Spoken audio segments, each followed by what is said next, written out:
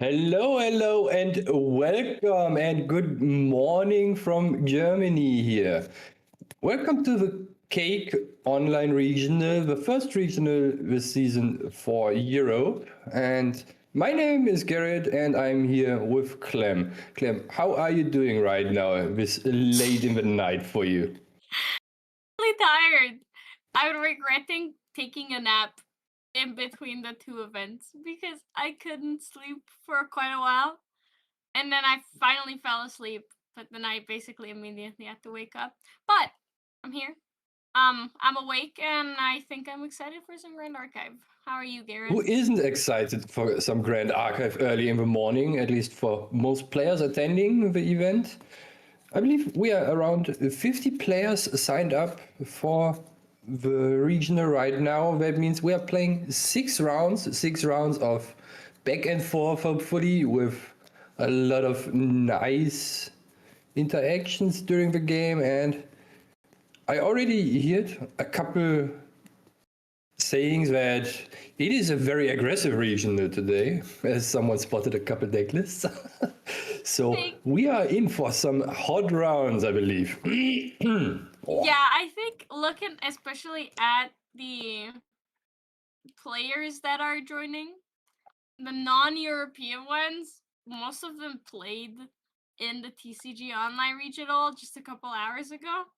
So they probably want to just get through their games as quickly as possible. And I think a lot of them aren't even playing the same deck that they were playing for the NA regional, which is really silly, but understandable. variation is the spice of life, right? So you need to shake up things a little bit.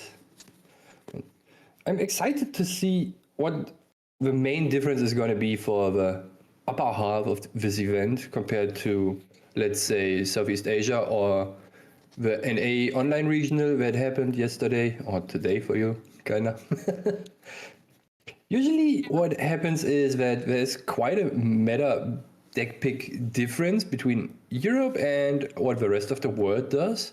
At least for me so far, what I have seen. I'm not sure if you share this view on No, that issue. I think the biggest difference is between Southeast Asia and the majority of the world. Hmm. Europe is because I feel like the European meta is affected more like what everyone else is playing as well, and like more Western meta Hmm. game. I think it's fairly similar, but this time I think because I'm just looking at the top 16 for the NA Online Regional, Hmm. I think the meta is gonna be really different for what we saw yesterday, considering how diverse the top 16 is. There aren't a lot of dupes of decks here. There's Oblation and Gembu, two Suzakus. Everything else is like pretty unique, I think. Did you have time to check up on some of the in-person regionals that happened yesterday? I just opened a couple of the events on Fractal of Insight, and it's interesting that there's a big variety of different decks. For example, M Duo 1-1 with a Gembu list. Then we have Abby for Southeast Asia with the Celestial Cup regional that was won by a Windrazor Gale deck. As we have seen yesterday already, this deck is quite potent and can explode very quickly. Usually what happens is you set up your Crucible during one turn and then just a pop off. Activate 4 cards and put a bazillion damage and a little bit more on your opponent during that turn. So quite Yeah, scary. yeah. I think it's also pretty cool that even though it's aggro, it can be all four or all three flavors of elements. I was thinking four because technically you could have norm slimes be very Mm. aggressive, but I wouldn't count that as a real aggro deck. So all three basic elements can have uh aggro deck. So I don't think saying that it's all aggro means that it's a bad thing or that it's gonna be very boring. Oh, for sure not. It is going to be very exciting to see the players battling it out. I'm still super surprised on the results overall for the regionals so far with the wide variety of different decks. We have Fractals, we have Gamble, we have Windcrux Lorraine with Spirit Ruler, Aggro Merlin, Suzaku, Horse and Texas, Slimes in all the flavors, Razor Gale, even Astra Arizona, Jins. It's crazy. You can just pick whatever deck you feel comfortable with that is somewhat relevant, and you can run away with a game here and with a It regional. makes it really fun. Like the meta game is not like a triangle or a game of chess where you kind of know what to do and what to play ahead of time. You have to be prepared for deck archetypes. So like you have to be prepared for decks that use the graveyard. So you have some sideboard graveyard hate, or you have to be prepared for decks that are really aggressive, and then you just have cards that counter that. But you cannot prepare specifically for like the two best decks in the format. You have to prepare a bit for everything. And I know some people really dislike that, but I think that is also a pretty cool treat for the people that are trying to figure what to do out. For me personally, this is a very hard meta. I'm not very good at predicting what people might be playing, right? So I'm more of a, oh yeah, those three decks are pretty good. I just throw sideboard cards in there and be good to go and practice just a bit or heavily. Oh yeah, it And definitely needs more practice yeah. than the average meta. And with the meta right now, you kind of need to pick your poison and have to evaluate what you try to counter and how to get the most hate pieces in your sideboard for the biggest amount of decks right now. That's very tough on the deck building aspect and less so on the player aspect. So I hope the players are prepared. I'm certainly not. I think it also makes it so that for matchups that you almost are guaranteed to win, you don't you don't have a win more sideboard. You have a all right, well, I'm just gonna win no matter what kind of sideboard. Well, I cannot really prepare for this, so I'm just gonna be better. Be better. That's probably the name of the game here. Just be better. It's a little bit like get good though. It does, but also I feel like it's a bit more of a fair be better, because you have to just know what matchups you have a really good chance at winning, which is more like it is definitely more time intensive than just picking one of the three decks in the format with just three decks, because you need to That's test correct. a lot more. However, you have also more room to impress, to... How do you say this in English? Oh my lord. How to show what you can do with your favorite deck. So player skill and skill expression matters quite a bit more. And speaking of skill impression and player skill, here we have our first pairings. And also the first featured match, it's gonna be a good one. It's gonna be a hot one. And maybe a little bit wet, who knows. We are having Faceless Menace on Fire Slimes against Hugh Bush on Water Fractals Diao-chan. Two very known decks here with not too many interesting things as I see it right now. It is exactly what you would expect. It's 4 Storm Slime, 4 Limitless Slime, or yeah, there's 4 Ethereal Slime. That's basically the deck for Faceless Menace, with the whole Cremation Ritual, Creative Shock, Goodies, Fire Slime package, and then Kyubushu is playing Fractals. There's not much to say about it. There's one Jianyu, which is becoming pretty normal, but I just love to see it, you know. Janyu is a pretty cool card. It's very situational and shows a player's awareness of what the opposing deck tries to do during the game, right? If you see it early on, you just drop it down and have your opponent's most valuable card basically just denied for the whole game. At least if you have somewhat of an average game here for Fractals. Janyu says, on enter, you basically choose a card name, and that card costs 2 more plus 1 for every Fractal Fantasia you control. Yeah. So usually the card you name as the Fractal player will cost 7 to 8 more in total. Yeah. You probably want to name something like Incapacitate or something that can stop you from winning at that point, alright? Because if you already have 7 Fractals, you're hoping to win the game very soon.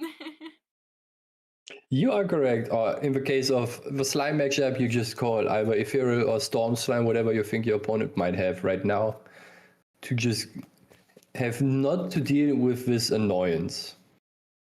Yeah, oh my gosh, yes. And a lot of decks, and I was about to, they don't. Faceless Menace doesn't play Angelic Channeling, but a lot of decks nowadays do. So that's also really good if like you see them, their winning card. For sure. And one other neat thing that you can do is if you have a Fractal player and see your Jianyu and your opponent already activated an Angelic Channeling, you basically know exactly what he is up to. And most of the time it's no good for you.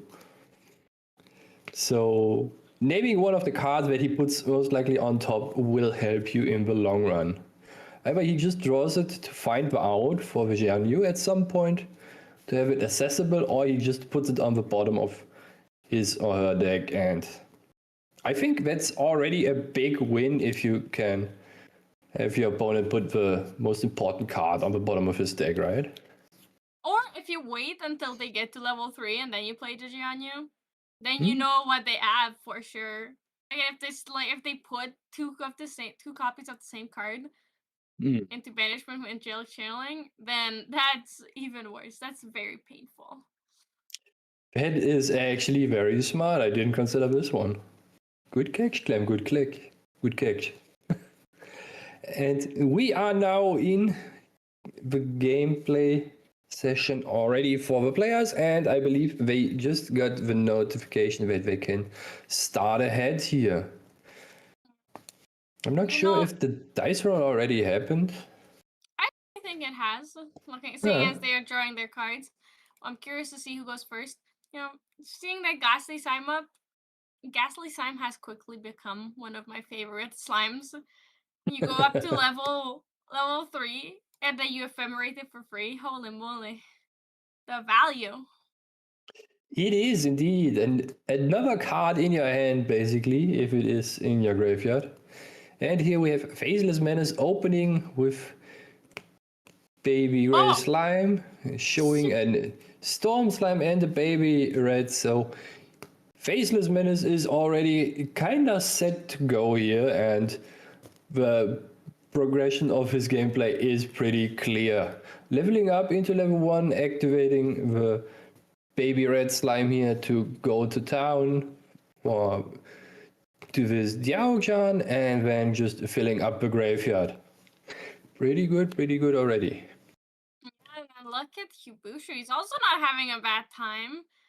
Having the Fractal of Snow immediately into a Fractal of Refreshment, putting an intrusion and another refreshment on the bottom of their deck, and then drawing 2 into memory. Now, not gonna lie, Faceless Menace, I feel like Faceless Menace entirely give their game plan away by revealing the Storm Slime, because you could technically play Baby Gray in a non-slimes deck. And You could. you could bamboozle people. Oh, there is the Escape the Wreckage as well. Getting that, trying to get that Baby Gray back into memory. Well, if Hibushu can pick up their hand, they're surely considering whether it's worth an answer or not. Because that is going to be +2 cards. It is Baby Gray being activated again to show the. Maybe you just activate the Baby Red here first. Yeah. To soak up the buff counter, and that way you can still, without an issue, return the Baby Gray back to your hand with an Escape the Wreckage again. There it is. Like you said, the Baby Red coming out first. Especially after using the Xiao Xiao to level up. And Perfect. here we see Limitless being discarded. It's good. It's a floating memory. That's the second best thing you can discard after a fire floating memory, a non-fire floating memory. It's basically free real estate, right? As the kids say these days. It is free real estate that is going to make leveling up next turn a lot easier. Meanwhile, Hibushu is backup charging, which is really funny considering Faceless Menace has a playmat saying backup chargers. That is probably because Faceless Menace is part of the team, the backup chargers, as they call themselves. Yeah. Yep. And Hibushu just activating all those good cards here. Pre-recollection to draw more. And do we see more fractals coming down? We do. An unstable fractal. Slowly increasing the count of fractals on the board here. Yeah, and all of them are pretty useful fractals as well. I think this is the one matchup where Fractal of Snow is actually pretty impactful. Well, not the one. In these ally matchups, Fractal of Snow is pretty impactful. So it's really nice to have the option of, oh, okay, you went to level 3, I'm just gonna not let you attack at least for one turn. It gives Hibushu an extra turn to stay alive. I get the impression that Hibushu has not that many fractals anymore in hand. Yeah, we didn't see another one slam down. Or he just wants to bait a card activation so that he can acquiesce rejection. That would be the other reason why you keep so much influence up here, right? Yeah, I mean, the dungeon guide is imminent. It's a pretty realistic play for Faceless Menace, considering that they always have the dungeon guide. So Hibushu might be keeping, like you said, that up for an acquiescing rejection up for the dungeon guide here. Ooh. See, this, like I said, this is the best card to discard. The Sliber option, floating and fire. Pretty good. Also, the damage that this Baby Red Slime is putting on Hibushu is not to neglect here. We are at already 7 damage counters, so it can rake up very quickly from this one slime on the board. And here we have the rejection. On the Forest Cake, he really wanted to get the cards if possible. Unfortunately for Hibushu, Faceless Menace has danced this dance before and knows not to let them draw too. Now, so okay. what's your take on the acquiescing rejection? Do you let your opponent draw 2 cards or you don't? It's entirely situational. Okay. If I give you an answer, I open myself up to a lot of flaming because okay. Also, I'm not the kind of person that can, that can decide when to give my opponent the 2 cards. It's all vibes based, so it's probably not the best. But now I'm gonna ask a different question from you. with baby green not existing and this being fire slimes, would you want to negate that forest cake? I'm not sure. Because I usually let my opponent only draw 2 cards if I activate a card that wins me the game on the spot. Yeah. So most likely, nah, never gonna draw, mate. Fueling the end respect of the the fractal dedication, stick. though. Yeah. You need to have at least somewhat of a plan at some point for those cards. And here we see the good old Fracturize on the power cell for Hubushu. And for down Jianyu, what gets named? I'm super curious. Maybe we will know in a second. I would guess it's either Dungeon Guide or Storm Slime. True, Dungeon Guide is also painful, but going up to level 3 is going to happen no matter what. It might just be better to name the cards that will actually kill you rather than well, you'll go to level 3 win. Or at least that's what I would do. I'd be like, well, you're level 3 either way. So it sounds like they named Ethereal Slime. Neither of us was correct. It's one of the good choices, and as we said in the beginning, before the match actually started, naming one of the advanced element slimes that deals damage to your opponent being named is pretty good here. So yeah. Oh, Thronekeeper Bullfrog is also pretty good here. Okay. It's a taunter is exactly what you want here. All right, rolling to keep. Banishing an Ethereal Slime! And another cyber option. Well. Look what no the face damage decided. being done with those banished cards, right? Yeah. Can't But activate the Ethereal Slime anyway, so might as well get rid of it. Lucky for Faceless Menace on this node. Yeah, we also do know that Faceless Menace has a Storm Slime as well in hand. So that's where the lucky coming down. Wow, and Escape the Wreckage on the Baby Red Slime. Oh. Just for the influence gain here? Pretty. It was probably also to maybe bait some interaction that is down in the memory for Hyobushu at this point, right? Mm-hmm. Because thanks to the ability of the Aokshan, during your opponent's turn, you can remove glimmer counters to pay for cost for cards and activate them from memory. So you basically have an extended influence hand, resources, whatever you want to name it. So at least you can activate 1 card during your opponent's turn with your ability here. Okay, Garrett, hear me out. What if Faceless Menace just doesn't have more dice? So he has escaped the Baby Red, so he has a die for buff getter. Okay, that kind of works. And here we see the Fractal of Snow being used for its very rarely activated ability, as you mentioned before.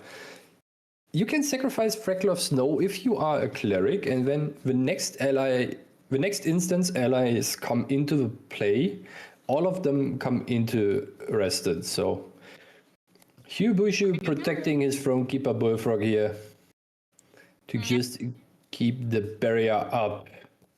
He unfortunately did have to sacrifice a Fantasia for it, a Fractal for it. But living to see another day is probably better than just having one more Fantasia. Ooh, okay, undeniable truth on the Storm Slime here. Yeah.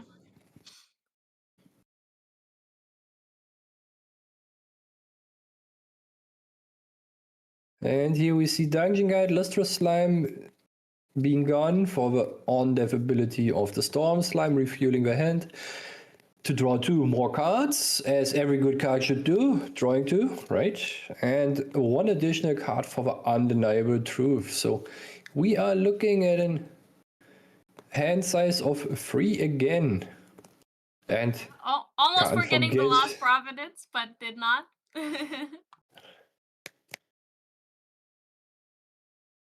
2 down, 4. What is it? The suspense is killing me. Another one. Oh. That is Tough. I'm- That hurts. And Yep. Coming out of Faceless Menace's hand, and that means that the way is clear for this baby red to just attack in. Oh, discarding a baby silver slime to get those allies in the grave for Gaia's blessing. that is pretty smart. Getting all of those allies into the grave just to be able to activate the Gaia's blessing next turn. And also putting a lot of damage on Hyubushu. You think it would have been better to just nuke the Bronekeeper Bullfrog with the first on enter of the Storm Slime? For the first one? I think it would have changed anything, would it have? Mm. Oh, yeah, it would have been one more. Yeah, it would be more damage because of the slime's banishment. That is, yeah. To be fair, in their defense, it is 2 a.m. in Arizona. Time is just a social construct, or what's the line? I'm not sure. Yeah. It's fake. Time is fake. For Hyubushu, he just needs to establish, again, fractals on the board, and for that matter, we see a fractal of rain here.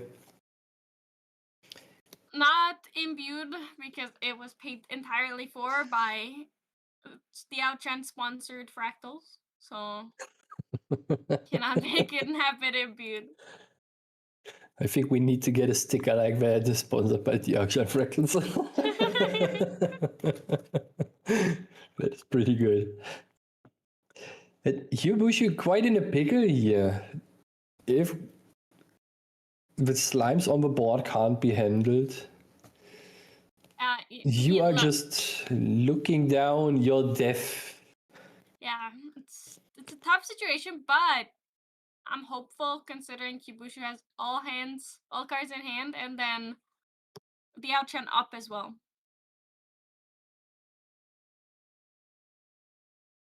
Let's see the Stonescape Band being materialized from the deck and getting more slimes into the banishment here. Yep, and then in response to the on enter, sacrificing Lost Providence to draw one more card. Yeah. Oh. Wait, what's that? Oh, this is one of the new Terra cards from the auction that fake Terra can cards, actually. Yeah, you're correct. If it is activated, if your champion is Terra, it costs only 2, and you get to recover 3 for every ally your opponent controls, up to 9. And if you are not Terra, you can still activate it for 2 more.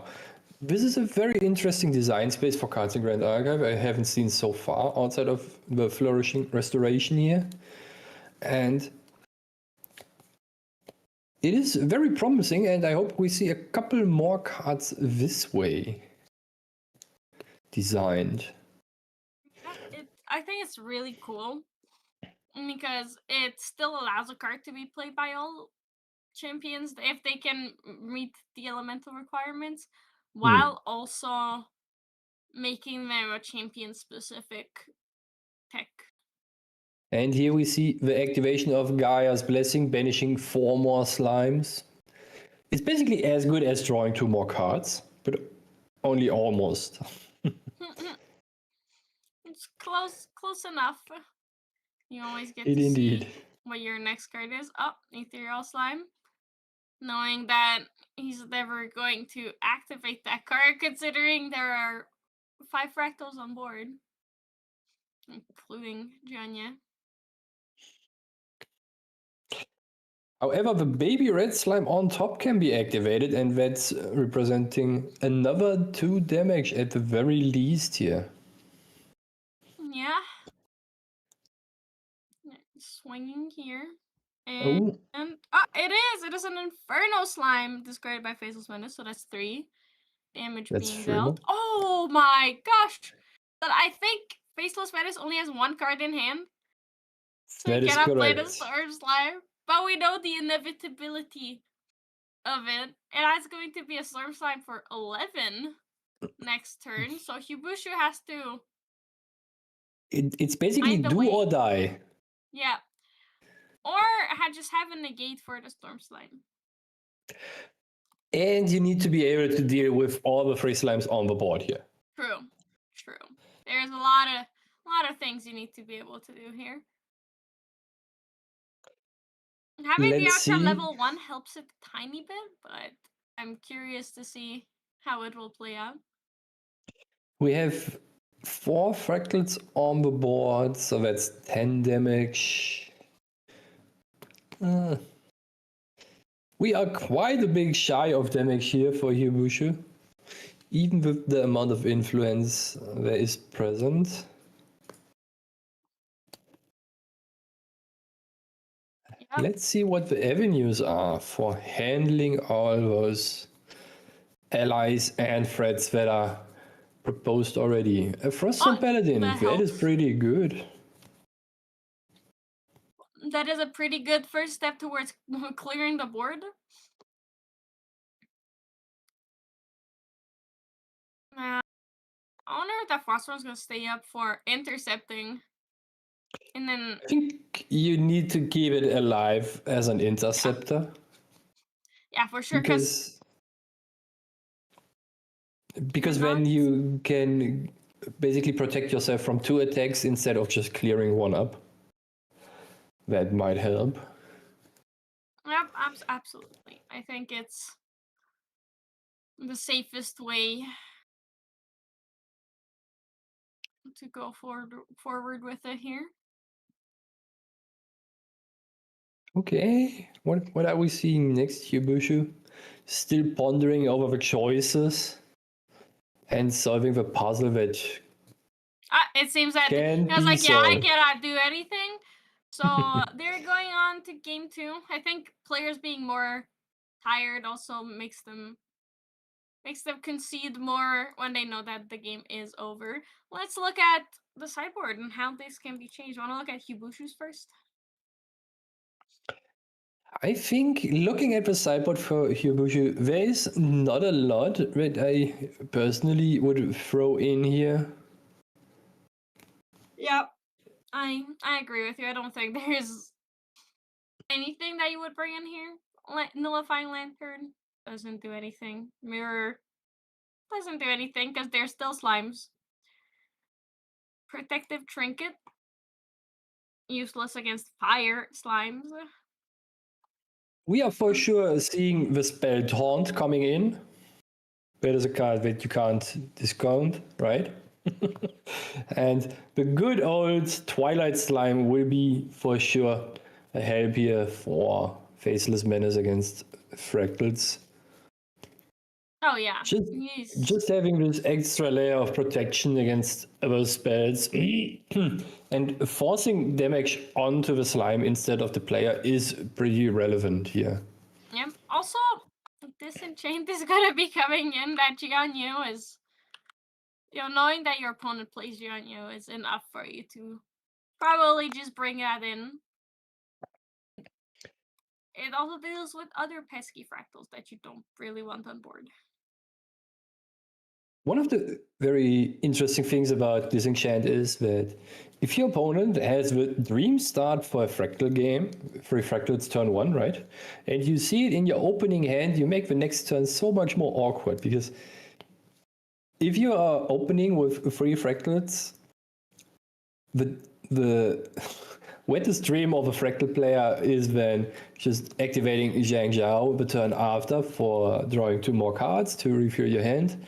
And if one of your fractals leaves the board, you are very sad and need to establish, firstly, more fractals to even be able to draw the 2 cards from Zhang Zhao. So. Yeah, absolutely. Oh, that was a very quick game 1. As in, well, rather faster than we're used to.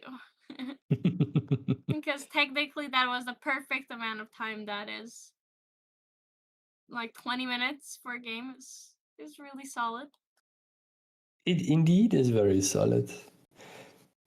And Hubushu for sure is starting the game here as the first player, so let's see how the first turn is gonna play out.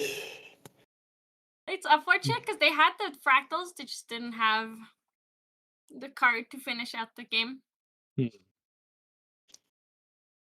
Having to sacrifice the Fractal of Snow also didn't really help that case either, right? Basically giving up 2 damage or 3 damage, however you want to count the amount of damage here. So Yep. Alright, going into game 2 of round 1 of the Cake TCG Online Regionals. Hubushu down a game, so he will be going ahead first here. Let's see how this first turn goes. It can make or break the game, honestly. Up, Fractal Refreshment. Kind of worrisome, but at least it is a Fractal. Putting a Jian Yao in the bottom of the deck. and a Song of Frost. And a Song of Frost. Seems like it's calling for their pretty dire times on Hubushu's side if he has to discard both of those. So he's probably looking for some more generic fractals. And it's turn 1 fractal and pass. That is not the start you want to see as a fractal player. You at least want to have 2 fractals, right? To just get something going for you. Yep. Especially after seeing the Twilight Slime being shown by Faceless Menace for this Baby Gray. It's exactly not what you want. You need more fractals than that, like you said, Garrett. Oh, Disenchant. Oh. Yeah, it's even worse. This is so rough right now for Hubushu. Yeah, he's not having a good time right now. Disenchanting the Fractal Refreshment after having a 1 fractal turn 1 is awful. 2, 3. Paying 3. Drawing 1 more card into the memory, getting a power set to, at least in combination with a Fracturize, get on a fractal going. So, oof. At least it's something. But not something good. Let's see, maybe we see now a couple more plays from Hubushu after drawing basically 4 new cards into the almost opening hand here. Yeah. It's, 1, 2 down for a Fractal of Snow. Hey, you don't hate to see it, especially in this matchup, but still not looking the best. Hopefully that means though that Hubushu does have at least the answers or the cards to win the game once he gets enough fractals. Oh my god, that is also once again 1 fractal and past the turn here. Wow. Seems that Hubushu accidentally marked an extra point of damage onto himself, but that's okay because we know that he has 1 less point and he has sparked. There's only been 1 Baby Gray Slime attack this turn. Not this game, not this turn. Oh golly. If we are seeing now a Baby Red for Faceless Menace again, this is sadly more doom than gloom, I would say, for Hubushu, with only 1 fractal on the board. Hopefully there is something in his hand that he can just throw down here in response to the activation of whatever Faceless Menace is proposing here. Maybe acquiescing rejection to just draw a couple more cards would be pretty good. Yeah, but at this point, Faceless Menace is up enough, like ahead enough, where he would probably just let the card be negated once again. Because like you said, you would only really let your opponent draw the 2 if it's a game-winning card for you. And right now, Faceless Menace, that thing he plays right now is a game-winning card. And 3 for a Refracting Missile on the Baby Red, so just removing the threat on the board, from the board. And Are we seeing now an escape wreckage for Faceless Menace? Pondering the Alright. choices and just giving up the baby red here. Ooh, rough. But at least Hibushu has a floating memory now. Only one a dream and a floating memory. And Fire Resonance Bauble to just get more cards into the hand now. That is most likely needed to find just something. A little something to get the ball rolling here. Yeah, look, one card is all it takes for this to turn around as well. Because at the same time, Faceless Menace hasn't been doing that many crazy things this game. Oh, that is a Frostborn Paladin. Yeah, that is perfect. Now, there might not be any fractals on board, but at least Hibushu has a Frostborn Paladin. A Frostborn Paladin will protect your life total quite a bit here, especially if you look at Faceless Menace's board right now. With only one baby gray, silver? Oh, I mix them always up. This should be gray. baby gray, right? Yeah, thank you. Silver has bigger ears. It's like little foxes that are silver foxes. Okay, so how I can distinguish those both cards is that baby gray has bigger ears than baby silver. Okay. No, Okay. baby silver has bigger ears than baby gray. Oh, okay. No, I get it. I think I will not do this mistake anymore. Thank you very much. I tried my best, man. To differentiate them, I agree with you. Up Tangu for Faceless Menace. Seems that he's also going for a slower game here. Maybe he also doesn't have that great of a hand. After the disenchant. If you look at Faceless Menace's position here, you are not in the need of leveling up to 3 unless your hand is filled with advanced element slimes right now. Those 2 fractals on the board and this one Frostborn Paladin are not that much of a threat to you at all. Especially if you are now just try to clear it off with something or just put on damage on Hibushu here right now. If you don't have the means to clear it off. And it's just one fractal a turn. Oh! Damn! Really? That was real. That is not the card you accidentally want to reveal here. Ooh, kind of really painful. Is it painful? It's coming through. I mean, you're basically revealed that I do actually have the negate now, so Faceless Menace can 100% play around it instead of being like, do they, don't they, you know? Do they have it, don't they have it? You know for a fact that Hibushu has it. Usually you either have to play into it if you want to or not, or just have to play around it. So I think it doesn't change much at all. True.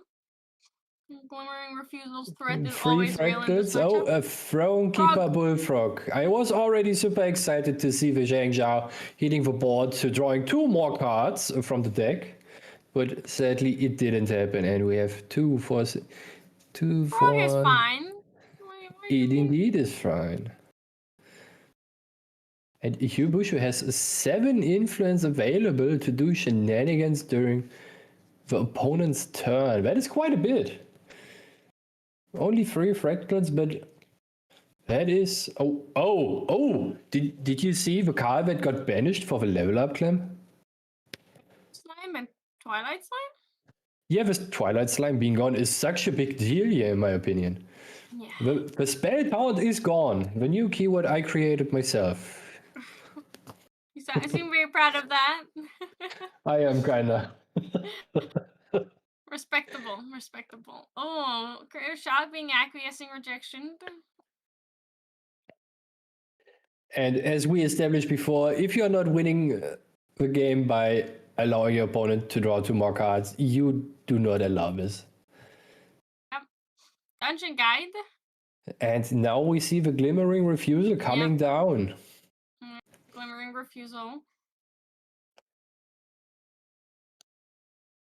That is Finish. basically the expected outcome here for the turn of Faceless Menace after the rejection being activated.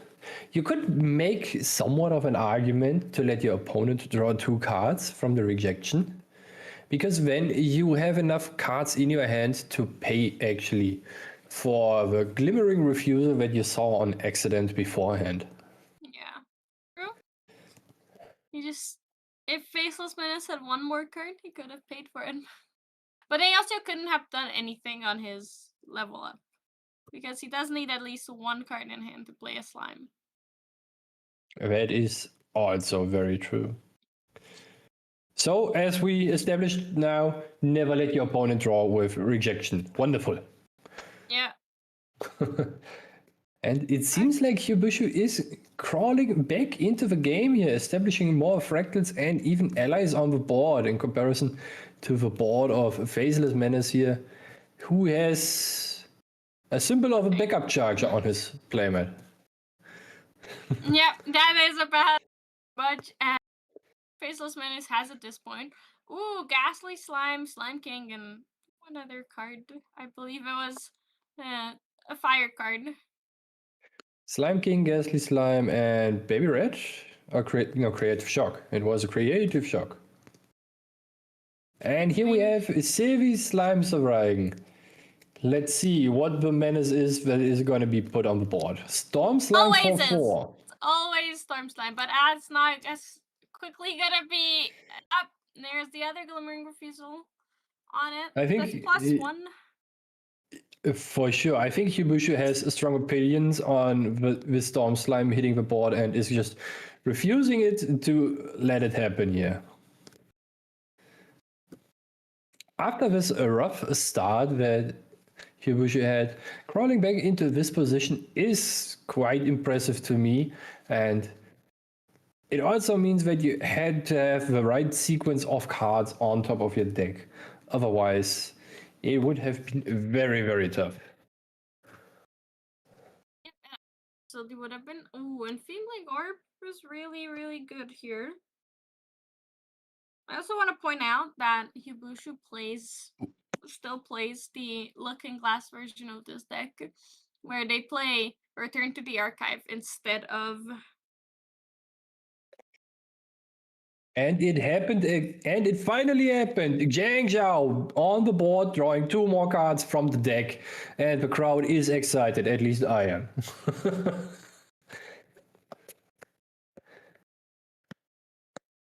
More fractals on the board. That means more damage, more everything.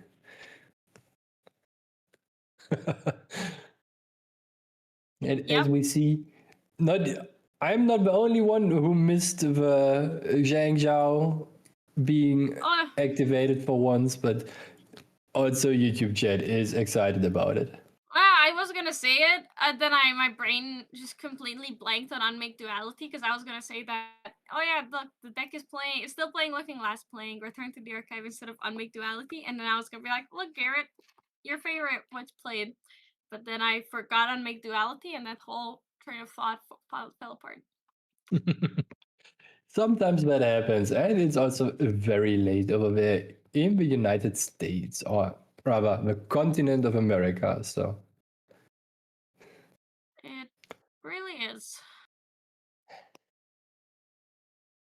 And here we see a limitless slime being activated, protected by somewhat of a Viridian protective trinket. If this slime can stay on the board for like 2 turns, he will be quite a menace. Not so faceless, but very menacingly staring. Just look at the eyes of it. Its eyes are closed. I cannot look at its eyes. But that's kind of a point, right? True. Let's see if Hibushu allows it to stay on the board. Yeah, well, it seems not. Oh, unless. There's not enough influence available for Hibushu right now to because get rid of it. Refracting Missile costs 2 more because it is a water card. So not being able to be played here. So what the limitless slime is just doing right now is farming all those nice buff counters. It's not. No. However, Hibushu had a Shimmering Refractions in hand that doesn't get taxed by Viridian Protective Trinket to just get rid of it.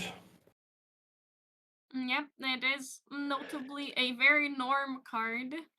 Ooh, Undeniable Truth is not what you want to see on top of your deck here with 0 allies on board and not That is correct. a lot of influence. I think recouping now a board for Faceless Menace might be a little bit of an issue unless you have a very good sequence of cards on top of your deck the next turn. With 4 influence available, you can activate more or less 2 allies from the top of your deck, either the baby slimes or just advanced slimes that usually cost 2. Yep. Well, Crystalline Mirror immediately being used on the Viridian Protective Trinket was definitely the play for Hibushu, because now Faceless Menace cannot build a board, like you said, with those 2 cost allies from the top of his deck. Yeah, protection during his turn being gone is a very big deal, especially if you are playing a bazillion water cards in your 60 card decks. Yep. And Hibushu notably also still has the Thronekeeper Bullfrog. It is alive and kicking, so this is looking pretty dire of a situation for Faceless Menace. For sure. The Horn of Beast Calling might just help a little bit to activate the high cost card. Oh no, actually every beast just costs 2 in the deck, so never mind. Yep. So, Baby Gray being banished for the Horn of Beast Calling. Unfortunately, Faceless Menace did need to use the Limitless Slime for the Gaia's Blessing earlier, so there was no float available here. He had to cycle a card from memory. The Storm Slime on top of the deck is really spicy. You love to see it. Yeah, and the best part about this is it can get activated for cost 0. So, and here we have an acquiescing rejection, and he gets to draw 2 more cards. And resting 2 fragments, putting 2 down into memory. Oh, acquiescing rejection. Oh, 4 cards drawn for Hibushu. Yeah, this is game over for Faceless Menace. I don't think that is going to be enough. That is 10 damage from the Storm Slime on enter, which is fine. But there's no follow-up. There's no more damage that Faceless Menace can deal. Because even if Hibushu... Like, sure, Hibushu played both acquiescing rejections here. Played 3 this game, I believe, or just the 2. Even if Faceless Menace has a second Storm Slime to follow this up, it will not resolve. This is now the undeniable truth on the Storm Slime. Is it? No? Oh, it's not. No, this is just paying for the Storm Slime. No, it's paying 2 for the Enfeebling Orbs activated ability, and now we have the undeniable truth here.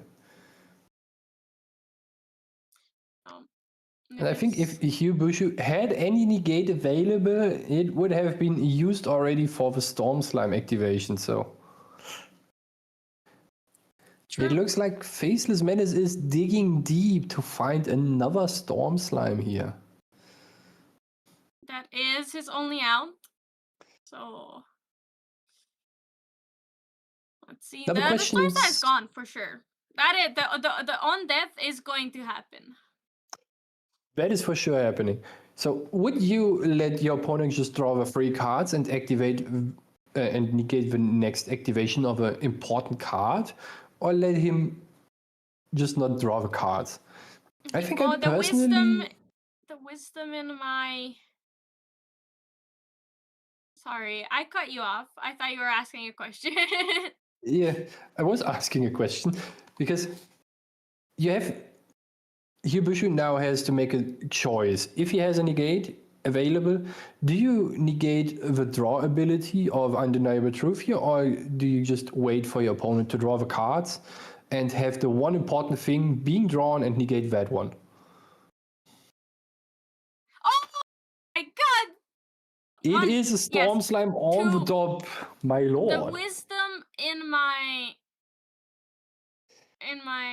area where I was growing up playing card games was that you never negate the tutor, you never negate the deck, you always negate what they're looking for.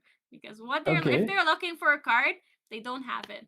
So you want to negate that instead of what the card that they can look for it, because anything that draws a card is like a semi-additional copy of said card. And Okay. you wanna, but it doesn't have the same effect. So you want to just guarantee that. Wait, that is exact lethal. It is not? exactly It's not. lethal. It's 10. It's not 11 damage. It's only 10 damage. Shucks. Right. We are just too bad at math, as it turns out. Yeah. Yeah.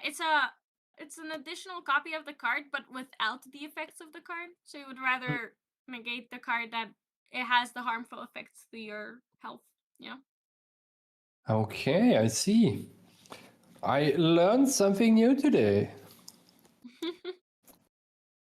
Let's see if Hubushu can find something here. We have...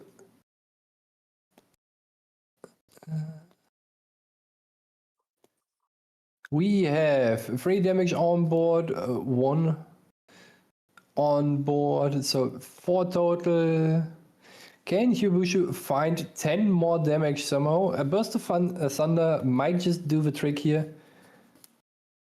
Turning your guys sideways, dealing 3. Turning your Zhang Zhao sideways, dealing 1. Not that hard. Praying 3. Oh, another And drawing 2 more cards, of course. Why not? Just dig, and you'll find it. Trust me. He has it.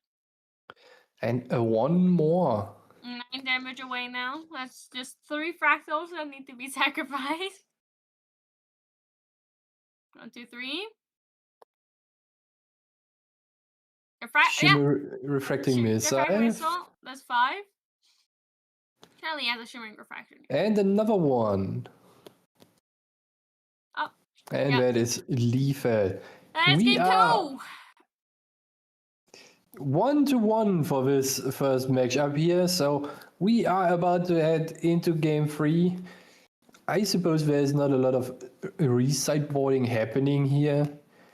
But this flourishing restoration, saving the day. Yep. Game 2 going to Hubushu. So now I agree with you. There's not going to be a lot of sideboarding. So we're going to be heading right into game 3 from one of the Kick Online regionals. Exciting stuff. See, both of these decks are pretty aggressive, but it's been a pretty fair and balanced, even matchup so far. It hasn't been too fast or too slow. It's just been just right. This is already super exciting for the first match, and this crawlback for Hibushu from this dreadful start with only 1 fractal that even got disenchanted into being in a winning position and just having enough damage and cards to control Faceless Menace's game pace here. Very impressive to me. It was really nicely played, but now Faceless Menace will be the one to start, which is going to be pretty scary because that means that he will be the one to go up to level 3 first. Well, you know what I mean. Hibushu's not playing a level 3 deck, but Faceless Menace will get there before Hibushu can do much. If you start the game, you are usually quote-unquote 1 materialization ahead of your opponent, since you always have the first materialization. So that might just be the thing that Faceless Menace needs here to get in a good position for the game and just run away with it and storm his way to victory. It was pretty close already during the second game. Those two Storm Slimes in one turn quite badly hurt Hibushu here, so... Yeah, if Yubushu doesn't have all the influence and all the negates, then that's not gonna be as easy to deal with the second time around. Third time around. I'm still waiting for the masterful play of activating a Storm Slime and in response Slime Eruption and roasting my own slime. I haven't seen this in quite some time. I know what you mean, but also usually you have like one card in hand when you Storm Slime. That requires an influence of more than one.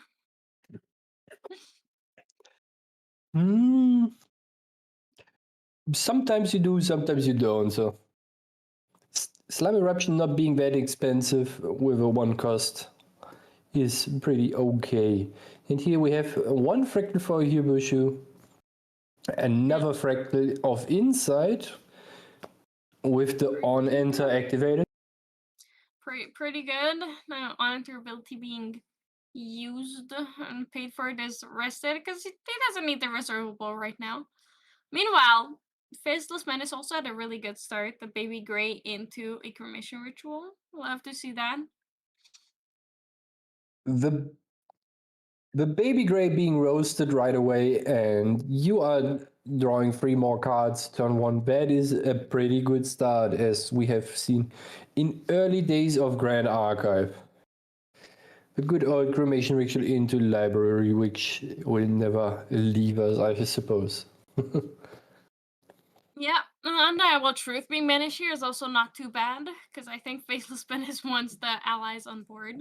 He also does notably have an Inferno Slime, so going up to level 2, he's likely to have at least a beast, but it would be awesome if he could have an animal in the beast both. So as we have seen, Faceless Menace has Baby Red in hand. I would for sure slam this down now to put pressure on Hibushu and just establish threats. Disenchant was also pretty good. We did see Hibushu has a GIU in hand, which is important. It could become very important here. And the Inferno Slime. Pop quiz. What does Inferno Slime do? It has privacy and on death as a class bonus you can banish 2 fire element cards and deal 4 damage to both players. However, this is highly irrelevant since the bind was played on it and it was very frosty. Was frostbind then, but at least that makes it go into banishment. So +1 slime into banishment for Faceless Menace. Let's see if in the end we have to thank Hibushu for this 1 more slime into the banishment or not. Imagine, that would be so funny and so sad. And is it a 3rd fractal? It is a 3rd fractal and it's the fractal of refreshment. Are we drawing new cards to hand? Or rather memory here for Hibushu. Refreshment and Fracturize are leaving us for good. And we are getting 2 new cards into memory here. Might just have another Fracturize in hand in that case. Or feels like, you know what? I don't need another Fracturize. Fracturize in Fractals is never a dead card. Since you can just Fracturize all those regalias that you might not need in some matchups, getting out a Wind Resonance Bauble just to Fracturize it might be a valid play at times. I'm quite interested though that he chose to put it on the bottom of the deck, since there are a couple cards in the material deck for slimes that you actually want to get rid of, in my personal opinion. Covenant of Thorns just being one of them. That is True. Although it might not matter as much here. Those are the baby silvers. See, they have big ears. You're correct. They indeed have big ears. And there is an army of weenies accumulated on the board, I would almost say. Yeah, that is also a confident level up from Faceless Menace here, knowing that he has 2 animals, so Hibushu would have to get rid of both baby silvers to stop the draw from Sylvie level 2, and it's a lot harder in the Fractals deck than any decks with allies, unless Hibushu does have an ally here, which would be the ideal situation for him. A Froststorm Paladin might be pretty nice in combination with a Fracturize or just a couple more Fractals. If you have fast enough with establishing enough Fractals on the board to activate a Burst Asunder, the slime deck usually hasn't any way to deal with it past the activation of a Regalia card here. Or just the Twilight Slime that is not present right now, so... Yeah. If you are fast enough, they probably won't be level 3 anyways. That is correct. But that would not be enough right now, so Hibushu still has to play to survive here. And we are seeing a Fracturize on the Power Cell. But Power Cell should still be rested, if I'm not mistaken. Yes. I think we need to just double check with the judges here for the table. Yeah, no, it has to be. It has to be it is rested, because just because you fracturize something, it doesn't change whether it's awake or not. Luckily, Hibushu does have enough influence for the Frostworm Paladin here. Okay, awesome. So everything is in order here. Lovely to see. Exactly. It is. I know we said this a couple times, but it is pretty late, so these mishaps will happen. Luckily, we are quick to catch it, so it is resolved. Now, do you think that Frostworm Paladin's gonna kill a BB Silver? No, it won't. So the thing is, if you start attacking with the Frostworm Paladin now for phase, you basically remove 2 fractals that you need from the equation to killing your opponent with a Burst Asunder. True. Because it would put your opponent on 3 damage. That means there is 22 more damage to be dealt. And that's easier to accomplish than 25. However, Hibushu decided to just go and get rid of the baby silver slime here. That is telling me he is still looking for his kill condition and wants to survive. Yep, absolutely. I have to agree with you. That Faceless did get to draw a card off of it, though, revealing a ghastly slime. Oh, Dungeon Guide. Let's see if Hibushu has an answer to that, but I don't think he has enough influence to have an answer. Oh, ghastly slime and limitless. Right now, there's not much Hibushu can do, and Faceless Menace has free reign over his turn here, and the Ethereal Slime is hitting the board. It's going to be a 5/5 ally with Stealth, True Sight, and even drawing a card on enter. So the train is running here for Faceless Menace. Yeah, that's really, really painful for Faceless Menace here. For Hibushu here, considering that they do not have a lot of ways to deal with something this big and this intimidating. That is correct. It basically sets a clock now on Hibushu. 4 more turns at best if you can't handle the Ethereal Slime, and you are gone for good. But they do have exactly 5 fractals right now, so Shimmering Refraction or a oh my gosh, oh golly, Refracting Missile, Shimmering Refractions, Pistol, and yes, are both pretty solid answers. -1 kill condition and less damage, but at least that 5/5 is gone from the board. And here we see a level up into the Yaochan. Most likely to get Oh, the the Jianyu being gone. Perfect. Jianyu for sure didn't do much right now in the game. Exactly. And the cleric class bonus and also the name bonus unlocking on some of the cards might be the key here. Hibushu probably has 1 or 2 shimmering reflections in his hand, I would think, or hope so at least, to deal a little bit of damage to Faceless Menace and also lower the threshold of damage that needs to be achieved.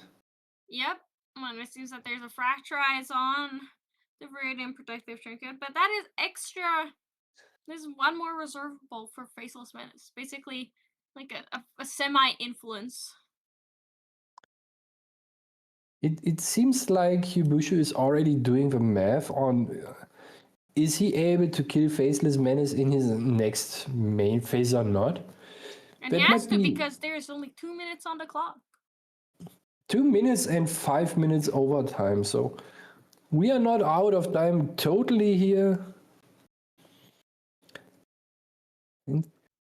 The Fracturize on the Viridian Protective Trinket might just indicate that Hibushu wants to activate 1 or 2 shimmering refractions and refracting missiles during the turn to just be able to have enough reach during his next main phase to get rid of those life points. But the Beast Bond boots will do no good here for Hibushu. The Ethereal Slime that can't be dealt with will now enable Faceless Menace to activate the Beast Bond boots to give himself Spell Shroud. And yeah, it is quite mean to say the least. There's still a baby silver on the board, so even if Hibushu can deal with the baby, then with the Ethereal Slime, there is still Faceless Menace will still be able to activate the Beast Bone Boots, giving him 1 more turn. At the very least. Yeah. 1, paying 1, paying 2. What are we? Paying 3 for Limitless Slime. Yep, that is, Faceless Menace knows that he just needs to accumulate as much damage as possible. It is currently a 2/3. If it goes attacking and the unattack resolves, it becomes a 3/4. 3/4, quite a big number already. And Hibushu thinking on what to do here. Definitely. Asking Faceless Menace to look through the graveyard. Yep. And here we have the rejection. Are we drawing cards or not? No. It is drawing some cards. It seems that Faceless Menace is valuing the damage much more than anything else. Hibushu up. Yep. Glimmering Refusal. That is only 2 cards in hand. So unfortunately, he's not able to pay for it. No Limitless Slime, so putting a boundary on what Faceless Menace can do here.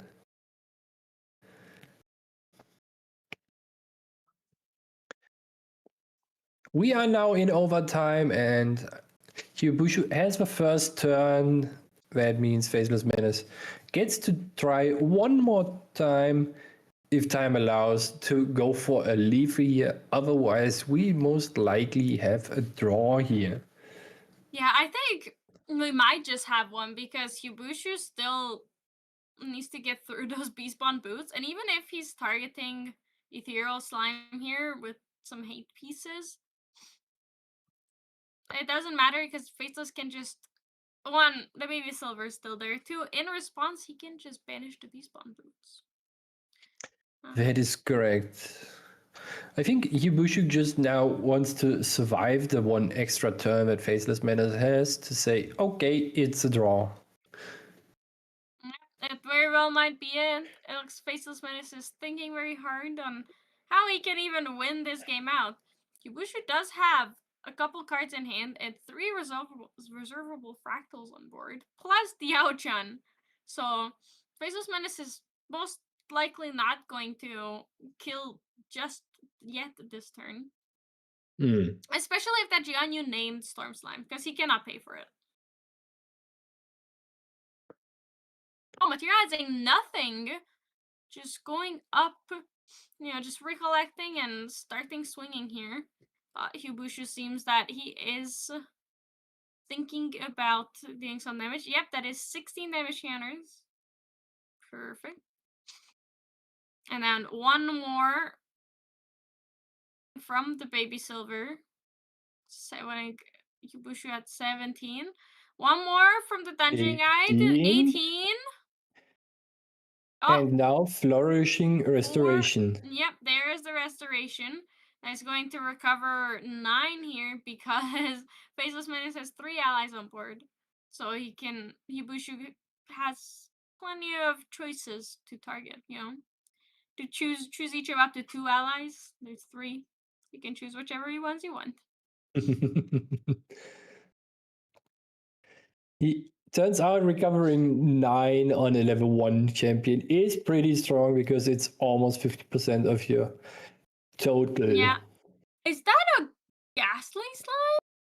It is a Ghastly Slime that just hit the graveyard and might just be ephemerated. Yep, it's the first time.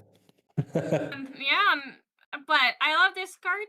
Unfortunately, it's not enough right now because it's only attacking for 4 here, putting Hibushu at 13 damage counters and 1 minute on the clock. Yeah, Hibushu realizing, oh, I gotta be fast here. Let's see. All right, I materialize. What is he going to get? He is getting a Prison Spire Scepter at exactly 3 cards in hand. So pay 3, draw a card into memory, as you do with all these backup charger effects. Look at hand. 40 seconds on the clock. 45. Now it's 40. Faceless Menace in Recollection being like, alright, I'm just gonna banish Beastbun Boots.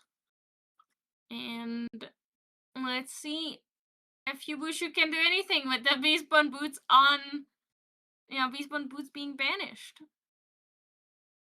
I think closing out the game right now through Spell Shroud would be more of a miracle than anything else for Hibushu. I'm pretty confident in saying this is now a draw. 10, 9, 8, 7, 6, 5, 4, 3, 2, 1. Let's see. Oh no, the math is too hard. Hibushu ran out of time thinking about how to deal enough damage. That's very, very unfortunate here. Even if there was a chance, Hibushu needed at least the turn of Faceless Menace to do something during it, and since this was the 3rd turn in overtime, there is no additional turn for Hibushu to get anything done. Yeah, absolutely. Very, very unfortunate ending for both of these players for this round 1. But you know what? It's fine. Nothing's lost. However, we're going to go on a quick break here, and then we'll be back for round 2 of the Cake Online TCG Regionals. See you guys in a bit.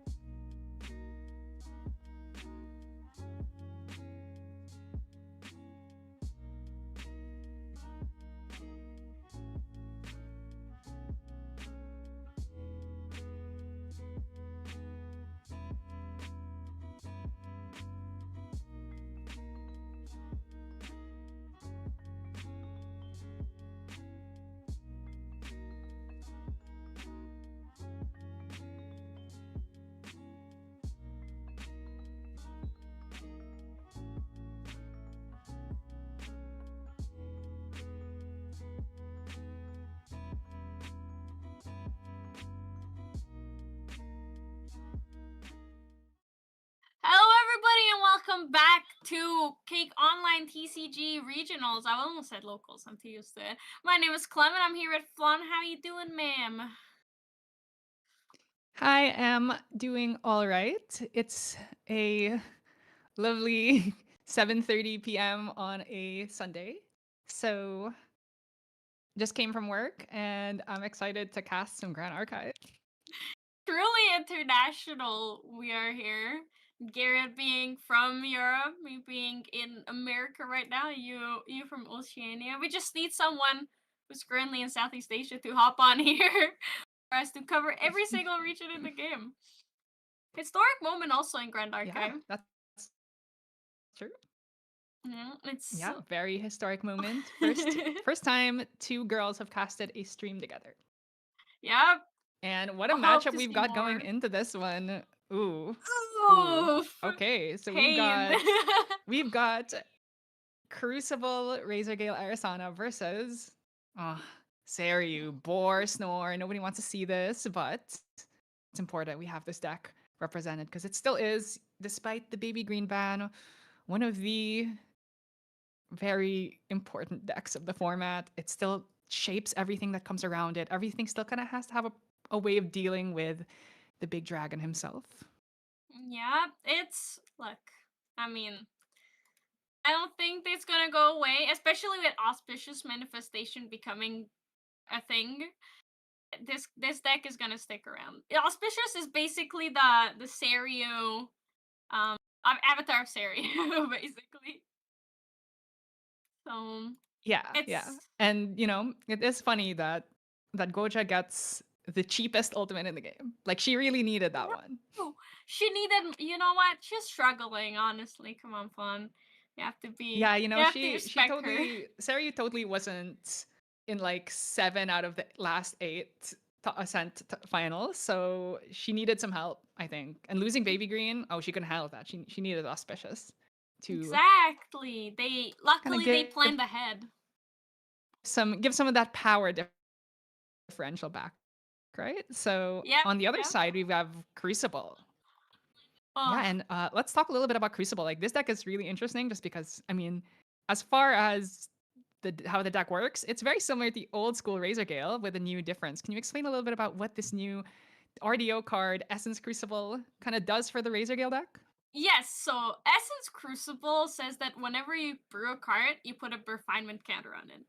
Now, this deck plays Distilled Waters, which just needs one of anything to sacrifice to brew it, which means free brews. Which means counters for Essence Crucible, and then Essence Crucible's second line of text obviously draws a card. It's just given for, I think, any Regalia. And it says, if a spell source you control would deal damage to one or more units, it deals that much damage plus X instead, where X is the amount of refinement counters on it. So Razorgale goes from this annoying mosquito bite to a grown man, well, woman, I guess, because it's Arisana, slapping you every single spell they play, which is really fun. Actually, no, every single win card they play. It's awful. Yeah, and really, it's a very terrifying deck. I mean, Razorgale before, it's like you needed to get 2 usually Razorgales on field, or you have to get 1 and then like draw a bunch of Tempest Downfalls. Now it's like, oh, I just get out Crucible, I get some brews off, and now each Razorgale ping is swinging for like 3 or 4, and it's way harder to actually deal with, especially with how fast speed the deck can play. And another really strong potion is the Speed Potion, giving you the ability to essentially get Agility 3. Suddenly now it's like, oh, I get to play a bunch of cards, Agility 3, play a bunch of 1 or 2 cost cards at the end phase, and suddenly it's like, oh, you're just dead. And this deck is definitely one of the biggest nemesis of this format. It's been popping up a lot if you've been paying any attention to any of the regionals and the store champs that have been happening in the past week, this deck has been showing up a lot. I believe it won. Did it win the NA TCG online regional that just happened earlier today? Luckily, no. It was Wind Wake Up though. Another menace of the format and another win deck.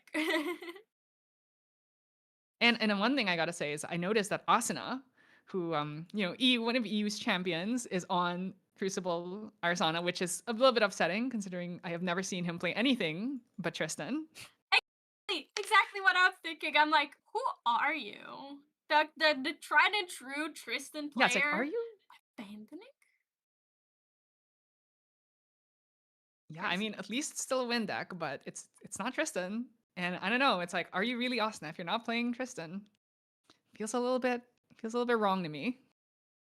Exactly. Oh my god, return to the archive. That's basically And ooh, I also like seeing that we have the Polaris in the deck as well, giving us some good play into some of these aggro decks. A lot of these lists weren't playing it, but now it's like, oh, we might as well play it. Obviously, the nerf to Polaris, making it 1 cost, really did hurt a lot of these Arisana decks, but in the end, it's still a card that helps, especially with decks like the Water Diana is still around. We can kill cats with it. We can kill Crusties. We can kill Paladins. Also helps against Suited, which has been popping up a little bit more with the introduction of Duchess Thorns, which is the new Proxia's Vault card, which definitely has been not that many Suited players, but the ones there have been a couple that have been popping up Loyal. in the top 8s. I believe did a Suited win an event? I think it won. Maybe a not sure, Soul but Chat? it Or definitely got top 8 topped in a regional. yeah, it perhaps? top 4'd yesterday for the NA online regional. So it is a pretty good deck if you're loyal to it and if you know how to Yeah, play so it. The math definitely on I it is think hard. having some source of board clear really important, especially for a deck like this Razor Gale Arsana deck. It kind of needs to get board control to make sure it's not just like getting overwhelmed, and then as long as it can get some of those brews off, it can just like kill you so quickly. And yeah, this deck is actually one of the few decks that has a really good win rate into Seryu. So Yeah. let's see if that materializes in this game that is going to be coming up. Hopefully it will. And oh my god, But of course, yeah.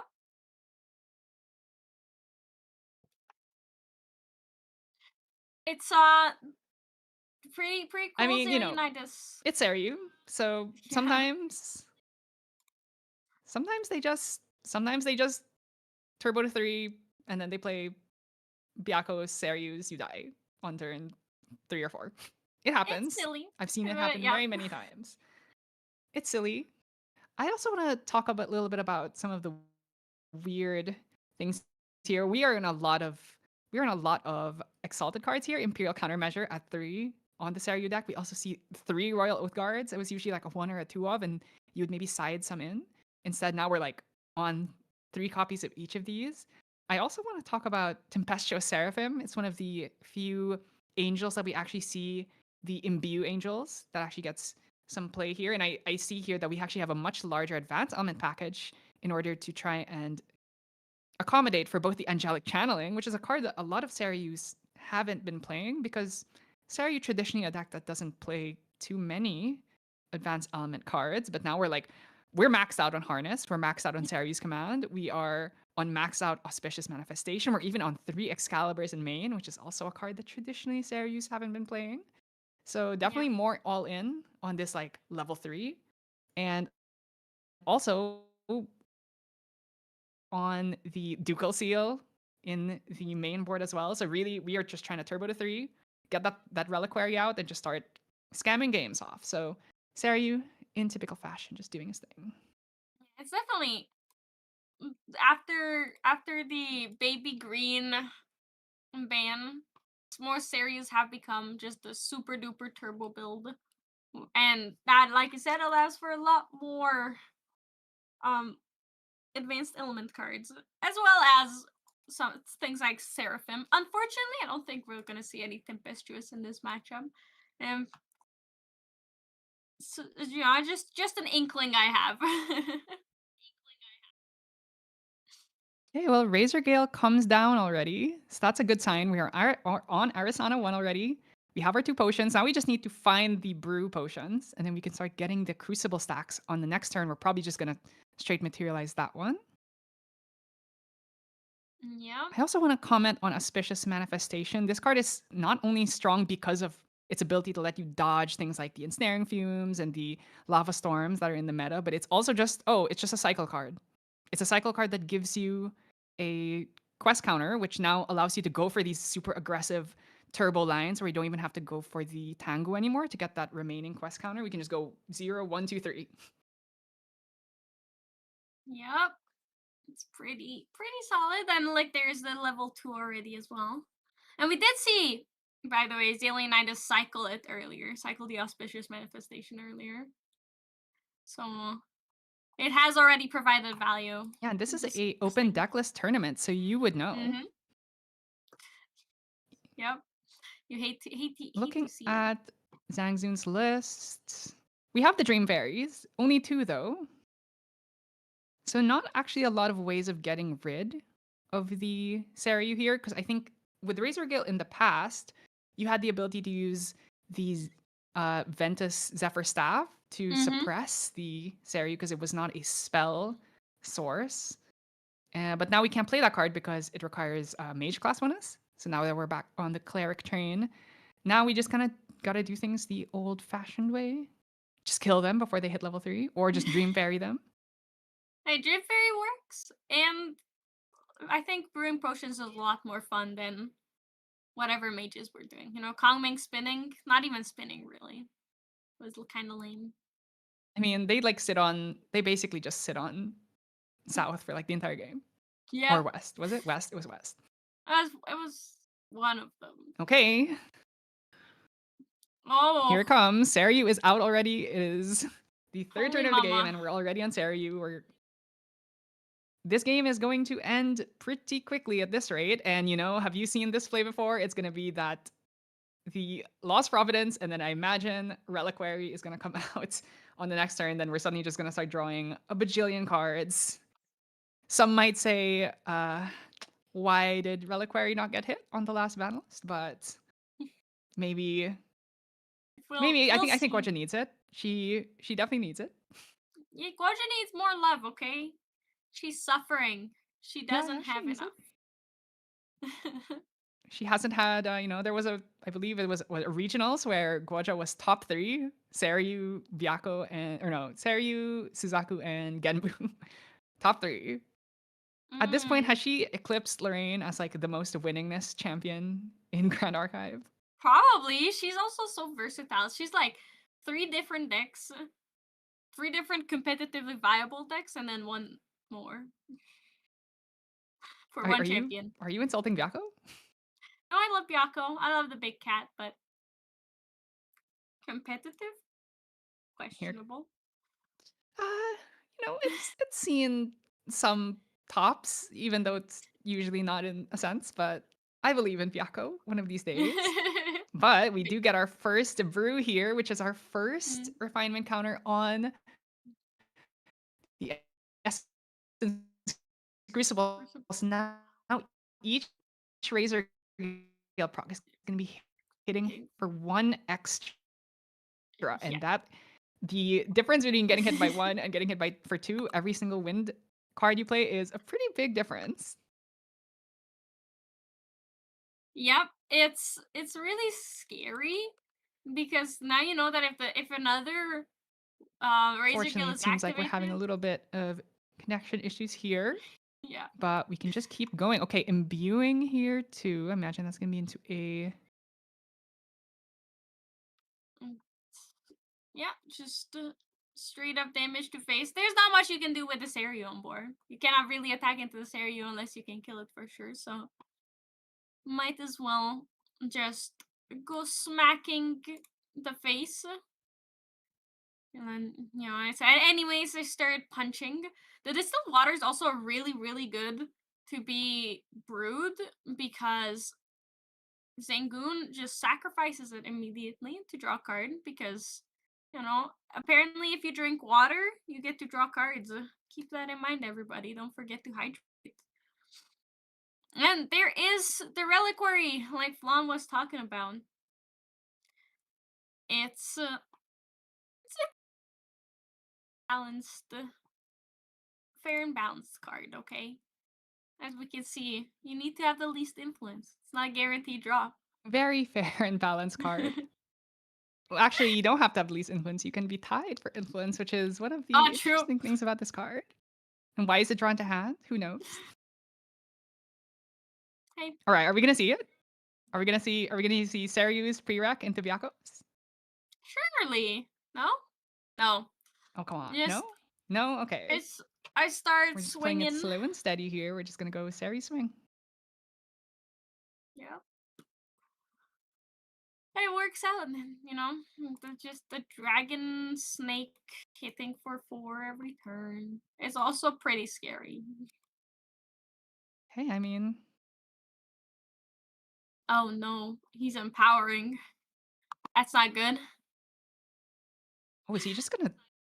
Are we just gonna hard activate this Arcane Blast from? That's pretty risky.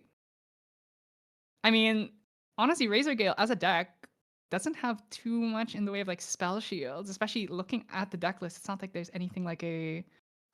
I mean, there's innervates, but are you gonna innervate down from 1 to 0? And there's no. Yeah, there's no spell shields in this deck, so I think we could just send it for 11 here. Very possible. And but that would still not be game. That would still need you still need another turn here. Unless there's a serious Yeah, and that command does mean or on a the next turn we Byakos. don't have an Arcane Blast. Yep. Of course. I think if there was a Serious, they probably would have used it this turn, Yeah. though. True. Oh, Veiling Breeze. Ooh. Pretty Ooh, good. we're Veiling here. Which would definitely make Zelionitis not go for the Arcane Blast at this point anymore. What's the reveal? Ooh, Excal on... Is it going to be on the Crucible or the Razor Gale? I imagine it's on the Crucible. Yeah.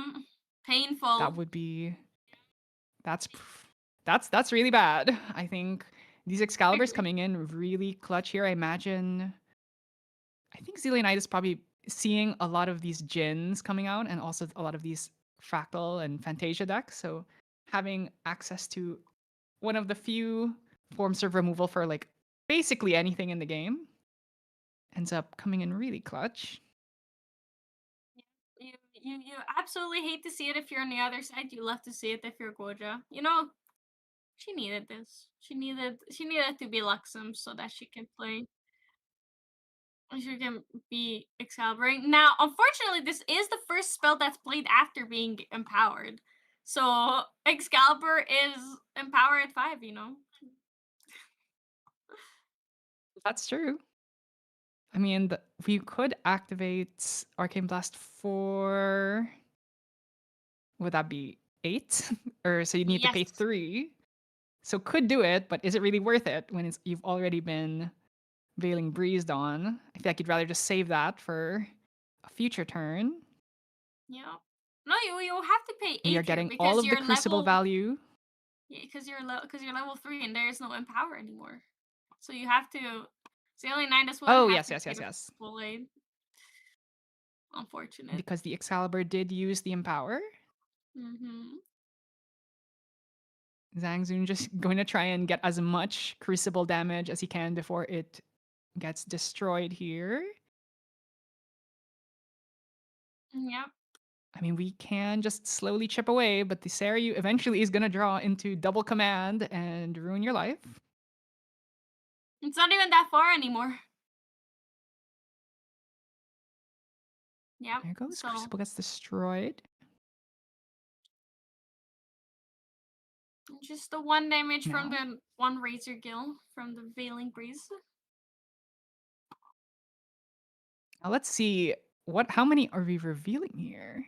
Only have to reveal 4 unless we... Actually, I'm not sure if this happened all before the Empower or after the Empower.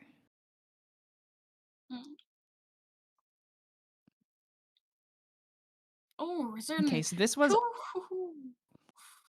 Okay, I mean, we have a second Razor Gale, so even with the Crucible lost, we do have the ability to push for extra damage. And notably, I think everyone has gotten used to Mage Razor Gale, but if you are Cleric, it only costs 2 to play. So it's not going to be, oh, I play Razor Gale, I pass my turn. You can actually extend a bit further from there. Exactly. So that Cleric class bonus cost reduction. Pretty solid if you are Zangoon here, because that means at least you get to play some cards. Orb of Sealing?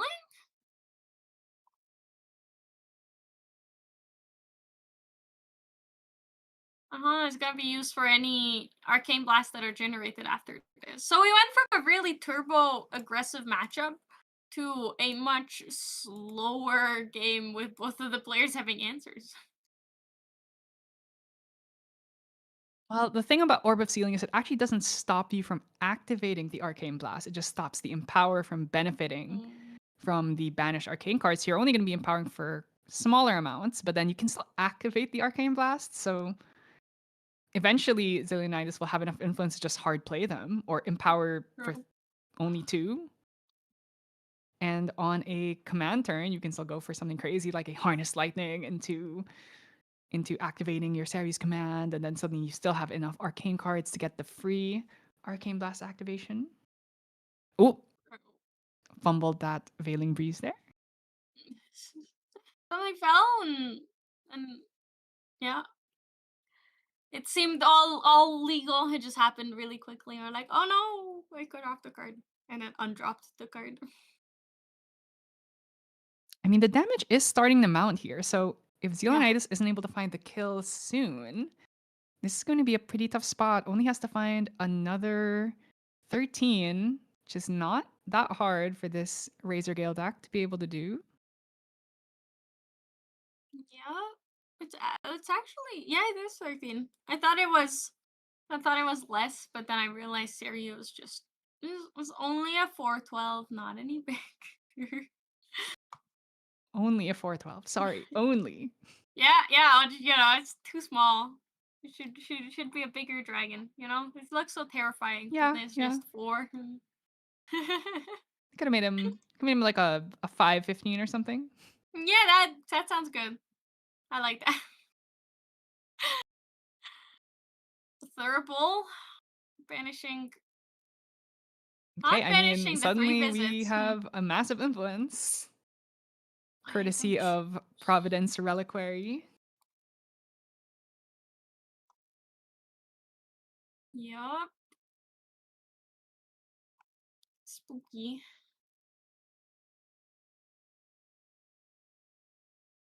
Now, what is the game plan for both of these players from here? Is there any fast way to close this game out? Or is it just we wait around a bit? I think it's gonna take a bit longer for Arsana to win here now, considering Zangoon is not really playing a lot of cards to deal damage here.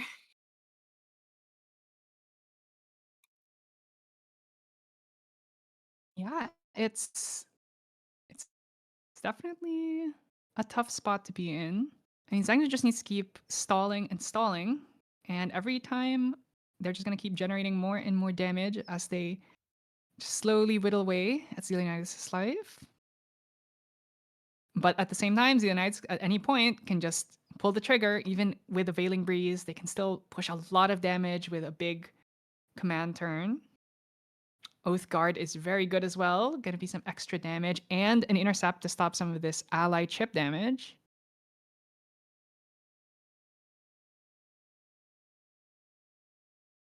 Choosing to send everything to face here, even though we did reveal double Ace and Protector in that Veiling Breeze, makes you wonder if perhaps should have tried to take out that Windmill Engineer.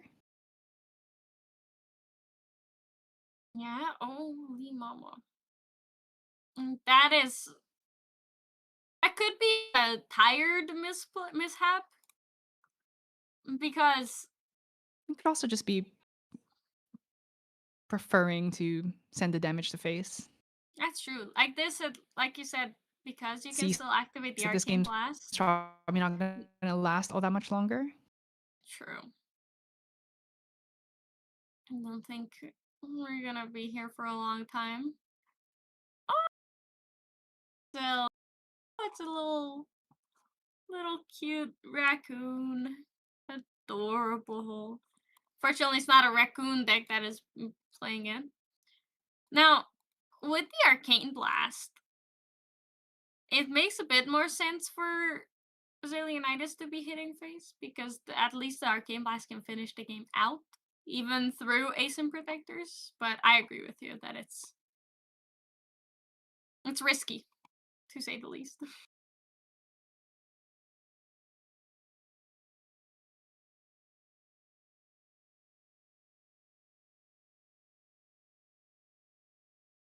Now, both players just, thinking, pondering how to close the game out.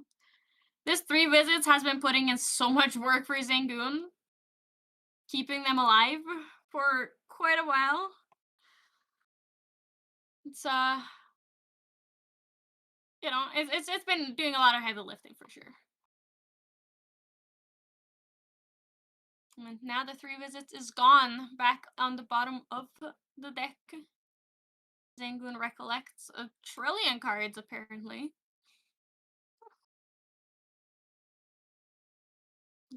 Going into their turn. Both players here have quite large influences. I'm scared. I'm kind of scared for what's about to happen.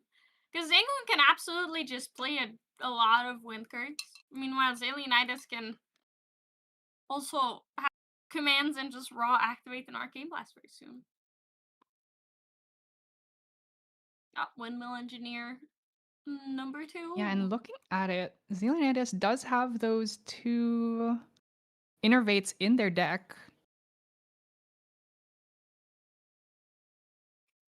Gonna show off another Asin Protector. I mean, the damage is mounting. At least the Oath Guard here can stop some of the ally damage. Yeah, not too much chipping coming in from Zangoon. Oh, there it is. Flipping 2 Arcane Blasts. Face suit.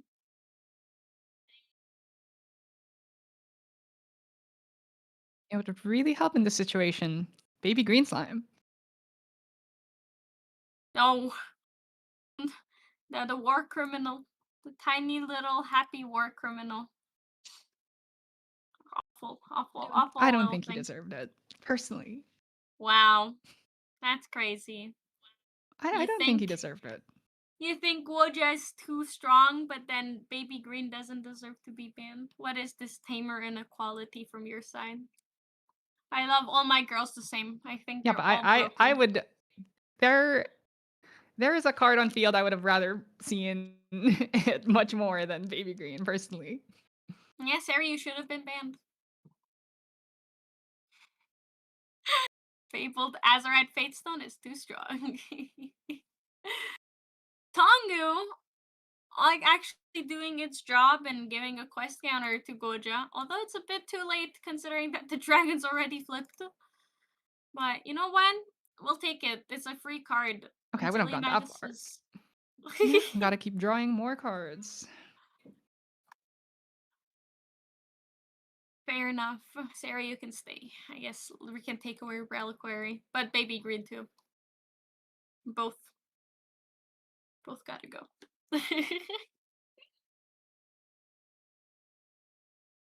Anything, I would say that I think Sylvie was hurt more by Baby Green going than Saryu, but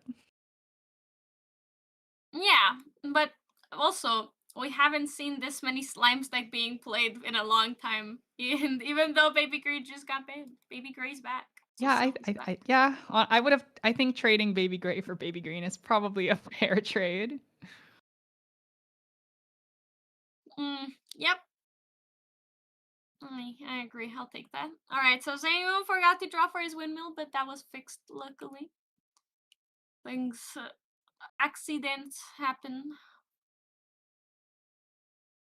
Yeah, I mean, we're just at this point just trying to see how long we can hold on here. I mean, if Zelianitis doesn't either have defensive cards or maybe like an innervate to try and spell shroud their way through the next turn, they should be probably maybe one more turn away, one more cycle before they kind of bleed out here.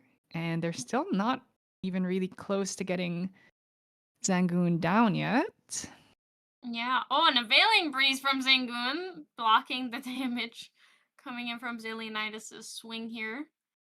Royal Oathguard is not doing a lot of damage. Now, you have a good point with Enervant, but the real strength of Razorgill is that in response to your Enervant, they're just gonna play like whatever wind card and kill you still. Yeah, that's definitely something that deck is capable of doing. Or alternatively, they just pass turn and then they let the spell shroud drop and then do it all on your turn. True. It doesn't matter. You're dead either way. They can just wait.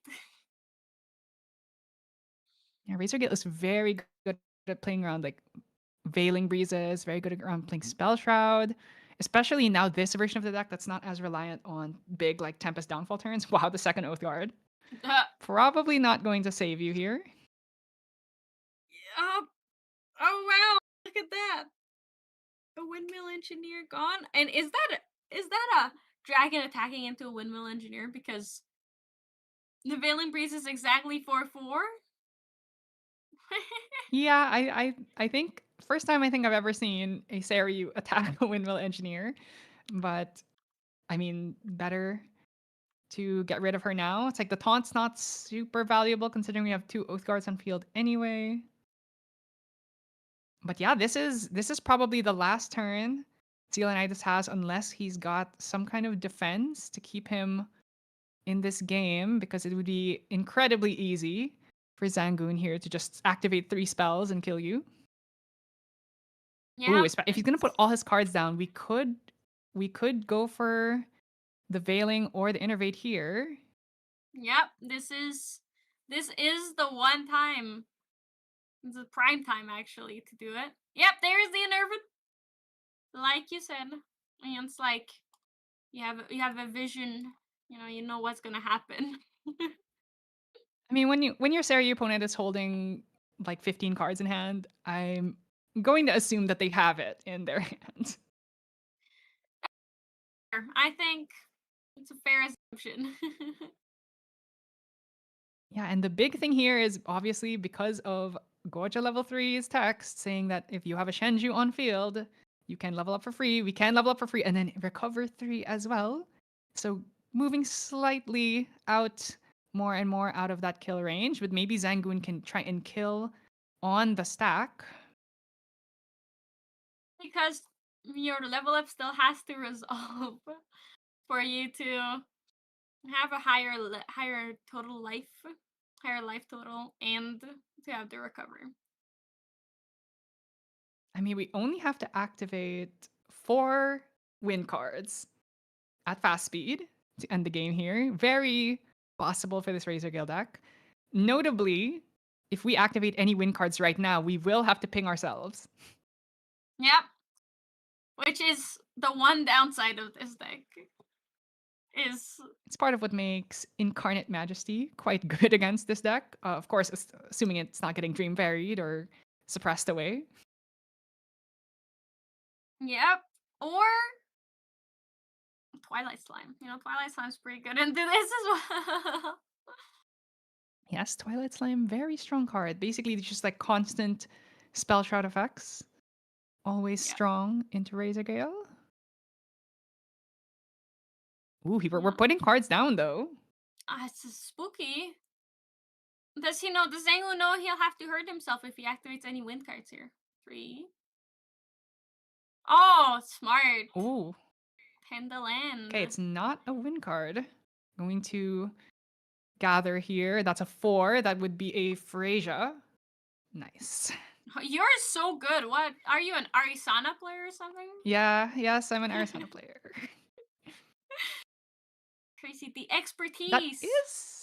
That is 3 cards down though, so that's less. Oh, okay. Oh! Why are you hitting yourself?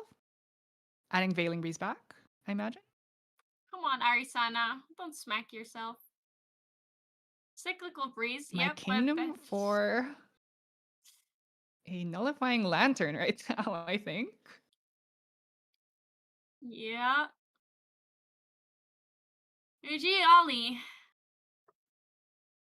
And honestly, that was worth it for a Zangoon, but at the same time, he has so many cards down. I think well, you know what? He knows better than me, but I would have thought that with that much influence, he could have killed in recollection or in response to the level up. Crazy. Might have just been slightly out of range. Yeah. It's unfortunate when you just don't have it. Maybe one thing to say is that because this deck doesn't have access to things like the Bagua, it's not really quite able to do this like 5 spell activations at recollection phase. It's like you have Fairy Whispers and you have 3 visits, which was already used, and then you have Scout the Land and Veiling Breezes. So it's like if you're not gonna kill, then ooh, wait, did he have a Dream Fairy in hand? He could have Dream Fairied the dragon while we were on true. level 2. Oh, that's unfortunate. Yeah, that's awful. That's like the worst realization to have is that I could have actually won I the think game. I mean, I think Xeonidas probably had a Stifling Trap in hand to make sure that that wouldn't happen, but who knows? Okay, we're revealing Speed Potion, Fairy, or Windmill, Reclaim, Asen. So yeah, actually, looking at this hand, there's not that much fast speed. That's 4 slow speed cards in this hand, and a Reclaim which has nothing to be activated on. So yeah, I actually think maybe Xeonidas might be able to get back in this game if he has another way of surviving the next turn. We're just gonna keep forcing these Veiling Breezes. Eventually, Zangoon is gonna run out of them. Surely. He only plays 8 copies of it. I mean, Cyclical Breeze it back. Yeah, Yeah. only 8 copies. Fair and balanced. It's GA rules. You can play 8 copies. Ooh. We also forgot to activate that Orb of Sealing. So those Arcane Blasts are going to stay. They're going to count for the Empower. Unless this is still the end phase. Well, actually, I think we're still in Xeonidas' recollection phase, actually. I mean, that was only Veiling for 5, so this would still be Arcane Blast for 6, which if you activate 2 Arcane Blasts for 6, that's 12 damage, put them up to 17. If we Byakos, our Saryu can swing for an extra 1, which would not be overveiling. But if we have Harness Lightning, there's just so many ways this game could end, like right now, if Xeonidas just has the right cards, which, I mean, at this point, you've drawn through probably half your deck. No way there is, though. Look at that hand. Look at that grip. I mean, Harness Byakos Saryu. Harness Byakos Saryu just kills here. No. Oh, nothing? Really? This is the worst possible outcome. What the heck? Not like this. All right, we just stall for another turn. Maybe Xeonidas is playing for that 1-0 win here. I mean, at this rate, it is. By the point that this game ends, we might not be able to finish the next one. Yep. See, this reminds me of like Toronto, Razor Gale, where it was either you're playing Razor Gale or you're playing something that just cannot really get through Razor Gale for a bajillion turns. You need Crucible for this deck to be playable. My gosh. I unfortunately did not have the privilege of being in Toronto to experience that particular meta. You missed out. I have heard many stories of how. Mm-hmm. You missed out on Misery. Ooh, Innervate, do we have a second one? On. Okay, no Innervate here. Stop this next set of damage. And remember, we have that speed potion, and we already have the necessary herbs on field to brew it, which means we can get an extra 2 damage and an agility 3 proc at the end phase, which would definitely help in getting some of that extra ping damage off.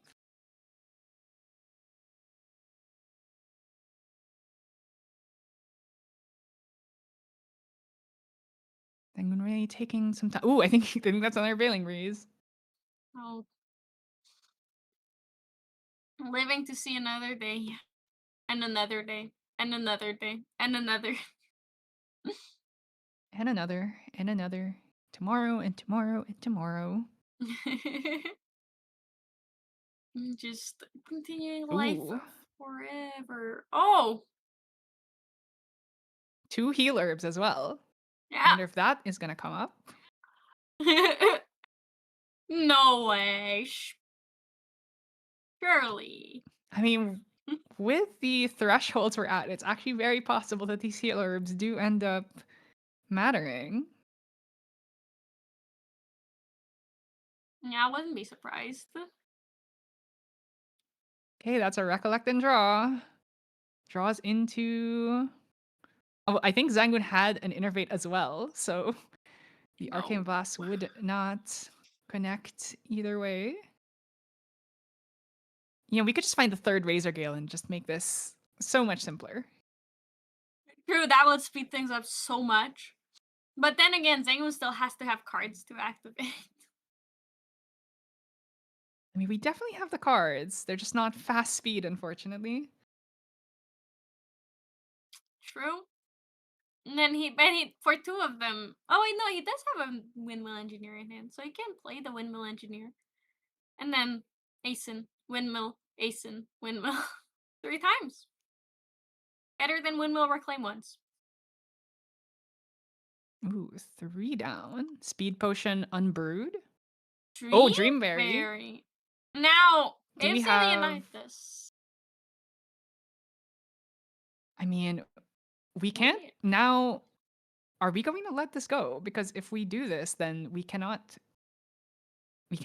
innervate down anymore. Otherwise, we go back down to level 1 and be just stuck there forever. But at the same time, you can't exactly just let this area go. That's like the whole win condition of the deck. A Royal Oath card was the Ooh, no, actually, we went for Oath Guard.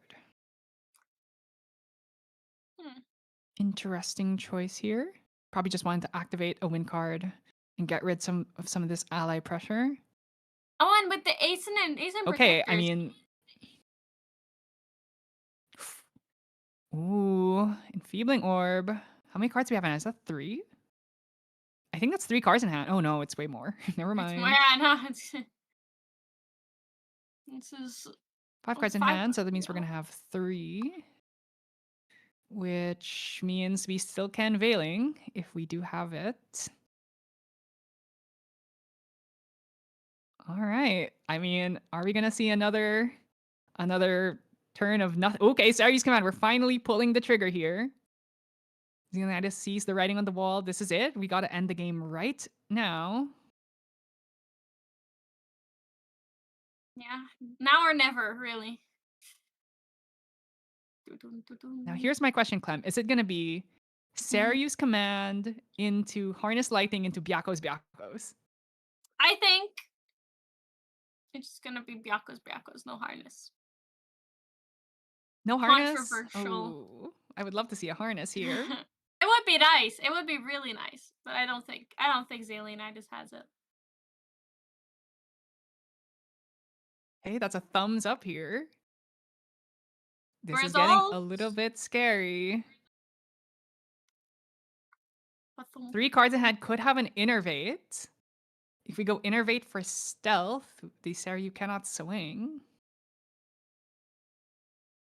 True. Also, a reminder here that all of the arcane cards are currently flipped, which means that the Empower is not going to get any value unless we are able to use a Harness Lightning to banish itself first, which then could get flipped by the currently awoken Orb of Sealing.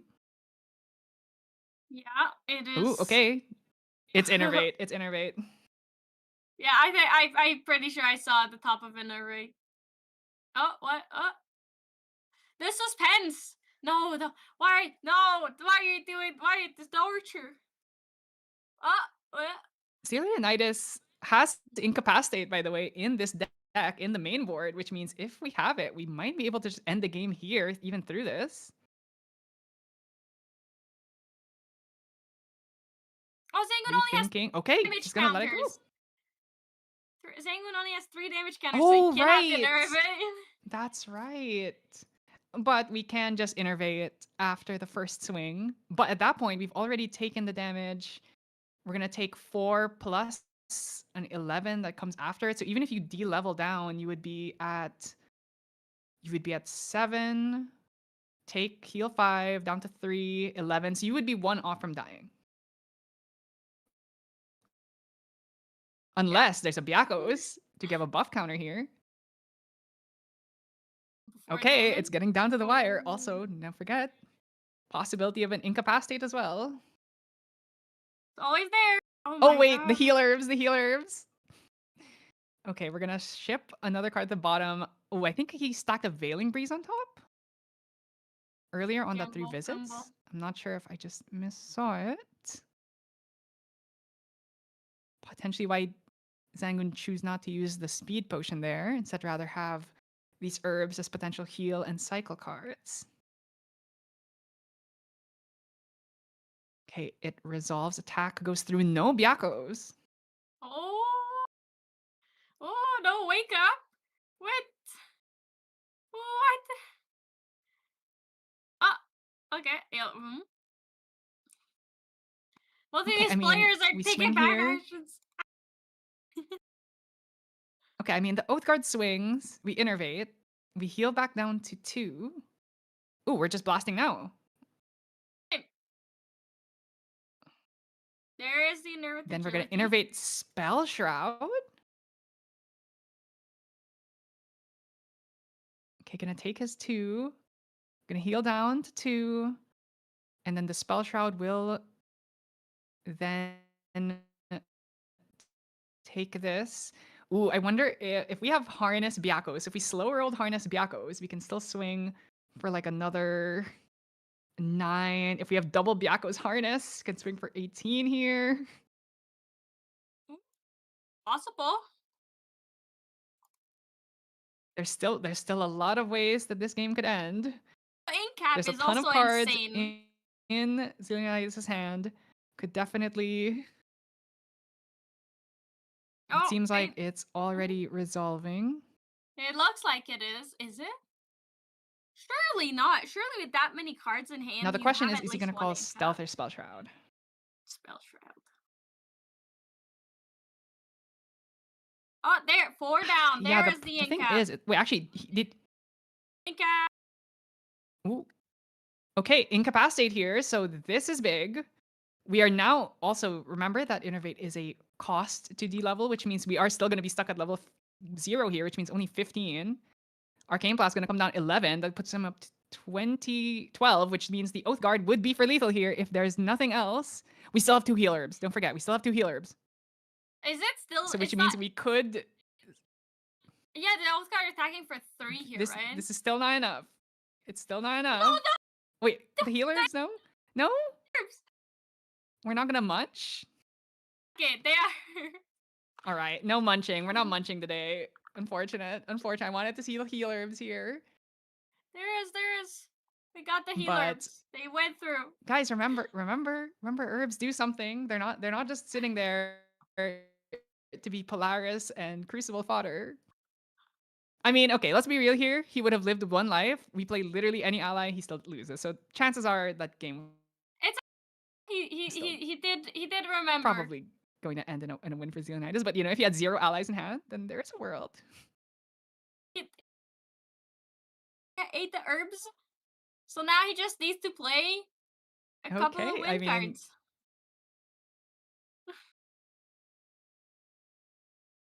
Holy moly! Pretty goofy game, I'll say. Crazy game 1, by the way. Game 1 of round 2 of the game 1 online regional. What was that? A 36-minute game 1. Oh wait, are we rewinding? Wait, are we rewinding?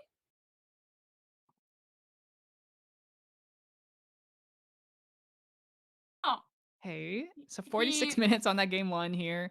yeah, and he leveled back up, so no, we're just rolled recover herbs again. Recovering a lot. Wait, what?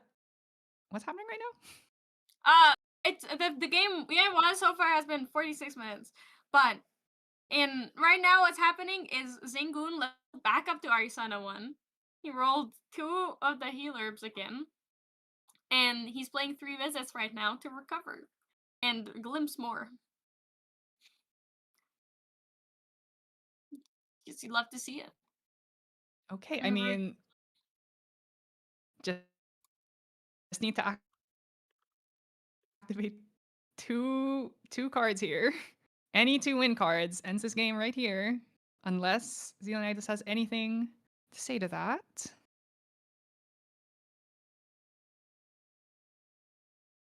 Yeah, Xeonidas does have some cards in hand, but I don't think enough cards to survive whatever Zangoon can throw out. Oh, there is the speed potion. Doesn't matter, just being brewed here. Which is the activation of a wind card, by the way. So drawing a card. This Razor Gale does say, it does say for some reason, any win card, not just wind spells, wind mage actions. Wind cleric, no. Okay, well, All wind Xelianitis cards. here just all win cards. Okay, I mean, literally anything here, any paper cut here just ends the game. Surely. And Zangoon if has we one. respond to anything here, just respond again. activate any of these fast speed cards. Yep, I believe.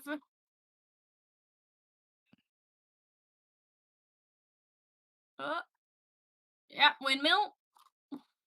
Imbued windmill. Nothing to say to this. Veiling Breeze. Oh, okay. Innervate here. Do we have response? Anything?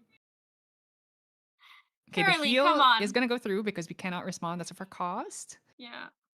I mean, if this game is gonna last any longer, Surely. I mean, only 4 cards in hand No. plus the speed potion. It's definitely possible. Can we like? Do we have a second Dream Fairy? Can we just fairy? Can we just fairy this area? Habacha, Oh my god. Okay. please have a dream fairy. Dream fairy this area. Do something. This 50 minutes I mean, into this is a game slobber 1. knocker of a game. We're 50 minutes into game 1. 50-minute game 1. Speed potion could still be popped here to draw back 3 and then activate some more stuff. But based on the hand last time, he didn't have that many fast speed cards. So I think maybe doesn't really have it. I think it's 2 Asons and just a bunch of slow speed stuff. Yeah. That is such an unfortunate hand for Zangoon as well, not having anything to play at fast speed. Holy moly. Oh! I think if we don't have another Veiling Breeze here. Another 10 to land.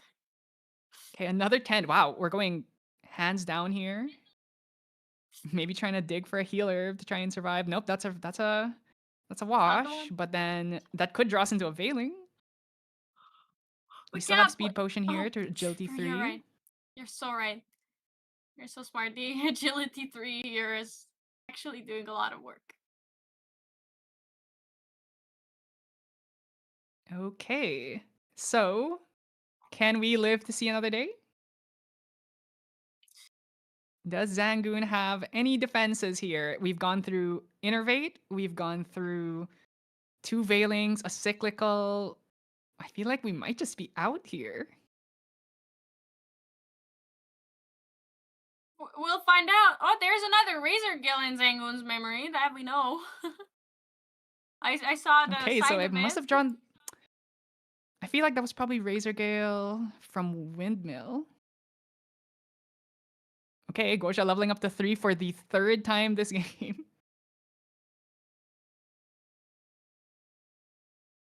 Interesting to give a champion the ability to level up for free. Hey, look, it's good. It's balanced. It's Hey, at least Boja. Alice has to work for it. Work it. That's true as well. Okay, we're digging. We're digging for... We need 2 spells. 2 spells here. And we can end the game. Okay. All right, that's 1. All right. Can we find Scout the Land, Fairy Whispers, Veiling Breeze, literally anything that's 2 cost or lower? Even a 3 visits here? No, 3 visits wouldn't work. We're already rested. Come on, come on, come on. On top, one bottom. Oh, 1 on top. Oh! That's... Okay, it's Veiling. All right. That's it. That's it. Game's over. We finally finished the 52-minute game 1. Yay! That is game 1. Like, of round 2 of the Cake Online Regionals going to Zangoon. 7 minutes and 50 seconds on the clock. Now, surely these players are going to sideboard. Flonne, what are the sideboards looking like?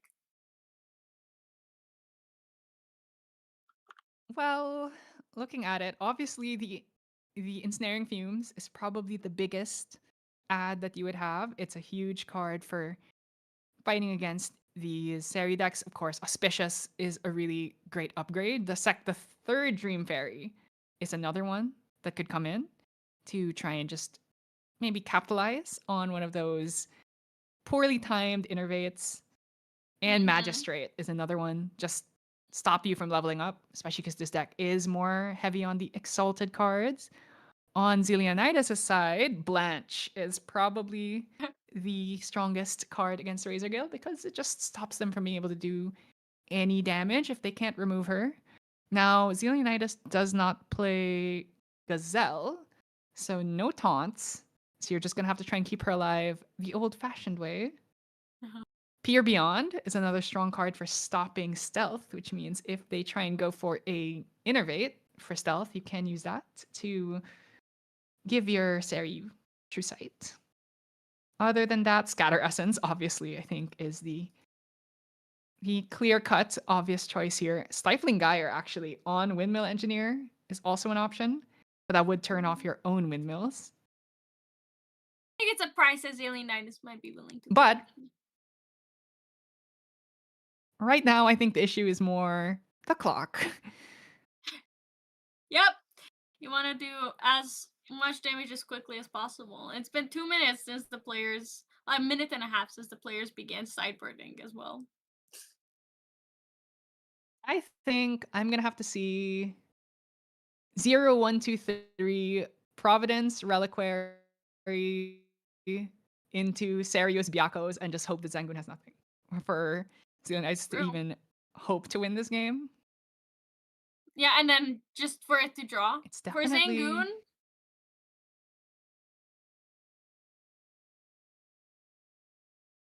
I mean, Zangoon just needs to hold on here. Not the hardest thing in the Exactly. world. You're playing Razorgale. It's a deck that's very good at staying alive. yep, if you need to not die, you should just look at Ari. She might not be playing her Apothecary here, but you know what? She's still really good at healing herself and just keeping on.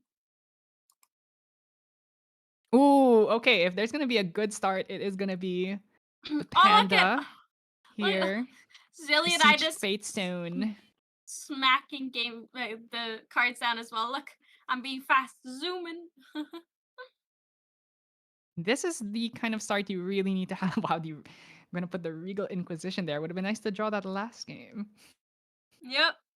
Ooh, Harnessed Lightning also getting banished here. That's our 1 arcane card that we need to get off the full combo here. So from here, we can go Tengu, get our 2nd quest counter, and then we can just go Turbo. Or actually, we can just go 2, 3 here if we don't get the draw.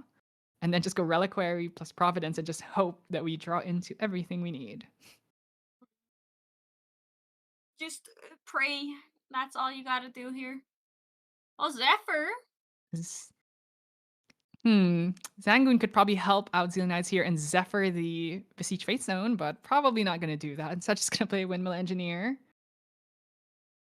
I'm going to try and dig deeper and deeper through the deck, try and find some of those defensive pieces. Gonna Yep. swing 1 with Windmill Engineer here. Gorgia level 2 comes out. Zealand Knight is definitely turboing, trying to do what you said of 1, 2, 3.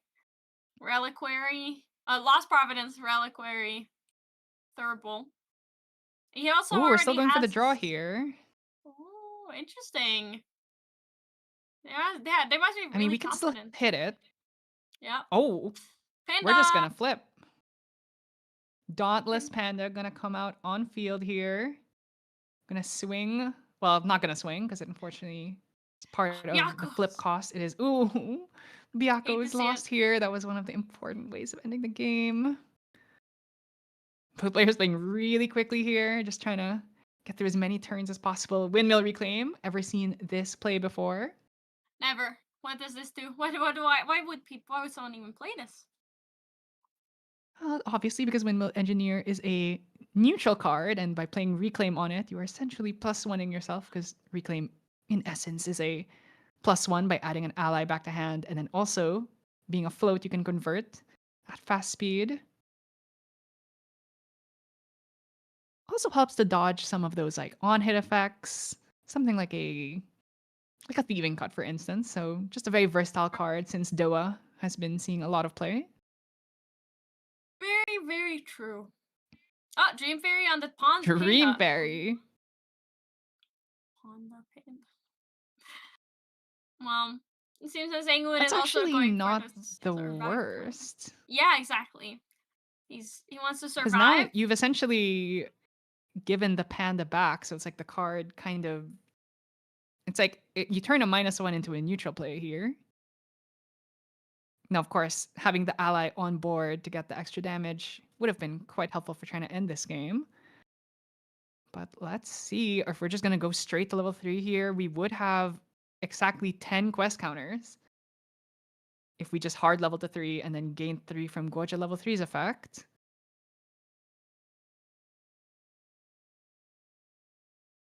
There's Dojo level 3. All right. That's the We're only just nice we're just climbing up the ladder. We're not even gonna take any time here. Just immediate 0, 1, 2, 3. Gonna banish another. Was that another arcane? I think we might have like 2 or 3 arcane cards banished already. I think it was 2 Scout the Lanes and a Besieged Fatestone, but I might be wrong. I definitely saw, I think, 2 Harness Lightnings banished earlier already, so maybe 2 banished arcane, which means... Oh, Regal! Show me that hand. We'll find out soon. Want to make sure there's none. No Veilings. All right, what's in there? Regal, a card that has a lot of opinions about it, but the card's definitely very good at clearing the way for you to try and end the game. Oh! Ooh, the hand is junk, actually. Never mind, there's the Veiling. Wait, no, that's not Veiling. This is just... Oh, yeah, wow, this hand's actually pretty bad. Yeah, the Zillionitis has you- nothing to discard here. And then why would you? Do you just do nothing here? Oh, I guess the Calming Breeze. Ooh, goes for Zephyr. Draws into Razor Gale's Calling here. The gamble did not pay off, especially heading into overtime. We just hit the clock. Wowie. Okay, we're gonna flip the Seru now. We're just gonna swing. Get our Restart Arcane swing. Blast next turn and then just hope to spike into the Byakko Serus. Surely. That is what we're going to be seeing here. Just got the land. Fortunately, still no Razor Gale on the field. But Zangoon is just looking to live another day. Definitely agree with that one. Zangoon has no reason to try and push to end the game here. Just needs to just slowly end by time. Because that game 1 just did last so long. Did he draw into a defensive piece? Seems like a no. He's going to take 4 here. All right, I mean, we're going to have to see the Seryu Classic here. Reliquary Providence, draw 2, Seri's command prereq into Byako's command main phase. If Xenionitis wants any surely. chance of ending this game. Surely that's what we're gonna be seeing next turn. Surely. Passing here. Right? Not much to do with only 1 card in hand, so just gonna pass it back. Ooh, I wonder if Zangoon maybe sided in those ensnaring fumes.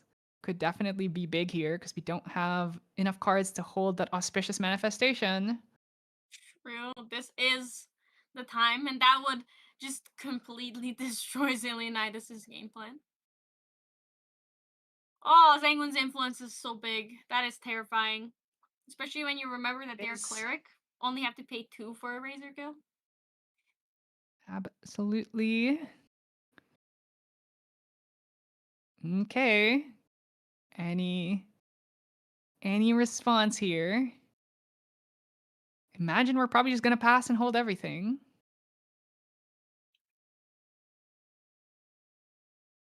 Oh, no, never mind. Paying 2, Are we playing Razor never Gill? mind. Might just establish the Razor Gale anyway. Seems like that. Ooh, actually no, but Ace and Protector? That's what I'm feeling. Yep, there it is. Add back the Dream Fairy. Unfortunately, cannot get rid of Seryu just yet because of the often forgotten lineage release of Guoja level 2. The downfall of many people. All right, Clem. Are we gonna see it? 1. Draw 1. I believe in Xenionitis. We're gonna see it.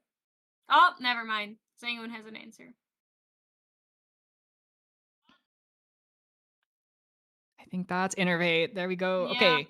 Now it has to be pure Oh, beyond. once Oh, again, nope, wait, hasn't 4 taken enough damage. Only a It's 4. 4. Only a 4.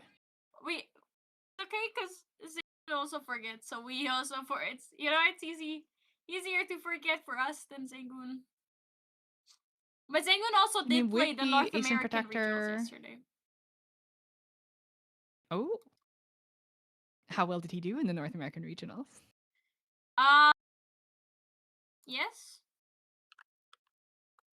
Yes. He went 3-4. Unfortunately. Is he also playing Razor Gale? He was also playing Razor Gill. This is his comeback arc.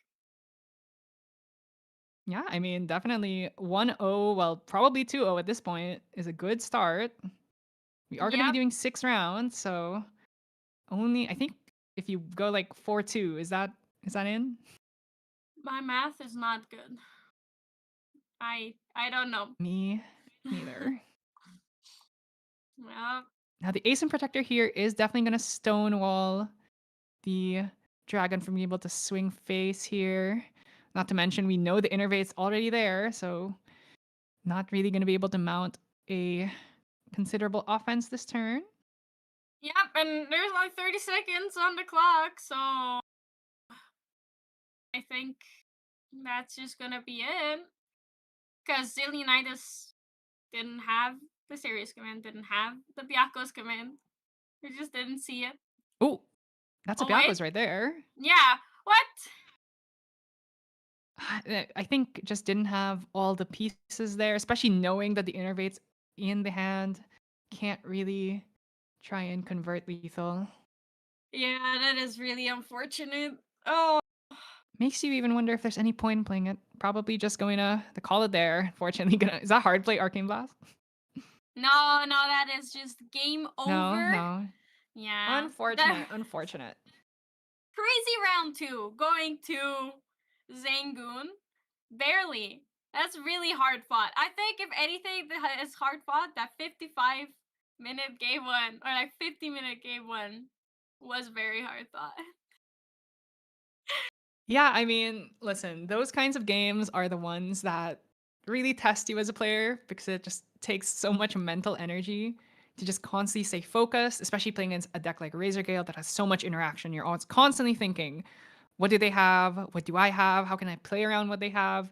And it's difficult. It's difficult, and it can feel very frustrating as well when you're sitting there just like every turn trying to do something, and then they're like, okay, veiling, innervate, cyclical, veiling. It's just like, My I'm God. just saying, you guys might have to consider putting back a little card called Nullifying Mirror into the deck. But how can that be when we also have to put in Nullifying Lantern, we also have to put in Sensor, we also have to put in Orb of Sealing. Material deck So space is much. just at such a premium right now. It's really difficult to find the space for all of these hate cards. No, I absolutely agree with you. It's really unfortunate. But Razor Gill is back. It's alive, and it's a real thing, and you have to prep more for it than anything else, I think, because it just draws out games so long that it's awful to play against. Yeah, Unfortunately. and I think we've really been seeing a lot of people are on Fantasia hate, actually. So many people are Yeah. on Expel. I think the Slime players are all on Expel because they worry about Gyre and Razor Gale and Fractal. So it's just like kind of nice to have it. A lot of people are on Scatter Essence. All the Wind decks are sideboarding Scatter Essence. So it's definitely a consideration that a lot of deck builders are putting into their brews right now. But then it's like the moment you give up some equity on one matchup, suddenly it's like, okay, now I don't have my lanterns. Now my Genbu matchup is worse. And then now it's like, okay, but now my CL matchup is worse. And now my Seri matchup is worse. And just like, it's cascading. And figuring out the meta for North American Nationals is going to be so difficult, which is what in just in a couple days, actually. Yeah, Like it's next just like week. less than a week. But unfortunately, Flonne, I have to end our girl cast because it is 6 a.m. here and I gotta go back to sleep. It was wonderful casting with you. Thank you guys for watching so far. We're gonna be back for round 3 very shortly. Yeah, lots of love. Don't go anywhere, please.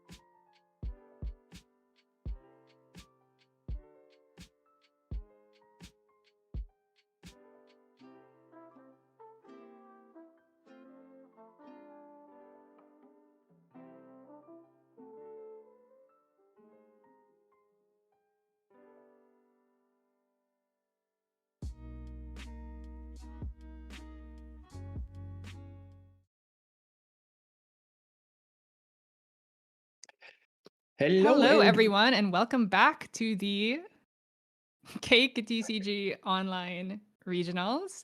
It's me, Flonne, here, and joining me is Garrett. How are you doing Hello, today? hello. Are you excited for the next round, Flonne? I am excited to see what we've got going on here. I'd love to see something different, Oh, something but different. I'm not sure. I'm still waiting on those matches to see. Oh, let me just ask you, what are the decks that you're excited that maybe haven't been seeing that much tournament play, or it's like something new that just hasn't really been popular in like the previous metas that you think RDO might have possibly brought up? I think something cool to have even on stream would be some water gin, right? Water gin is a very cool deck that has a lot of cool things going on for it, and it's getting the win conditions kind of out of nowhere at times. So people are not that experienced how it plays and what it does. And especially the turn it goes to level 3, suddenly you are sitting there during recollection with like 3 cards in hand, and the next turn you have 8 or so. It is pretty cool and makes it exciting. Very explosive turns and very explosive gameplay. Yeah, I think Jin, especially the water variants, water level 3 decks just haven't been particularly common in the past metas because water was really bad at leveling up. It didn't have a lot of influence gaining, and most of its influence gain was through milling, and milling doesn't really play well with level 3 just because you want to play level 3 cards and you don't usually want to mill those. So the fact now that we have Fractal of Rain, the fact that we have cards like Diamond Ribbon and 4 of Diamonds, it really helps these level 3 decks just go for these water game plans instead of being like defaulting to the usual fire and wind. And I think Jin in particular is a deck where so much of the power comes in just these strong regalia and being able to draw like a bajillion cards and just never being able to die. And now, we got these new Jin lists, but unfortunately, we are seeing Razor Gale again, unless you are a fan of Crucible, Crucible Razor Gale. But on the other side, we are playing against Fire Aetherwing Diana, which is one of my favorite variants of the aggro fire decks. Really fun, fast, explosive deck. And if there's anything that's going to be able to take down Razor Gale before it gets going, it would be this deck. You for sure are in a good spot with an aggressive deck like Fire Aetherwing Diana that is Destiny Clownfish piloting here against Henki the Goat, the one and only guy with a pink playmat here. Very cool is that the Fire Aetherwing Diana deck has a pretty strong early game in comparison to the Arizona Razor Gale deck, where you need multiple materializations to actually have a real pop-off situation. And as we see already, Henki preparing the Razor Gale calling already on his first turn of the game. That is a pretty good start for him. And now we are about to head into Destiny Clownfish's first turn. He is most likely throwing hands at a distant enabler here to just get the Aetherwing. He is then loading up very quickly. Oh my not god, even Ignis a distant Deus enabler. is the pick here. So this is a big one. Ignis Deus is a card that we haven't actually seen a lot in these Diana lists. It's usually seen in like Diao-chan because she gets like the immediate value from the Fire Bloom Flourish. But here we're just going to see the Ignis Deus here to kind of like accelerate our ability to hit level 1. Now, do we have a distant card? Because we definitely need a distant card in order to get value from Diana Aether Dilettantes on enter effect. You see Destiny Clownfish debating on what to use, and it's a good old reposition. So we are being distant now and getting out the how do you pronounce this weapon again?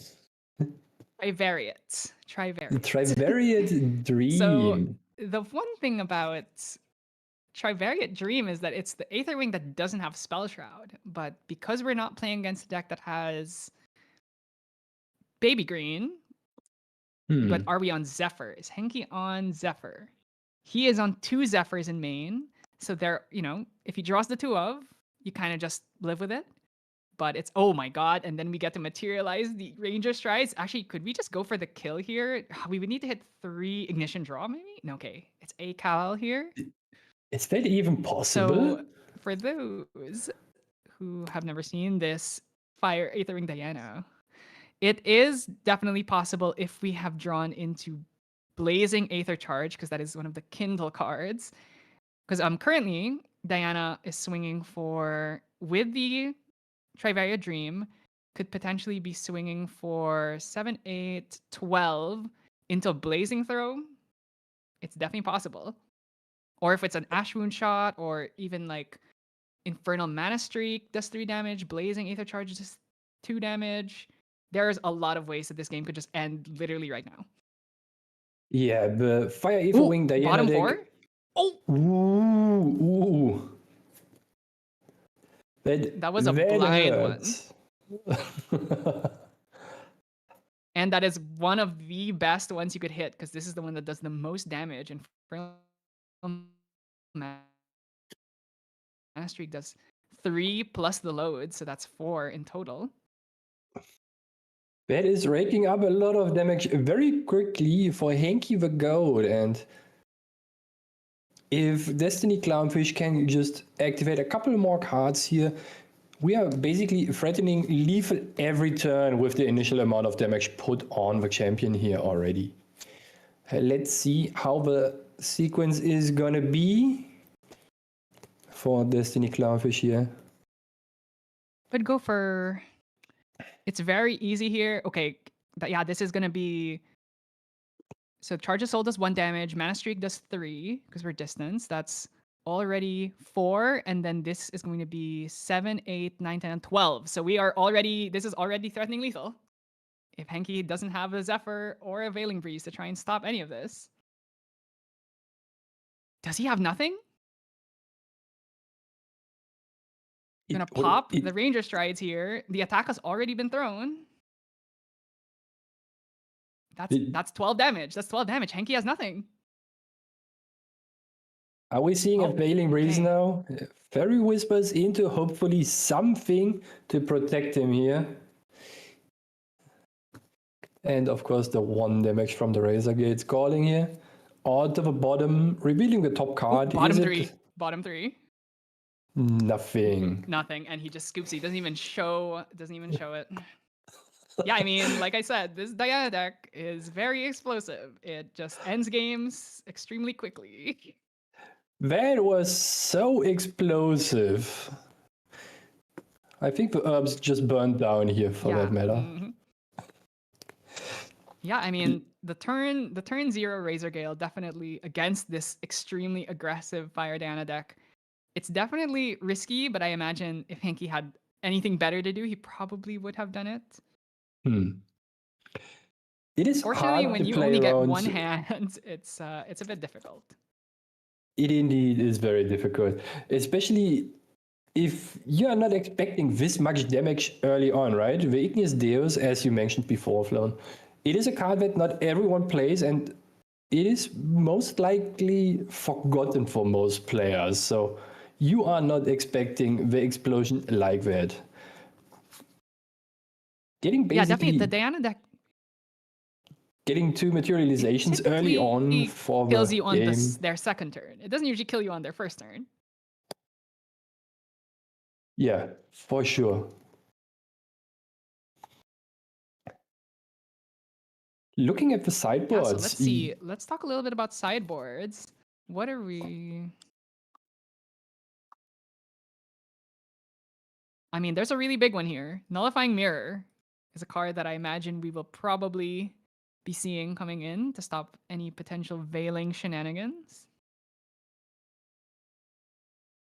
Stopping Veiling Breeze is pretty big here, and also being able to just deny the imbues of the Windmills or the other cards that Henki is having in his deck.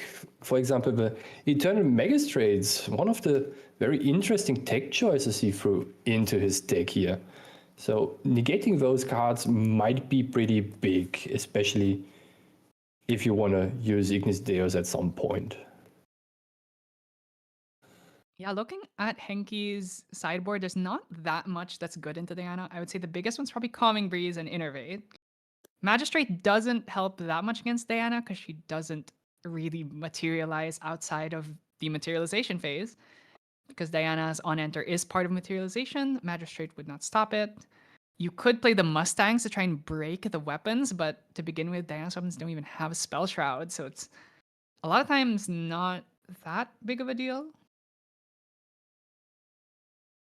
I think being able to get rid of the weapons, regardless of how often they are used, is a pretty big advantage for Henki here. A line that you might want to consider is just having your opponent load up all those evac charges, and then on the third load attempt, you just Zephyr the weapon and basically negate all the things that he tried to establish early on. And after that, you just throw down the horse to get rid of the fork, I will call it now lovingly, and give you more And breathing guess room. what? Henki did in fact put that Unbroken Mustang from the sides, and we see it in the hand right now. So definitely, if Destiny Clownfish can't use this first big like Aetherwing turn to take advantage of it, might be able to get rid of at least the Trivariate, which is the scary Aetherwing. Oh, Ooh. Cheshi coming out here. Terrifying start. Does open us up to the possibility of double strides for a bajillion damage.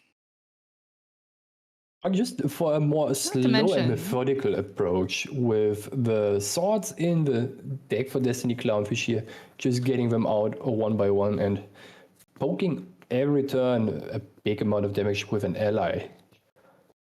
Just to go a longer definitely. game. We do have both the Palaver and the Inert Sword. So showing the Zephyr actually does bring up a lot of value in just playing the Cheshire line instead, because we know that any Aetherwing line is just probably going to get Zephyred. Might even make Destiny Clownfish consider bringing out Seeker's Aetherwing instead for the Spell Shroud. And is a Cyclical Breeze and a Stifling Gaia shown for the Windmill Engineer to draw another card into the memory and get the influence game going. Charge the Soul here would be a blowout. Do we have any fast speed ping to try and kill this windmill? I hope we do. Charge the Soul. Charge the Soul comes down here. Huge win here. Denies the +1 and also gets rid of the ASIN. And we still have 2 cards, Garrett. What can you do with 2 cards? You can get out the Inert Sword. That is correct. Exactly what I wanted to say. I almost forgot you have to pay 2 for this. I mean, it doesn't come up very often, but you do in fact have to pay 2. We don't just get Sword of Seeking for free these days. That is true. But that's giving the Cheshire Cat a lot of attack value and letting her generate a lot of damage probably over the next couple turns, because Henki's deck can't get rid of her at all outside of having an ASIN to retaliate into her. Yeah, this is a reason why this ally has been the bane of so many decks' existence. Spell Shroud and Stealth is just such a pain to deal with. I think in Wynn's case, it's usually just Dream Fairy, which is in a 2-of in Henki's deck. So that is probably the only serious out. Oh, and the Mad Hatter comes out too. Ooh. All right. We are gambling. We could lose our level 1 Diana off of this. Did you keep track on how many cards Henki has in his hand? I think that's 2, because the ASIN would have... Yeah, that's 2, because the ASIN added himself back to hand. Are we staring down another lethal line here with the Mad Hatter just being distant if you get the strides out to go for game again? Mad Hatter would be swinging for... Yeah, this would actually be lethal. If we... Yeah, this is lethal if Henki does not have a way of stopping it. Only 2 cards in hand, has to have exactly Veiling Breeze. And even then, that's what? 4, 8, 9, 10, 11, 12 damage here. So even Veiling for... It would probably keep him alive, depending on how many win cards. But yeah, I think Henki might just be dead right here. The Mad Let's see. Hatter is an insane just gamble. And here we have the distant enabler sacrificing the cat already to give 4 more ranged on the Mad Hatter and another 4. And now we go to town. All right, so this is currently 4, 8, 9, 10, 11 damage. Henki is just dead if he has nothing. Veiling And Breeze is in the hand, but how many wind? 5 wind That's cards, 5. so we are stopping a little bit of damage and just too shy of dying.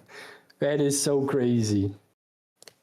Yeah, and guess what? We already have Inert Sword plus Mad Hatter Swing for another 3 next turn, so we can just threaten lethal again unless we level up. We did banish the Trivariate, if there's any consolation here. So that is the really dangerous gun out of the way. That is kind of crazy. Henki down on influence and also having to materialize to level up now again.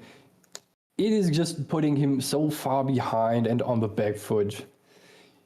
He has ways to deal with allies attacking and weapons attacking, but every time Destiny Clownfish throws hands at Henki, he needs to go down at least 1 card for every attack that is thrown at him. So, and you want the extra bad news here. Henki did not even get a heal herb. Unfortunately, got a level herb and a cycle herb. It's not even any consolation from the farm on this one.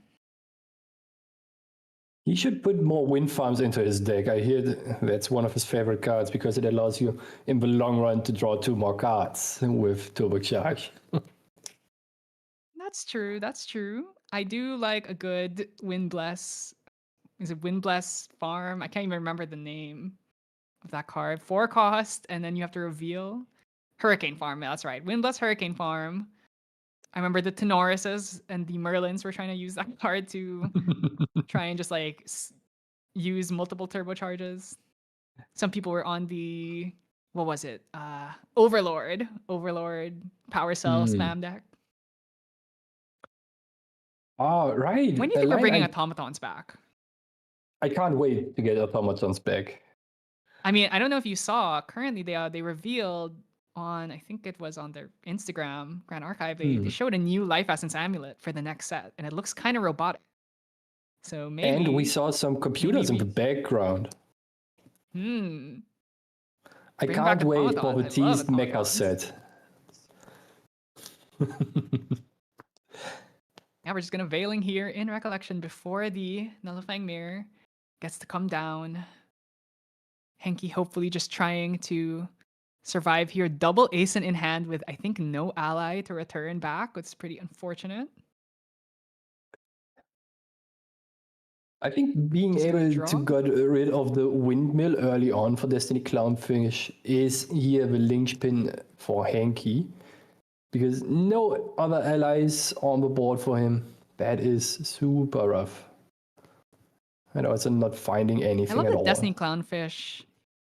Destiny Clownfish has 2 floats in grave right now. They're both class bonus.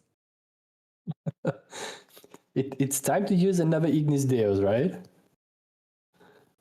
Well, you still wouldn't be able to use them because Ignis Deus levels you up to 1. Yeah, but then you can convert the floating into something else, like a Ranger Boots or something. Yeah, so you would go, well, you can't, yeah, you have to bring out probably Palver Sword. Maybe try and get rid of this Veiling Breeze before it gets cycled back into the hand. GCR going to be the choice here. With the Nullifying Mirror on the board, I'm not sure if the Veiling Breeze is now that much of an issue at all anymore. That is true. So this Nullifying Mirror being used in the Recollection to stop any imbues. So if we did happen to draw into a Windmill Engineer, it's not going to be the classic Windmill +1 off of an ASIN Protector. Henki does have a big hand though, so this game is definitely far from over, even after that big Haymaker swing that Clownfish was able to throw out. That for sure. But it's now a steadily fight to stay into the game for Henki until he can find something to recover, like a free visits or just defensive lines for him. Another thing Mad is Hatter also that we still haven't found Razorgale either, so that's a big one. Ooh, look at that. We actually just brewed the distilled water without the crucible on field, so we're just using it to cycle at this point. It seems like Henki is in a Henki, very I think- desperate position here to just get something going. He's Yeah, probably so I saw an indicating. ASIN and that Unbroken Mustang. Oh, another windmill. A mirror, hello. Mirror has been used. We cannot imbue that. Well, we can imbue it, but it's going to be revealing 2 normal cards instead. So the correction procedure should be now just removing the top bottom 5 cards from the deck to just shuffle in the Calming Breeze. Because I believe those 5 cards got glimpsed to the bottom. And that should be it. That's right. Then. The Calming Breeze here would have been really good as well. So I think Henki a little bit sad to see that one go. Very upsetty spaghetti, as they say Unfortunately, here. this is the Diana deck is not exactly good at hitting over 3, especially once these strides have been used up and the cat has been used up. It's kind of like, oh, everything just kind of hits for 2 or 3. So that would have actually been really, really strong right now.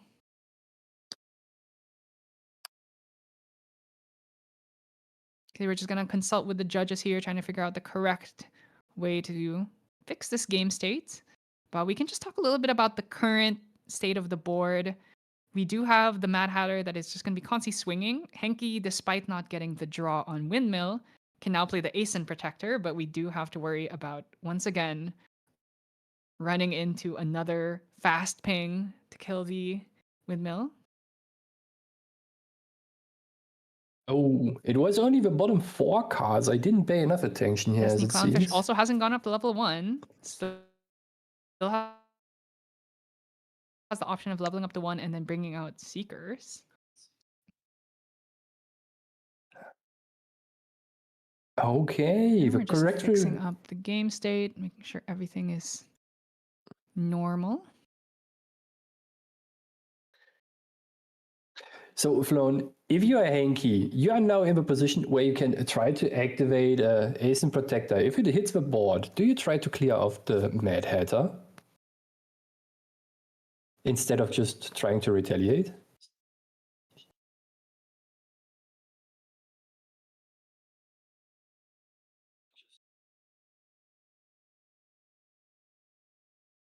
Ooh. Yeah, so Ace in here. Destiny Clownfish. This is going to be Speed Potion. Once again, we are not even caring about Crucible anymore. We just want to draw cards. We just want to have more options. Staying alive is the name of the game here for Henki right now, and just finding something to establish a position where he can try to threaten some damage for Destiny Clownfish. The Speed Potion and the ASIN Protector are giving him at least a little bit of breathing room and more of a leeway to actually try to do things during his turn, since the agility trigger of the sacrifice for the Speed Potion is pretty good in keeping your influence up, or rather cards in your hand during your opponent's turn. So Yeah, the fact that he activated the Speed Potion definitely would signal to you that there is something in the hand that does something. Because Destiny Clownfish could just go for a distant the Mad Hatter and then smoke bombs the ASIN and then just try and go for game here. Gonna go for take aim. Take aim targeting Mad Hatter? Or is that that's backstab? Is that backstab? that should be mob advantage. Oh, Okay. that's Mob Advantage. New card from RDO. So as long as your opponent controls 3 or more units, cost 2 less, but otherwise you can just make your champion distant, draw a card in memory. So kind of like a side grade of backstab against matchups that are a little bit more aggressive. Draws into memory instead of into hand, but it's got really no conditions here. Imagine we already lost Trivariate, so we do have to go for, is that Seeker's Aetherwing? It is the Seeker's Aetherwing, indeed. This does have Spell Shroud, so it gets around the Zephyr that was revealed earlier. And on top, we have an Ignition draw for Destiny Clownfish here. Aetherwing, it's not quite as good as Trivariate, but let's see what we are finding for the Ignition draw for Destiny Clownfish here. Hopefully a little bit of gas. Otherwise, it might just be a little bit tough to establish a winning position again on the board here. And we have a Mana Flare Barrage and a Burning Ether Charge. That is pretty good, and pretty strong pickups for Destiny Clownfish here. this is big.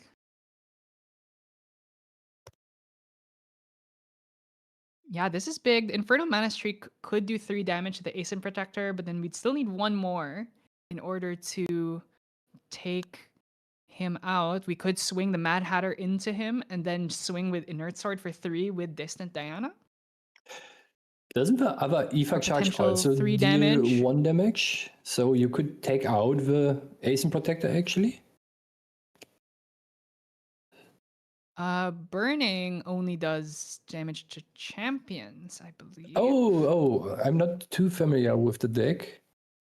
That's why I was asking, so. Yeah, so Burning Ether Charge only hits champions, so cannot use that on Aeson, but we can just use that on champion. So we could go Infernal Mana Streak on Aeson here, which I imagine is going to be the play.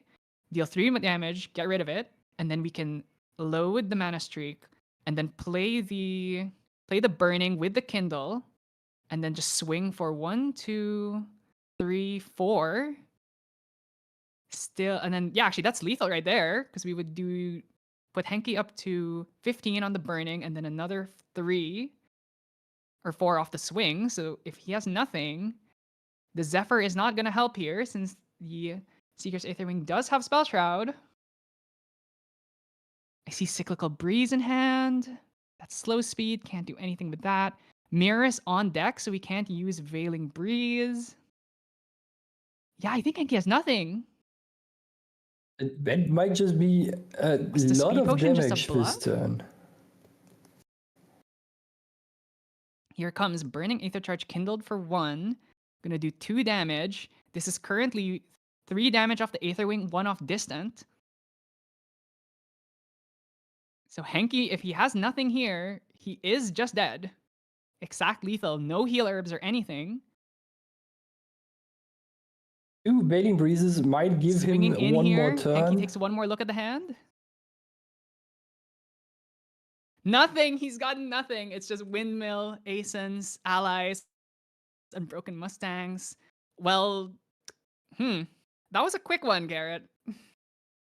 That was indeed a very quick one. After the previous game, I think we needed that palate cleanser after the previous game. We needed a quick one right there. So, yeah, Fire Aetherwing. The deck still does the same thing that it always does, which is kill you extremely quickly and play a ton of fast speed burn spells. It's part of why the deck, I think, especially currently in this meta, so many level 3 decks. And to have a deck that can just like explode you on turn 2, it's kind of a strong asset to have, because a lot of people are just so all in. Their whole sideboard is stacked for all these level 3 decks to try and deal with Seru, to try and deal with Genbu, to try and deal with Jin. And then suddenly now it's like, okay, I'm just going to play Aetherwing, and you're not even going to hit level 3. And it's a scary deck. Definitely do not underestimate it.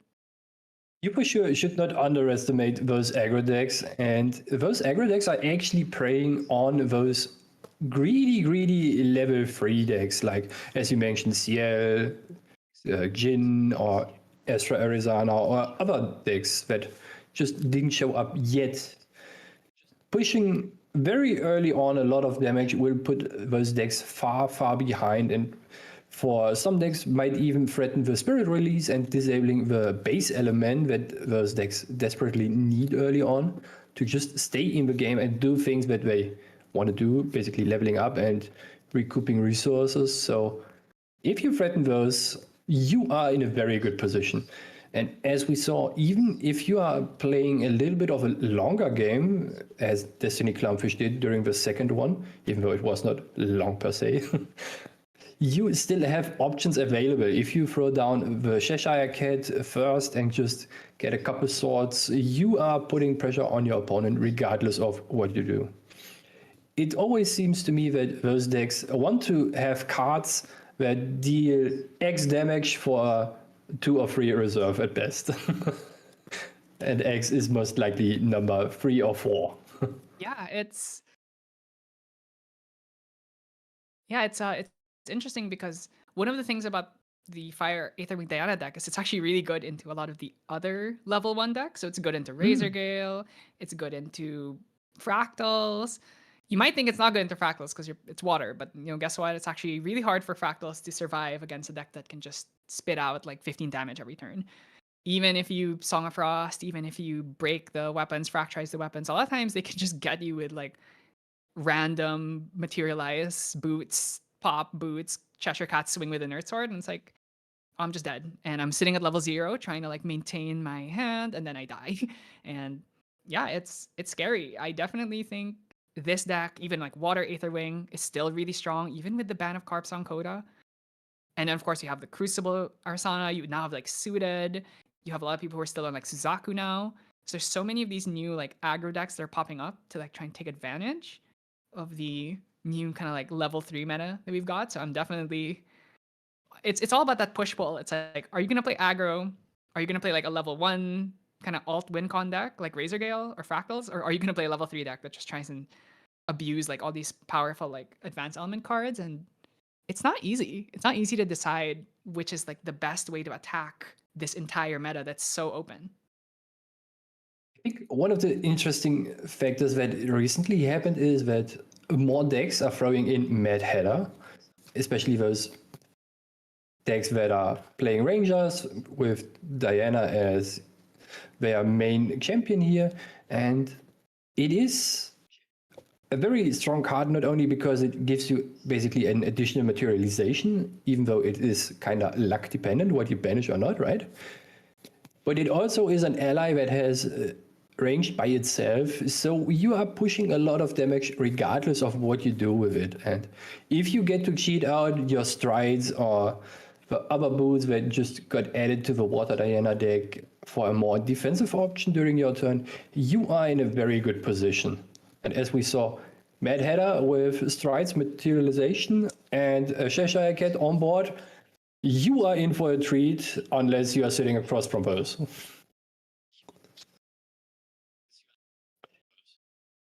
Yeah, absolutely. So that was a pretty exciting game, even if it ended quickly. So I think at this point we can maybe just like talk a little bit about kind of Nat season.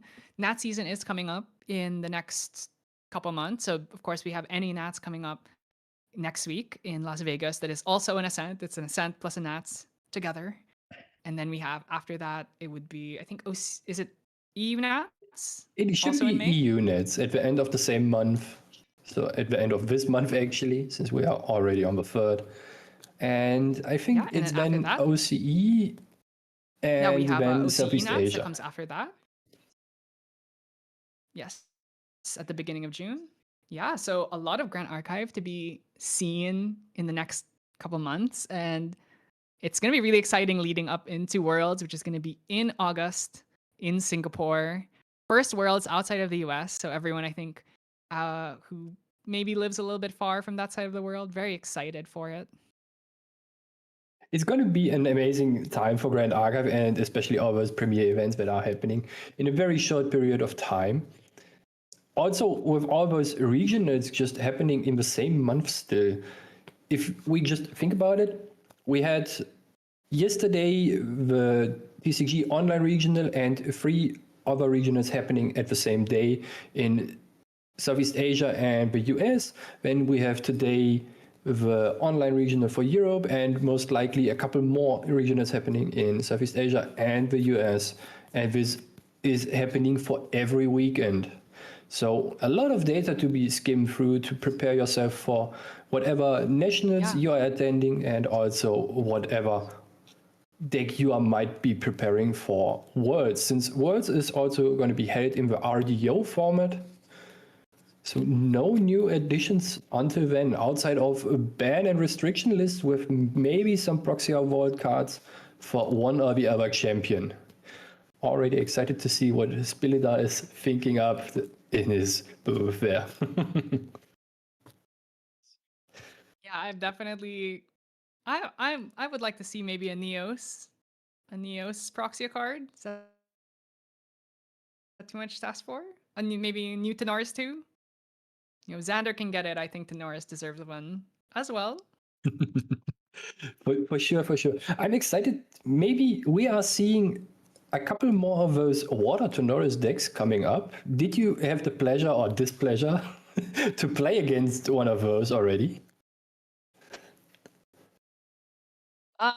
Usually I am the one who is playing Water Tenoris, so I'm usually the one who's making people's lives miserable, sitting between like 15 drones and like I've got the Iron Curtain plus Taunt Lock, and it's just like, okay, you can never kill me. I see. Okay, so you Fortunately, that are deck is very not familiar particularly with the deck. good. That deck's not particularly good into Millers. Yeah, I've always been a Neos enjoyer, but it's not really great into mill decks. It's pretty hard into slimes. It's pretty Seiryu can be a little bit of a coin flip. Pretty much, it's still Neos.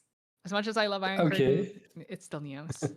But when we get Tenoris level 2 Proxia, it changes everything. Just like with Xander, it'll change everything.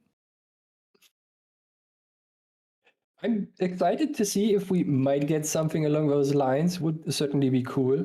I feel like that decks who have no inherent cat advantage into the lineage building are in a bigger disadvantage overall for meta decks, because you need to have either this very, very strong thing that helps you pop off, like Jin's one line of text that says Jin is immortal, right?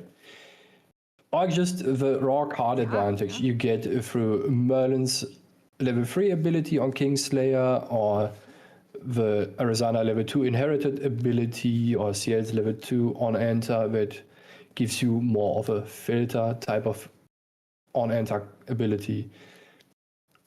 Tenoris certainly could use one of those. How about activate a domain from your deck for free?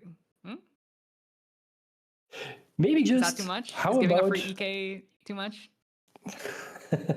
How about we give him on the level 2 on enter, you draw and discard a 1 for every token object you have, or for every drone. Interesting. A domain for every domain. It's still better than whatever we have right now. For every domain, it depends. Are you going in the like objects on field angle? Are you going for the domain angle? Lots of options, but literally anything's better than what we have right now. So that is so true. That is so true. Yeah, and actually, the deck that I've been really committing to recently is Kongming. Terra Water Kongming. The deck's very fun. I think it's actually better than people give it credit for.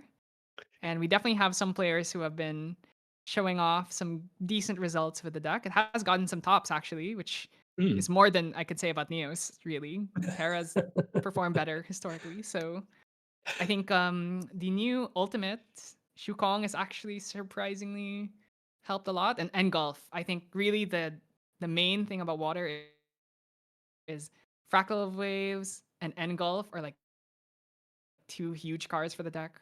Getting access to a hard negate at 3 cost, as long as you're level 2, is pretty crazy.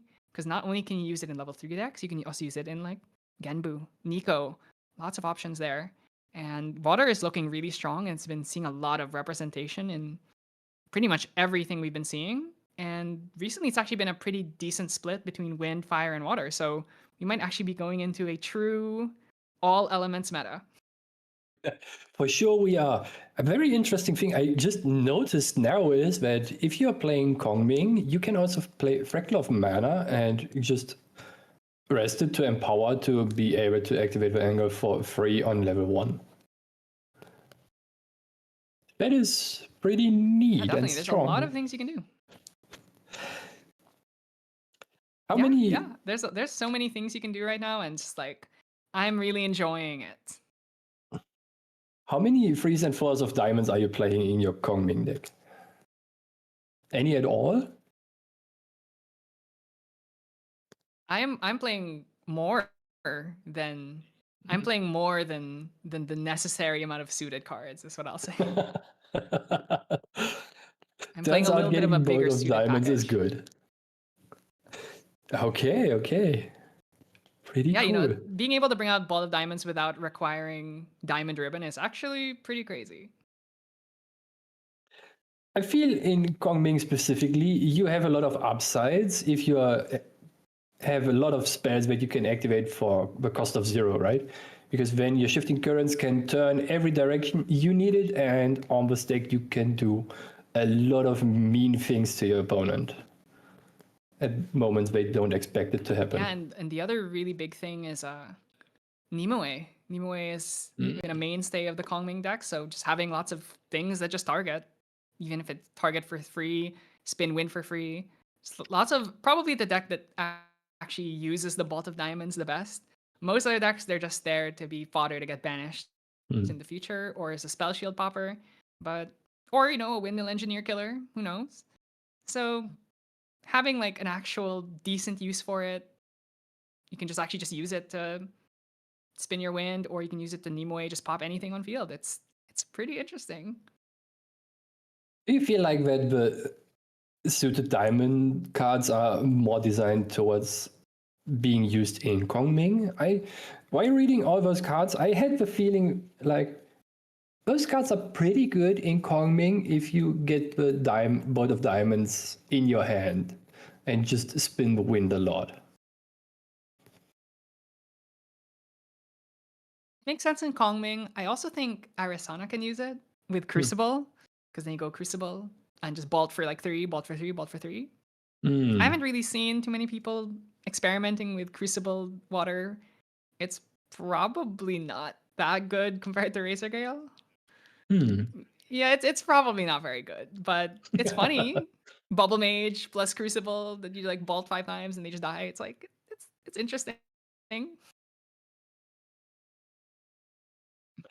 I can't wait to see any a deck. stupid decks that you enjoy? I know some people are on the Raccoon train. I actually think that deck is, especially when Baby Green was still legal, that deck was actually better than I gave it credit for. I hope every time I go to an event and play against someone, he doesn't run raccoons. Those are the bane of my existence. I don't like to play those level 1 decks that just don't want to take advantage of the graveyard. I'm more like one of the guys, I'm going to level 3 doing all the cool shit, and I need my floating memory and the cards in my graveyard to do that thing. So every time I see this dreadful animal, I'm very scared.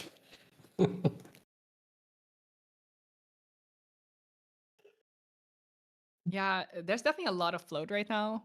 Float is very much like all the water decks. Well, not all of them, but a lot of the water decks use it. Most of the fire decks use it.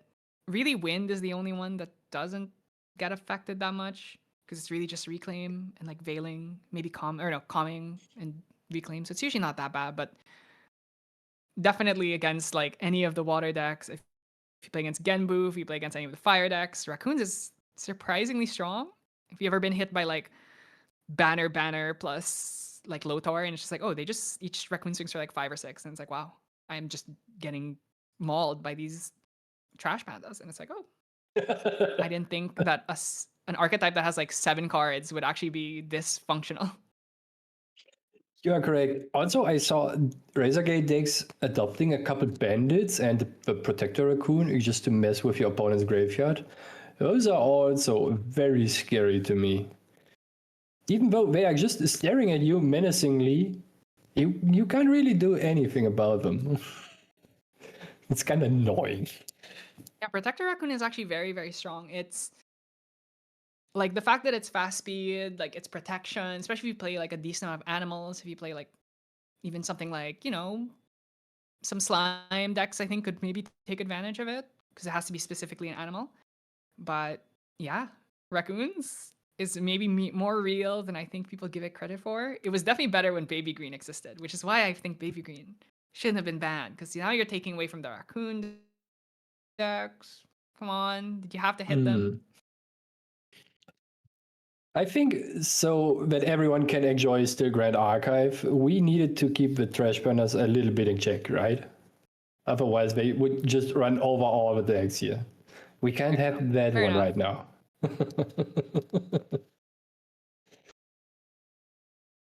Okay, I just love animals that dig in the trash. If you ever go to Australia, you will maybe meet the bin chicken, which is basically a raccoon that's a bird. They just dig in garbage. That's all they do. Is they walk up to you and try and steal your food, or they dig in garbage, and that's all they do. And I love them, even though all the locals hate them. I love them. I think they're cute. They are cute, okay. Maybe I need to look up this bird if it is cute. At least it's not an emu, so I'm not in need to go to war here. But this is probably just a silly stereotype, right? Is there anything that you want to see today on stream, Flonne? Deck-wise. I mean, I would love to see Kongming, but I don't know if anyone's playing it. So maybe. yeah, I would love to see Terra Kongming. I would love to see Neos. Honestly, throw me a Jin game just so I can get some more experience casting Jin games because I haven't done a lot of that in the past. There was never a lot of Jin games to those begin are probably with, the ones that come right? to mind. I want something I haven't really seen that much of. It's like I've seen Razorgale, I've seen Seiryu, I've seen Merlins. Yeah, and they were always pretty difficult to cast because it's just like regal spam or like just sitting there with like 15 cards in hand doing nothing, and then it's like whether or not like this game ends with mill out or this game ends with someone like fast speed activating something. It's just like some games it's like literally just they can't beat the Jin because they have no fast speed damage, and it's like he just heals through everything. And Jin is interesting because there's so many ways of building him now where it's like, are you going to build Transfusive Origin where you just try and heal and heal? Do you play mill? Do you play for like big attacks? Do you play for proof of life? Do you play for this and that? It's just like I don't even really know how these Jin players are like figuring out what the optimal build is. I mean, all of them are going to be playing their whole Regalia suite between like Plate and Shuangji and Tome of Abyssal Heaven and Tassel just to make themselves like unkillable. But I'm definitely curious to see how people adapt because seeing more of that, people have to start adapting. You for sure need to adapt, especially with win conditions that can be built into specifically the Water Jin deck of the Whirlpool, where you just mill out your opponent if the game goes long enough. You do this 2 times, and most likely, if you're playing against somewhat of an advanced element deck, they already drew a bazillion cards, and you can just throw the Whirlpool down, and they are drowning in all the influence they have. Quite literally. Also, another interesting thing is that leaflets in this deck can appear out of nowhere, even though you're not. So maybe we'll get a Jin game at some point today. Hopefully. I know we have a couple players playing Jin today, so the option is there. Yeah, absolutely. It's just crazy how like you can't attack him because attacking Jin is for sure quite difficult. And it's always a dance with the devil here, right? If you're pushing him too far beyond the threshold, he's just getting out the red fork and hitting you for a bazillion. Otherwise, you are not forcing any resources. So you need to pass the right amount of damage and pressure to put on him. Usually you want to threaten lethal every turn, so he has to use cards to recover early on if the influence in general is very low, or if he has a lot of influence, you just kind of have to send it at some point to get to a result for the game.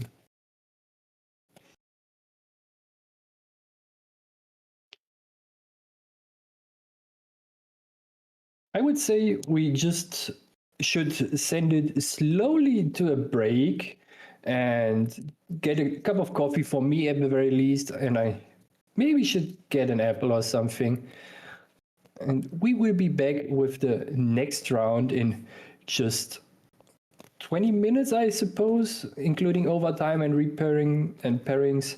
So until then, don't go anywhere.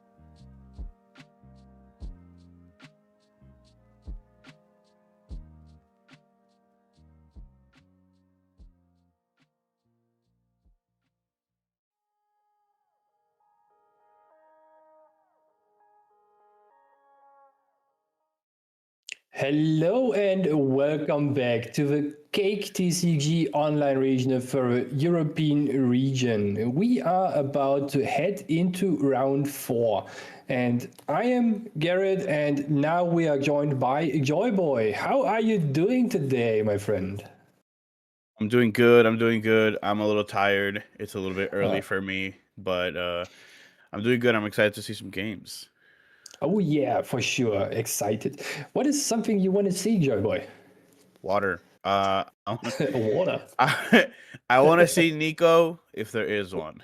If not, I want to see Gembu because I like that one too. Oh. And then I'm kind of then everything else is kind of like in the same tier below that. Maybe Water Mordred would be cool. I think Water Mordred is kind of cool. It seems like you are very enjoying the water decks in general, right? Yeah, I like only play water decks. Oh. Yeah. What's My friends will be like, oh, look, this card is broken. I'm like, that card is red. You remind me of a certain someone. Yeah. Great. What's your favorite water deck right now? Nico. Yeah. Any funny things that the deck does, that how you build it, or just good stuff and go to town? No, I don't. I think it's pretty standard. Pretty standard Nico list. You try to pump your mage main. You try to kill them pretty quickly. I like I like one of the things that I like to do though is my Fractal of Rain. I love milling people one card if they glimpsed it to the top. So one of my opponents played Fractal of Insight, and he glimpsed one to the top, one to the bottom, and then during my recollection I was like, hey, I'll mill you, and it was a glimmering refusal, and he's like, oh. He was like, oh wait, actually, yeah, fair enough, good one. That is probably one of the things that I see people not do very often, right? There are certainly matchups where your opponent just checks the top couple cards against like win with the Wimbler's Lookout, or as you said, the Fractal of Insight, where you get to glimpse. And you're not milling your opponent is quite a detriment, I would say. Because you're like hoping that the card that they put up there is like crucial interaction, which is oftentimes like probably not the case. But I was just like, you know what, this one time I'm gonna do it, and then I did it, and it was a glimmering refuser, and I was like, hell yeah, never punished. Did you also have someone do the 5-head move and putting that on top of floating memory? So yeah, I'll have people like one of my locals plays Tristan, and every single time I play Gembu against him, he'll respond to my Gembu recollection and put a reclaim at the top, and I'm like, yeah, okay, man, like you got it. Yeah, I've had a couple people put stuff at the top, like put floating memory at the top, specifically when I'm playing Gembu, because like I don't have a choice. We both mill. But with Nico, less people do that because. Okay. Yeah. What about you? Super interesting to see. Are you? What kind of decks do you like to play? Every deck that lets me draw a bazillion cards and look all the shiny things. Okay. Fair enough. So the more I draw, the better. And usually it's something along the lines of Tristan or CL or even Gembu, since you see a lot of cards from your deck, right? Yeah, for sure. Not in your hand, but at least in your graveyard. Yeah, it's you definitely do see a lot of them. Also, another thing that I personally like a lot is in alternative win conditions or decks with multiple angles to win out. So Gembu is a prime example of having at least 4 I can quickly think of. Yeah, it's the LIB down, Stratagem, Turtle, or just mill out. That's the 4 right away. And you can just combine those as you see them fit. Yeah, that's one of the reasons why I like. That's one of the reasons why I like Gembu as well.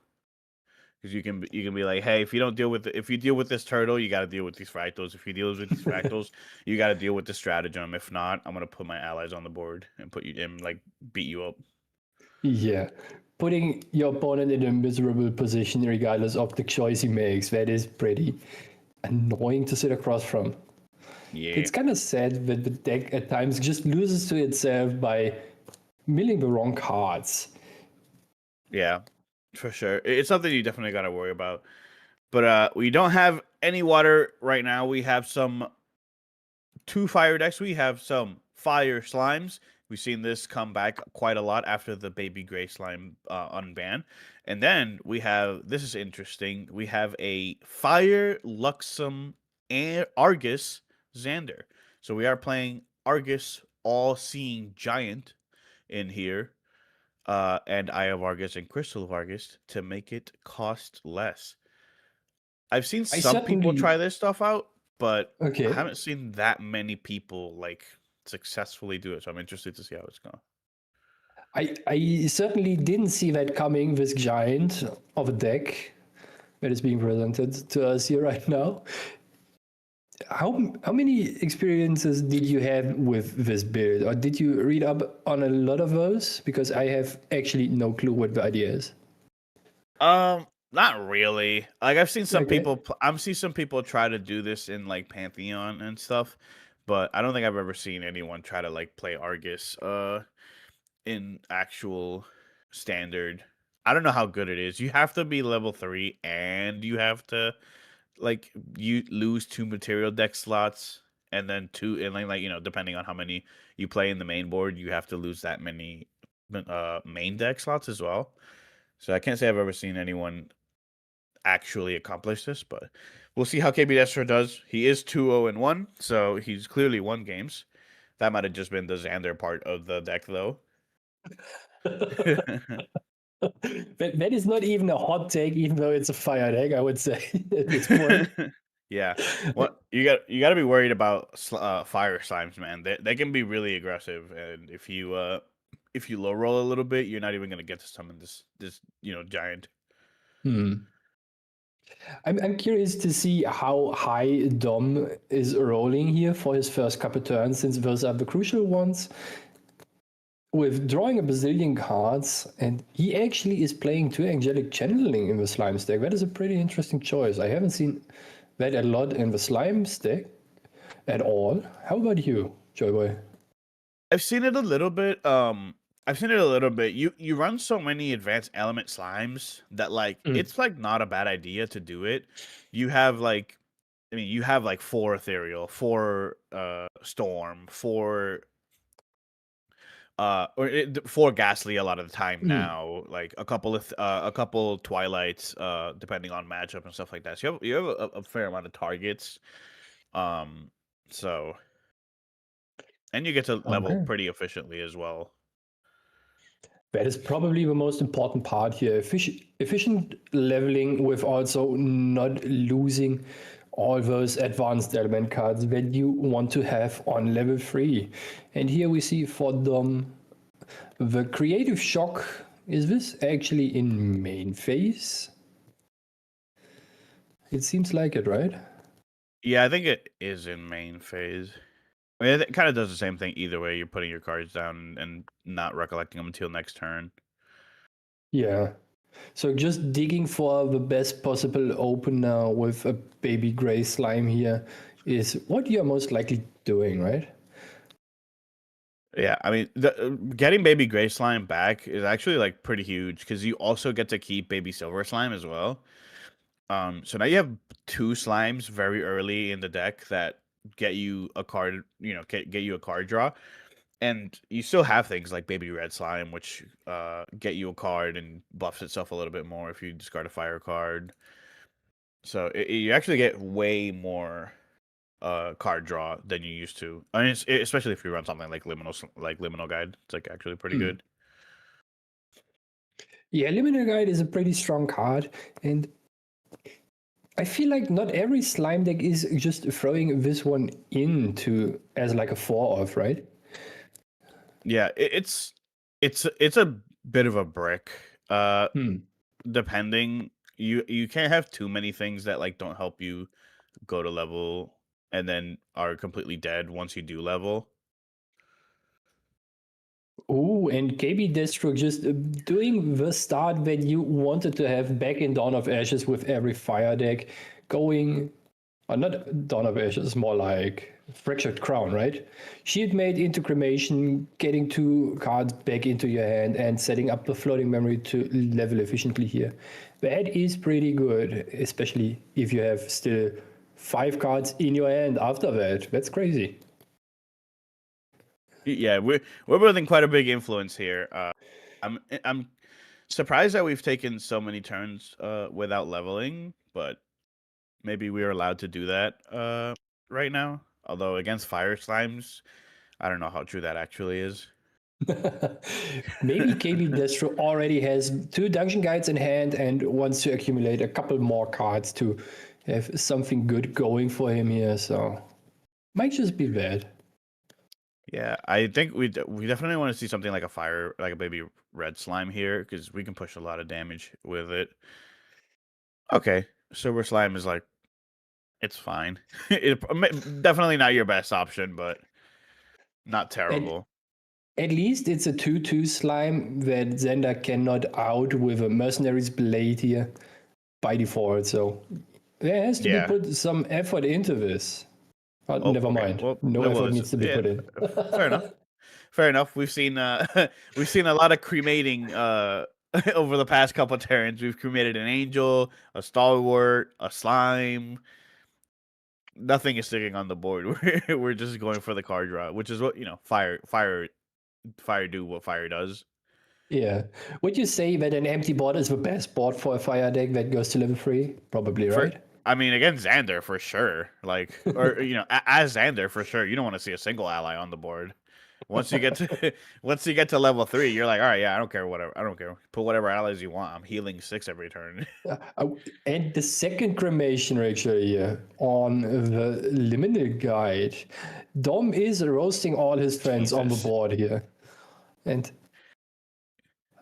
2, 4, 6, 8 down in the memory and at least 2 in hand, 10 and 1 more.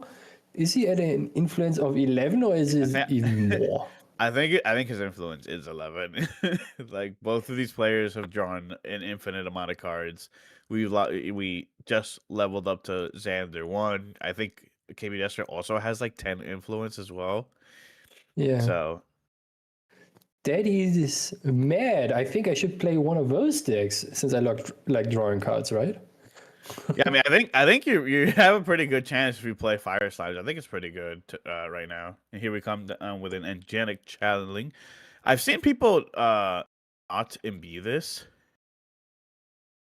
Oh my god. Ooh, that is certainly some cards. That's hey, that card's pretty good. You just get to put those cards back in your deck when you get a level 3. One very interesting thing, I didn't even think about it for Xander's on-enter ability, is that first you get to glimpse, right? When you check, if you even want to get those cards, and then before you recollect, you then use the Angelic Channeling to draw maybe even more cards from those top cards you already saw. Neat interaction. Yeah, definitely. The person I played against Xander yesterday, but I was playing Nico, and he played this card without imbuing it because he knew that if he puts it back at the beginning of at the top of his life, I'm just gonna mill them as soon as he hits level 3. So I was like, you know what? I guess that's pretty fair, actually. Fair enough. Yeah. And here we have Sylvie leveling up into Sylvie with the pack, probably hitting the Slime Sovereign just very soon with a dungeon guide for Dom here. I was about to say, it's very unlikely that he doesn't have a dungeon guide by this point, withdrawing in total maybe 20 cards off his deck, so there should be one at least. Yeah, this would be a pretty powerful turn for a thing. KB Destro has a pretty massive hand, but we are only level 1 with 3 damage already on us, so 16 damage. Sylvie can do that pretty consistently a lot of the time, especially with something like a Storm Slime. I don't know. We don't know the Storm's count right now, but even something like a 5/5 Ethereal Slime would be like a huge pain in the butt to deal with for KB Destro. Yeah, Xena has historically a lot of trouble dealing with boards, especially if they are going wide and some of those allies are getting tall. That is very common for slimes, if I may say so. The 5-5, if you're hitting the board, and then most likely there is another one of some sort coming down, maybe a storm slime or just another ethereal. 3-3 stealth is already very tough to deal with. Yeah, if a 5-5 is like particularly difficult to deal with Xander because you need double Luxum's you need double Lightweaver's Assault from memory just to even do 4 to it, and then it still lives, and then you can't swing into it with like a Dungeon Guide or something like that either. So, but you know what kind of deals with ethereal slimes, Joyboy? what? Argus, the all-seeing giant, because he has true sight. Yeah, We figured out why the card tech. is in there. That's the tech. And that is probably actually the tech. Yeah. Everyone should start putting Argus in their deck to deal with Ethereal Slime. That's a Garrett top tip for everyone if you're struggling against slimes. At least for Xander, I somewhat can see the argument, actually. But I'm not sure, honestly. It sounds just very silly and goofy to me, but who knows? If it is working out for KB Destro, why not try it, right? Okay, here we go. We have our Storm Slime. We'll get a Storm Slime count fairly soon. It looks like 3 or 4. Yeah, 3. And then 3 more. We are very close to dying here. Notably, KB Destro is not playing any Serene Spirit here, so whatever damage is put on the champion right now stays there until you are level 3 and start recovering with your Luxem sides. Yeah. So here we go into Xander level 2. Probably grabbing back our exploit vulnerability to draw a little bit more cards. And here we go. Drawing more cards is always better than not drawing more cards. Yeah. Yeah. Yeah, I would agree. I would agree with that one. I don't think that's a hot take. That for sure is not a hot take, but some people just play aggro decks and they don't like to draw cards, right? They just like to not have cards. And here we have the Dungeon Guide for KB Destro, giving him at least some chance to get back into the game here. Yep, and we get to put these cards back into our deck to draw into them next turn, or maybe even this turn with something like a Scry Disguise, maybe. Maybe. I don't think that the deck actually is running Scry Disguise, so you need to exploit quite a bit of vulnerabilities here to draw all those good cards into the memory to just have them revealed next turn. Yeah, that's fair. I think the sequence on how KB Destro put on top the cards is just 2 Luxem sides on top to materialize next turn some draw regalia or not. He is just uncovering everything. Oh. Okay. Well, hey, that works. You know, turns out double Gleaming Cut, it works really well to draw cards. You are correct. He is very sparkling right now with all those Gleaming Cuts.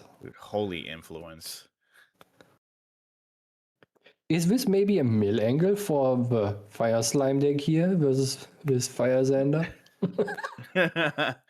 Who knows? A Regal Inquisition eventually could be pretty devastating, but if we had any in the deck. Are we using the on-dev of the Storm Slime here for Dom? And he is shuffling up his memory, so no doubt about that one. Yeah, I mean, you like always do this. Although, I think it was not. We are losing a Channeling and a Liminal Guide, so not many Slime cards banished right now. It's probably one of the downsides of having a slime deck with a lot of non-slime cards in it, as some of those fire decks are running. Here's another cremation ritual. Try even more. This is so Try wild. even more Yeah. cards. Are we at the point mean- where we just can triple light with us now? I It's mean, just 50 cards, right? we're pretty damn close. I do think that we are at a place where Luxembourg can just win the game if we let him get one, maybe two more turns. But this should be a pretty decent turn from our slime player as well. We have our Lost Providence, draw an extra card. We already see our influence pretty big. We do 2 cards off the on death from the store slime. So here we go. We draw one more. So the Dom now has already 7 damage on the board, and KB Destro needs 9 damage to lose the game here. That means that every ally Dom throws down on the board that is somewhat not a liminal guide. Yeah, we might have to have threaten something like lethal. we have to have, yeah. Oh. Oh, okay. So we light weavers to just not die. We Lightweaver here to, first of all, recover 6 with the 2 Luxem sites, then get rid of some allies on the board. And as it seems, we are also drawing 2 more cards from our deck here. So Argus is coming to town very soon, as I suppose. Alright, so we have a gleaming, Luxem site, 2 incap. incapacitates. Okay. So yeah, not a whole ton you could do here. I think if you don't Luxem Lightweaver's Assault there, you are in fact dead. That is correct. I'm pretty sure. Let's see what Dom is doing now with the... Can we activate knowledge he Gaia's got. Blessing maybe? Do we have enough animal and beasts into the graveyard? We have 1 Ephemeral Slime on top of whatever was in there before. It was a Storm Slime. We have a Storm Slime and Ephemeral, and I believe 1 baby silver. That should be all the animal or beasts. So pretty heads up a choice from KB Destro, not killing off the Gaia Songbird here with the Lightweaver's Assault. Yeah, we keeping might track- see. Oh, Oh, yikers. okay. This is a card that we haven't really seen a lot, like back in the old days. But now we have so many more. Oh God, this is Slime King into Cremate Slime King. We get all of those. We draw 2 cards. We get all those on enters back. That is so mean. All right. So we have the on enter for the ethereal and the storm slime. Let's see how it goes.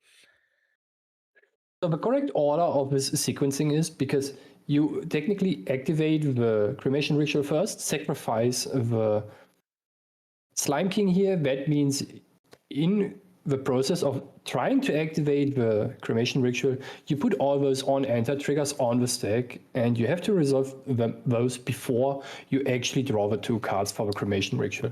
While most of the time it doesn't make a big difference, there are times that it can make a huge difference. Yep. And that was probably where the confusion came from just a second ago. Just making sure everything happens in the correct order here. I think we might. No, we have a little bit more time, especially when we go to Xander's turn and we reveal 2 Luxem sites once again. We might even materialize Argus, like you said, and do we have not more materialize, time? but If Dom just found another Storm Slime in the top cards, that might just be it here. yeah, okay, we're taking one last draw, maybe. And are we throwing hands? Do we? Oh, okay. Cremation Ritual on the Storm Slime. Get We the are on just death. digging.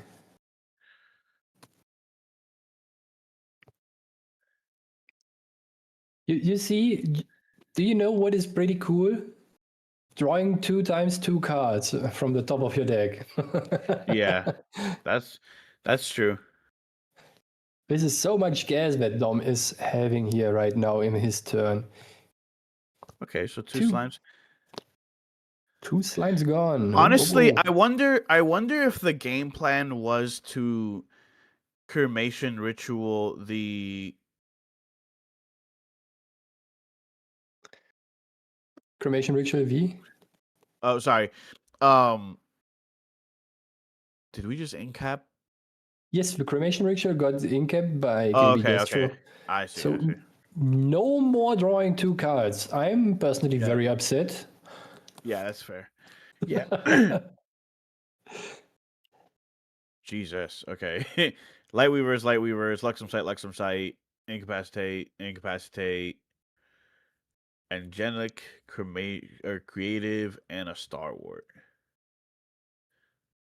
Okay, depending on what KB Destro might find during his turn, you could make an argument that is pretty good to just put the damage on Dom here to lower the leap range that is needed. But it seems like he wants to be playing one more turn and just remove the Ephemeral Slime from the board here. So he's more of a in a defensive position to just chip slowly away at the slime deck that historically has not that many ways to recover a lost Yeah, I mean, HP. I think you definitely need something like double storm slime. The slime count is pretty high right now, but Oh, all right, here we go.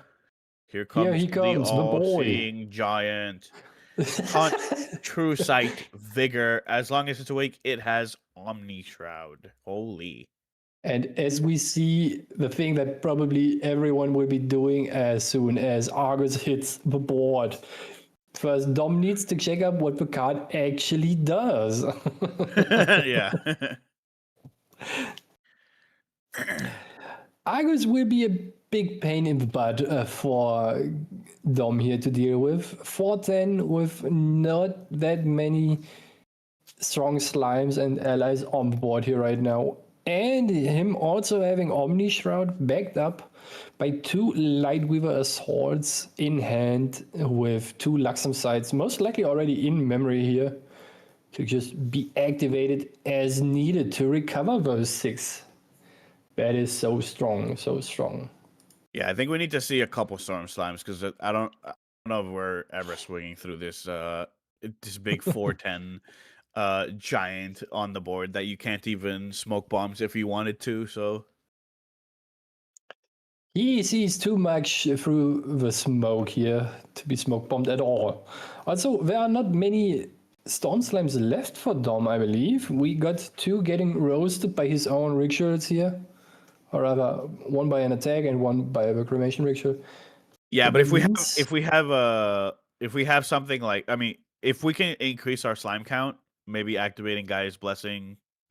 If we have 10, double Storm Slime with 10 slimes in the banishment is just 20 damage. So that is correct. We'll see if we can get to that number.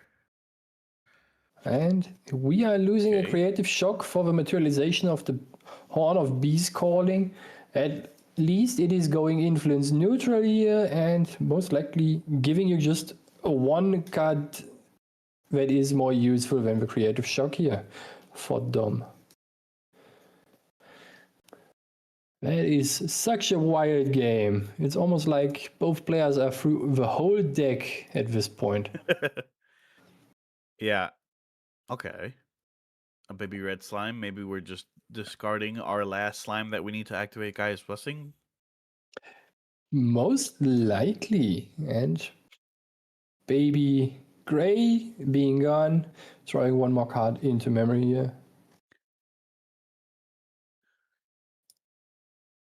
Yep. Excuse me, sorry. Here comes Gaia's Blessing.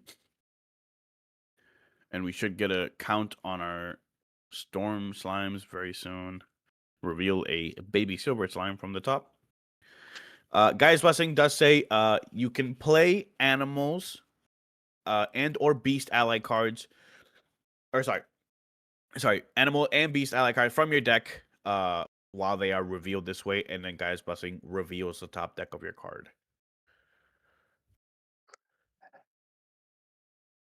So Or sorry, the big the upside, top card of your deck is what I meant to say. the big upside of Gaia's Blessing being here is that essentially every time you see an ally on the top, you can just activate it, unless it's a limited guide or a dungeon guide, and you dig yourself one deeper into the deck, getting closer and closer with every card you activate to the next storm slime that you throw hands at, and then put it on the board to make the day of KB Destro very miserable. Or more so the night, actually. Since he is from the United States of America. Yeah, and it looks like we got a slime count of 9 currently. So, unfortunately, I don't think we can kill through something like a Light Weaver's Assault, because we will reveal 2 Luxem sites at least. If he's drawn any more, then we definitely don't do it. But it does mean we have 1 Light Weaver's Assault. So that might be enough, but again, with Argus on the board, it's a little tough, and damage is a lot to get through. I think, unironically, Argus might be one of the reasons why KB Destro is still in the game and doesn't get overrun by all the things. Here comes the first Storm Slime. Storm Slime number is 9 currently. I wonder if you actually care about those 9 damage from the Storm Slime, if it is put onto your champion. Oh, that's really good. All right, so Top Seed Decree here. This, sure, imbue 3 normal cards. You get to pick 2. You get Spell Shroud. You discard a card from your opponent memory or hand, or choose up to 2 cards from a single graveyard and banish them. So we're going to give ourselves Spell Shroud almost for sure here, because Storm Slime does as a spell, so we negate 9 damage. And the second choice is most likely just discarding here. I think this is what Dom did with the Liminal Guide here. So yeah, with the Limitless Slime. Oh yeah, Limitless. I get you. I'm so slimed up, man. Oh, a lot of pressure suddenly being on the board here for Dom with the bazillion slimes is amazing. So we have 1, 2, 6, 8 total. It is already taken 2, so we could kill the giant right now. We would lose a slime in the process because we would surely retaliate, but you could get over the Argus. That is an interesting choice here. For sure you want to activate all those slimes from the top of your deck to just threaten something here, and we are attacking with the Limitless in Argus, the All-Seeing Giant. Getting a buff counter, and Yep, so normally a 2, 3, plus because of level 2, so now a 3, 4. And we will retaliate against the Ethereal Slime. That is interesting. Yeah, you don't want to retaliate against the Storm Slime because it's gonna. You don't? No, because you're gonna draw them 2 cards, right? From the on death. I'd rather let my opponent draw 2 cards than having a Storm Slime on board that they can escape the wreckage to just reuse it. Yeah. You want to, at the very least, you want to have them have the escape the wreckage. I don't think you're really threatened too much anymore when you reveal Light Weavers, Lexum Sight. Do we have actually enough cards in KB Destro's hand to threaten Lethal here? We have Dom being at 8 damage points here. Yeah, I think we I think this might be the writing on the wall here. So the usual Lightweaver Assault combo with 2 Lightweavers is 16 damage, and you just need to activate 1 card of any capacity to get to enough damage here, if you have the influence up. So we need 10 yeah, we need 10 cards in hand to be able to play double Lightweaver's Assault, because they both cost 4, and then you count the cards themselves. That would be lethal. But he might. It's 1 off since it's 24 damage. So you need to activate 1 more card regardless of what it does if you don't have the 3rd Lightweaver's Assault in hand. Because if you get to put down the 3rd Lightweaver's Assault for the reveals, you increase your damage threshold to 20. Since you 2 times reveal 1 Lightweaver's Assault that will be dealing 2 damage to your opponent. Yeah, we'll definitely see a Tariff Ring pop here. It might have been better to Tariff Ring during the Argus turn, because then you like guarantee the fact that Argus lives.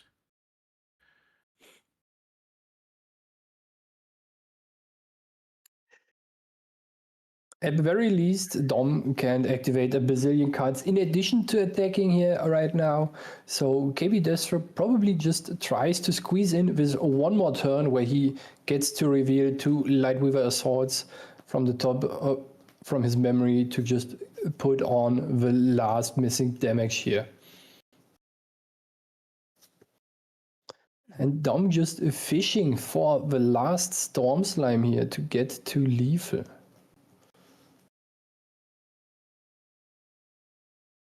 Okay, it looks like we're fixing life totals here. So we have 2, potentially 3 from Baby Red, 1 more, 3 more. So we're at 6. And then 3 more again. So we 10 damage on the board currently without playing any cards. We see an Ethereal Slime off the top there. So at the very least 2 more if we can pump it up, then 3.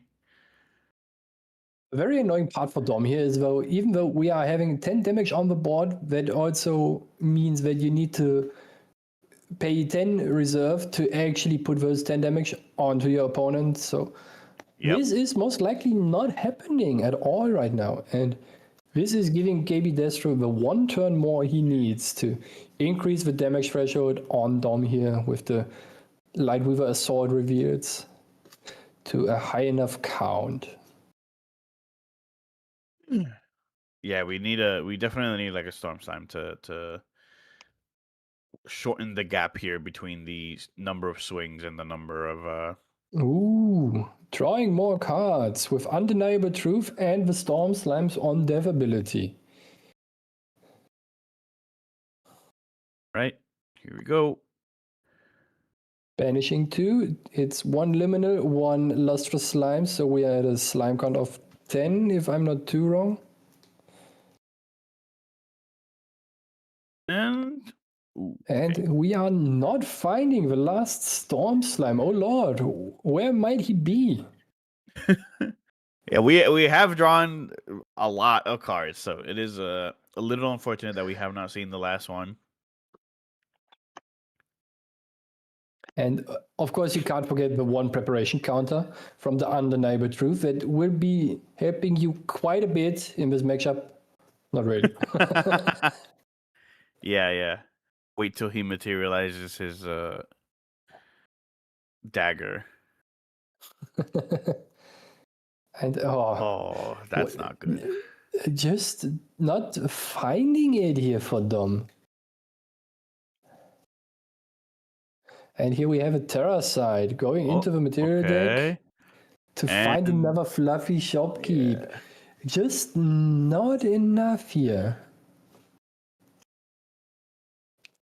And now, Bagaya Songbird. And there it here is. There it is. Do we have enough card? Oh! No way. Wait, what? Wait, what?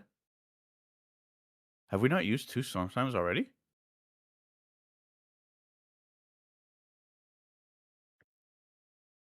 Oh, we are just some kind of silly goobers here. We totally forgot that one of the Storm Slimes was from the Slime King. Yeah, it was So you see, reanimated. the game is taking so long, I already forgot. Oh no, not again. We do have Stone Scale Band though. Do we have enough cards to activate its effect?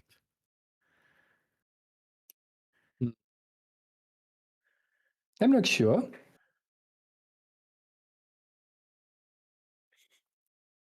Let's see. I don't think we have enough cards to activate its effect and also play the Storm Slime. That might just be it here. You are correct on this, Joyboy. Man, look at all the allies on the board and none of them can swing. Terrafraying really is one of the best cards in the game. You are correct. Sometimes you just have to pay your tariffs. And if you can't, you're not getting to do the cool thing. Yeah. I think this is definitely the writing on the wall here for our Slimes player. We're going to take a ton of damage here in our recollection and then double Lightweaver's Assault. Yep. Okay. Yeah, and we have to put our cards down. And So, recover. Just recover a bit for no real reason outside of having your opponent put down the cards. And now you just activate Lightweaver's Assault, hold opportunity, activate Lightweaver's Assault again, and close out the game, right? Since there is no Spirit of Serene whatsoever. And that's it. Both players know it's over, and this means KB Destro won the first game here. And we are now ready to sideboard a couple cards. Yep. Joyboy, So, what's your experience in sideboarding from the Slime player's perspective? Any thoughts? My own experience, not a whole ton because I don't play Slimes, but we do have some stuff that might help in the sideboard of the Slimes. Here we have Quicksilver Grail, 4 Twilight Slime, 2 Blanche, Reduce to Ash, Spurn to Ash, Vampiric Slime, which we haven't seen in a while. I think Blanche definitely good to come in. You always want that level of protection. Twilight Slime, notably not very good. It gives you Spell Shroud, and Lightweaver's Assault is a skill, so that won't work. Vampiric Slime maybe to have a little bit more recover, but I don't think so. And Quicksilver Grail is probably also not great. There's not a lot of regalia that we are afraid of being destroyed. Maybe something like a Covenant of Thorns, but it might be better to just keep Lost Providence in the main board, honestly. I'm probably more of a Quicksilver Grail enjoyer with the Covenant of Thorns being thrown under it. So in case KB Destro is like, yeah, let's go, double Lightweaver's Assault, boom, you can just say, oh, you activated my trap card, my friend. And just pop this on some ally you want to get rid of anyway. Yeah, it's always tough with it's always tough when you're playing against something like Luxem because Excalibur is such a good card and targets literally anything. So but you do have to force them to Excalibur twice, which is always going to be good. On the side of KB Destro, we have Crystallized Destiny, Excalibur, Explode the Departed, Null Lantern, Orb of Sealing, and Resolute Stand. These are all pretty good cards. Crystallized Destiny is great. Another Excalibur, also probably not bad. Orb of Sealing is really good against Slime. and Resolute Sand is also really good. I think a lot of these can come in. I think you definitely want Orbo Sealing in the board against slimes. For sure, for sure. So since this is open deck list, right? This opens up a very interesting avenue of baiting your opponent into doing something that you might not be doing, right? If you are Dom right now and look at KB Destro's deck list, do you would think he's bringing in the Orb of Sealing here? And if so, are you then citing in the Reduce to Ash? I think that's like not a bad idea. You do have access to it as fire, so it's probably pretty good. I would imagine if you've played slimes a lot, you know what turns off your deck. So maybe we did bring in the Reduce Ash for something like an oversealing. It just depends on how much you think people have been expecting slimes since the baby gray slime, and whether people have the wherewithal to be like, I need this card against Orbo Sealing. But if we see that we have Orbo Sealing in the side, I think it's definitely worth bringing in Reduced Ash. And for sure, we might also see the Crystallized Destiny here, right? The Storm Slime seeding for big numbers. You just need yourself protected against those. So that is a good card to have for that situation. Definitely. And for Dom, Creative Shock into discarding the poor Limitless Slime here and not leveling up during his first materialization, but rather getting out the Prism Spire Scepter to draw another card into the memory.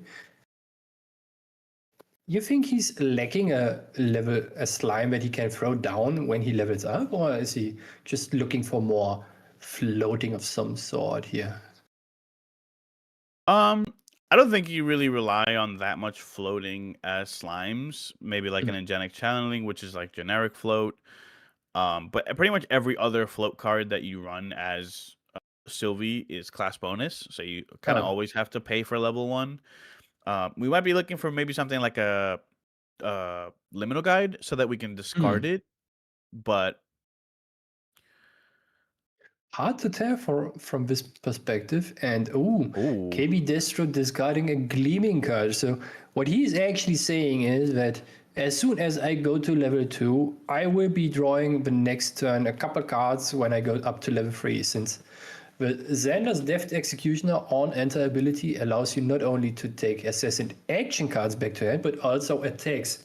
And notably, Gleaming card is an attack. Yeah, so this essentially just says like Creative Shock, don't discard anything, right? Essentially, that is correct. And KB Destro just also opting for another off turn with a draw regalia, just getting more influence here to hopefully find something he wants to get rid of for the leveling process. So yeah, another baby red slime would be really good here. Anything that can escaping the wreckage here. Escape on the baby red. wreckage. Responding, do we think? Maybe with an incapacitate?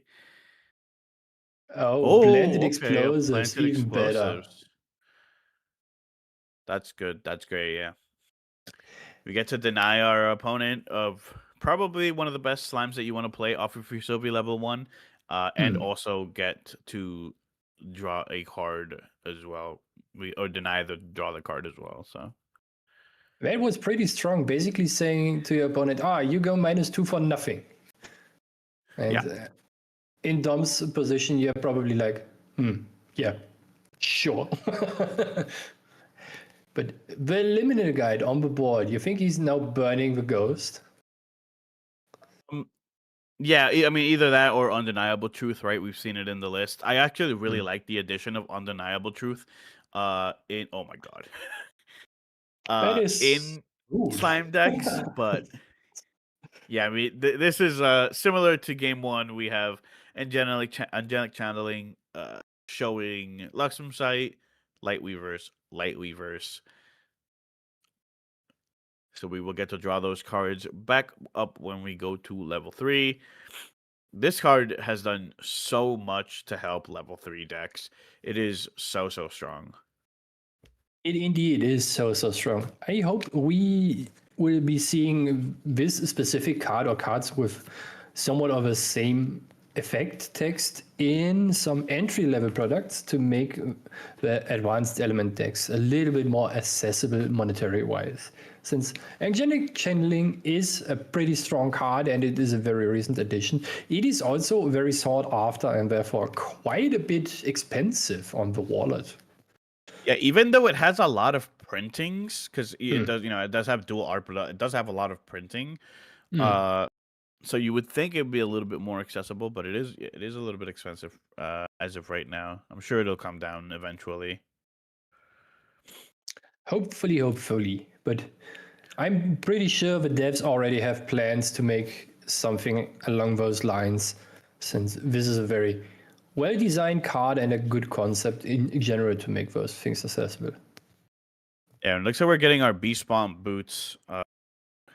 Probably just looking to cremate this turn and get that liminal guide in the grave before we actually go to level 2 so we can get that extra draw. Don't want to lose out on that for sure. And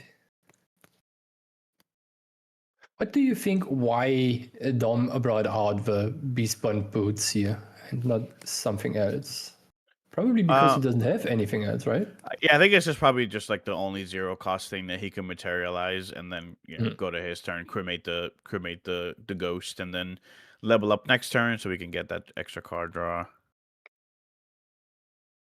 It is an interesting choice. I probably would have kept the boots just in the material deck to have some Tema Regalias to banish for the Ethereal Slimes, or just for the fluffy shopkeeps here that you can get out the things from your material deck to replenish your influence a little bit. Yeah, that's not a bad idea. And here we see KB Destro leveling up into Zender Deft Executioner and getting back this funny looking yellow card. What this might just tell us. Yeah, and we might just see a level 3 here from Dungeon Guide. And we are sitting pretty as Destro. We've only taken 4 damage. Our opponent is only Sylvie level 1. And we have a pretty big influence. We know we're going to draw into those Lightweavers and Luxem sites as well, more than likely. You know what would be kind of rude if you now have an Uncover the Plot in your hand to use with the Gleaming Gun that you already drew back to your hand. That would be a second verse, same as the first, as they say. And here comes 2 card down.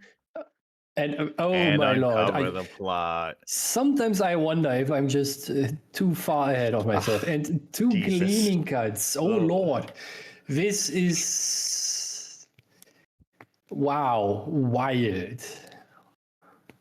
Yeah, I mean, this is kind of what Xander loves to do, right? This is exactly why you do this, bring back your Gleaming Cut, uncover it, draw 4 cards from the Gleaming Cuts, and then 1 from the Uncover the Plot.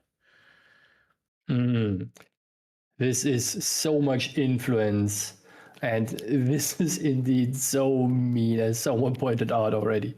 I wonder if there was not a line for KB Destro if he actually could have gone for lethal with the Striking Illuminance. Never mind. He actually does. He has second one in hand. Oh my god, is he dead? Is he just dead? This is... So for everyone who is not familiar how this works, Striking Illuminance is an... Oh my god. Oh my lord. There's like 6 Luxem cards. This is so disgusting. Oh my. Okay, so we have Striking Illuminance with a Lightweavers on the stack. We will get 7 damage from Lightweavers and then 6 damage from the Striking Illuminances. Or maybe not, because we revealed So double how the gleaming interaction cut. actually works, Striking Illuminance is an attack card that can be prepared. And when it is prepared, it says you get an on-attack trigger that reveals all cards in your memory. Yeah. However, the important part of Striking Illuminance is the bottom line of text that says every time while this card is in the intent, you reveal a Luxem card, it gets +1 attack. What you essentially do is you double the attack value for every, no, you increase the attack value of Striking Illuminance for every Luxem card you reveal. You put the card in the intent, then while it is in the intent, you activate Lightweaver's Assault that will be revealing a couple of Luxem cards. Those will be buffing up the Striking Illuminance as an attack, and also the Lightweaver's Assault will be dealing damage. Since we activated one Uncover the Plot before, why with 2 Gleaming Cuts in there, that will be putting us on a total of 7 cards in memory.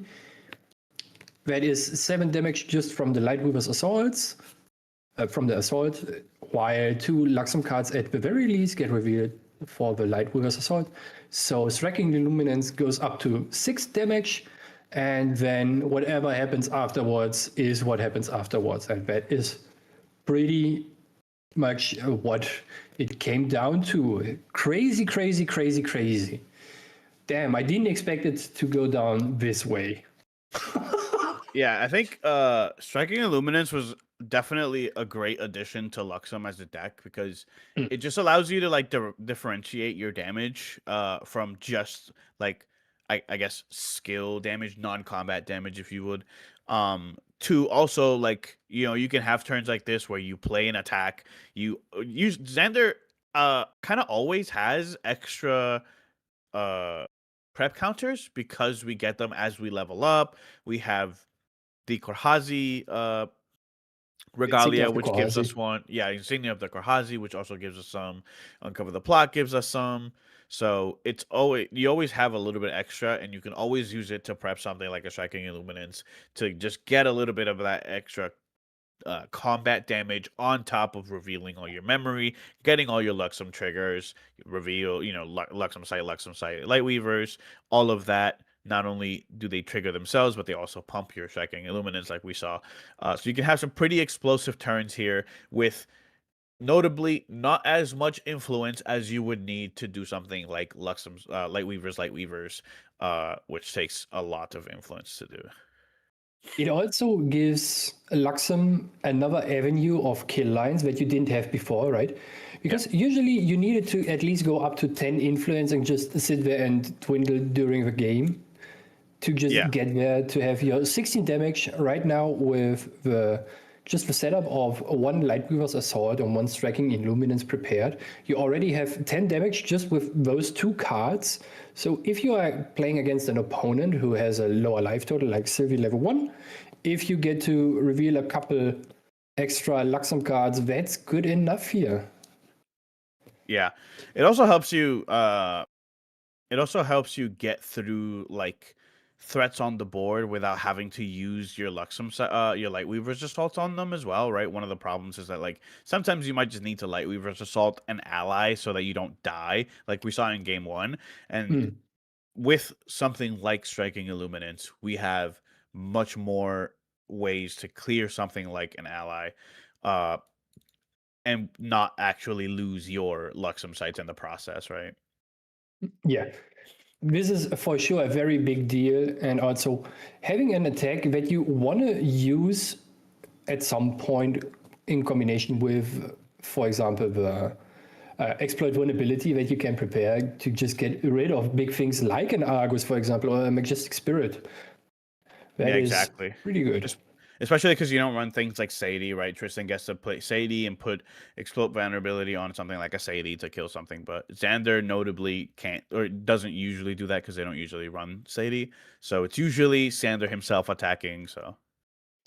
Yeah, that is for sure a very explosive game that we just saw from KB Destro, and it was not only planted by the explosives he already has in his deck here.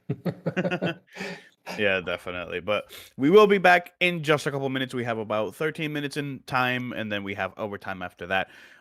So we will be tossing it to a quick break, and then we'll be back with round 5. So we'll see you in a little bit. Don't go anywhere.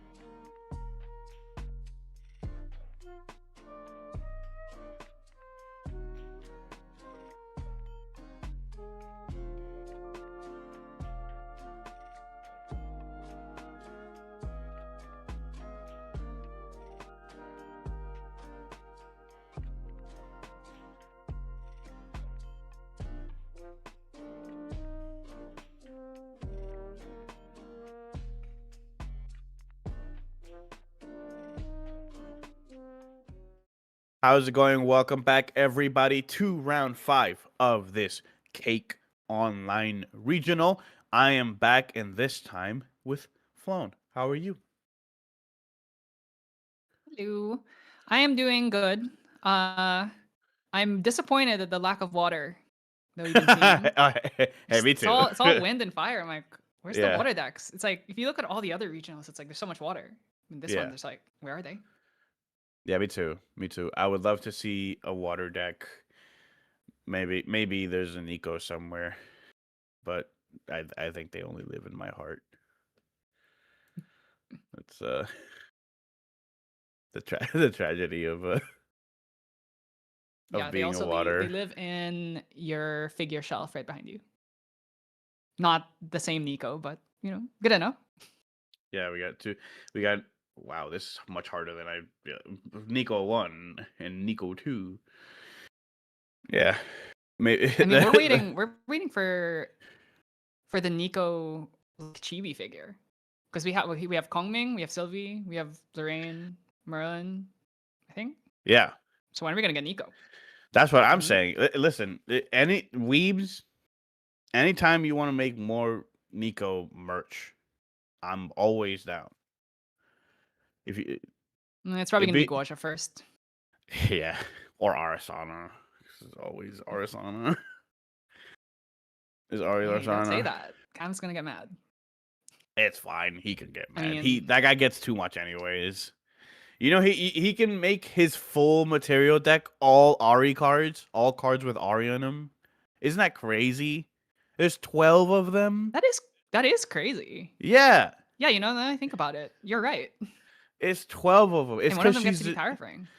yeah. It's because she's the judge. So like every judge promo like has her on it. It's I wonder if you unfair. can make a 60 card deck of cards with just Arison on it. I've Because there's I like feel all like the judge damn near. promos. Yeah. A lot of the Astra cards have her on it, so I don't know. It's like, it might actually be possible. You Throwing 4 probably sudden steals have. in there. You probably have. Like it's nuts. I mean, even you even now get the Serene, the spirit itself, right? Like even your spirit has Aris on. Yeah, it. yeah. Which like I there's an equal one as well, so I'm Damn. not complaining, but it's pretty crazy. It's pretty Yeah, it is pretty crazy. The I mean, Ari I've seen the love prices is on those. yeah. It's tough. It's tough for sure. It's tough. RDO is I'm a poor. RDO is a money so- set. Yeah, for Yeah, sure. me too. I don't buy sealed product because Yeah. I am not lucky. That's fair. Have you Yeah, ever that's pulled a fair. CSR? I've never pulled a CSR. I've pulled 3 so far. I pulled a Slime King in MRC. I pulled a Xiao Xiao in AMB, and then I pulled the Xander Ultimate CSR in RDO. Yeah. Okay. I mean, not the best, but also not the worst. No, yeah, it's not particularly great CSRs, but you know, I feel like complaining about which Better CSR than you've not pulled getting a is like, CSR. yeah, exactly. Complaining about getting which CSR you've pulled is kind of like complaining about like what like banquet you're going to. You know. There was this during the release of SP1, I bought a bunch of SP1 and I was like, I'm not opening any of this. I sold a bunch of it to people and there was like Yeah. 3 left. And I'm like, no one had hit a CSR yet. And I was like, it's probably in one of these. And I thought to myself, I should just open it. And then I'm like, it's not gonna be in there. And then I sold one more and then it had CSR Trisket. I felt like the meme of the person who's like digging for the diamonds. Yeah. And it's just Oh like, yeah. they Yeah. stop And right you before they like hit the you diamond. stop. I was Yeah. like, Yeah. oh. That's like. I was like, do you want to know? That's what you get for being anti-gamble. Do you want to know something even worse? My What? my one of my locals, he opened up a pack of SP2, I think it was. And he just like gave one of our other friends a pack, just one pack of SP3, and there was a CSR Rococo in there. That's a really good one too. Yeah, it was literally just one pack. He just gave him one pack. And it was boom, Yeah, I mean- CSR. and he's I mean, that's what he, I'm like, saying. opens The, it- the thing is, if you opened it, it Yeah. wouldn't have been there. It's only if you give it to someone else. That it Yeah, shows. that's so true. Yeah, so It's like you Schrodinger always CSR. you always get a problem, man. It's always it's always exactly what you don't want. You know what I mean? Like Exactly. yeah, it's always exactly what you don't want.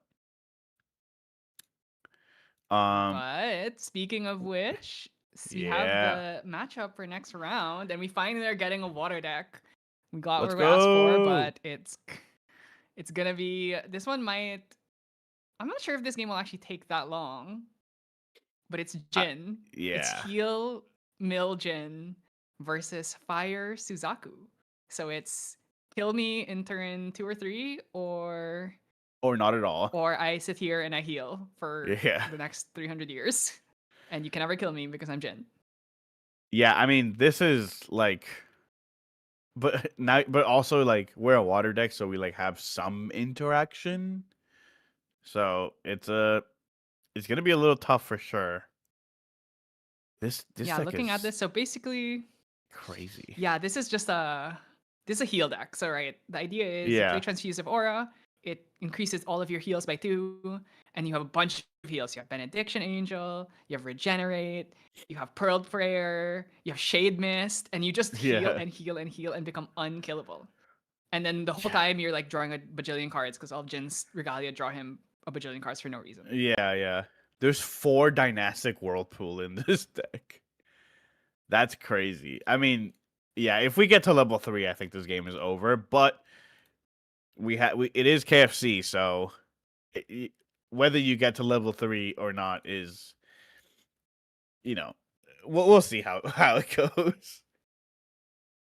Yeah, it's like if I hit level 3, I win the game, and Yeah. then I'll just hold my beer. I'm not letting you hit level 3. Yeah, And it's like probably I think this and Aether Wing Diana are like the 2 decks that are best at just like randomly killing you in turn 2. yeah. It's like thanks for telling me. I won't let you get to level 3. And not to mention this is Fortuitous Spirit. Yeah, I a was water literally damage, which thinking means to that we don't get that myself. heal. I saw the cards in memory, and I'm like, why are they in memory? And then I'm like, oh, it's Fortuitous. Yeah, so we do have the Serene in sideboard, but for this first game, we are not going to be able to use that. We're going to have to be Serene here. And we have Avatar of Suzaku coming down. It's one of the new cards from RDO that I wasn't actually sure if people were going to play it, but I mean, she's just a cheap ally you can play. I mean, she wasn't cheap in this instance, but yeah, it's like she's just like cheap. You just play her.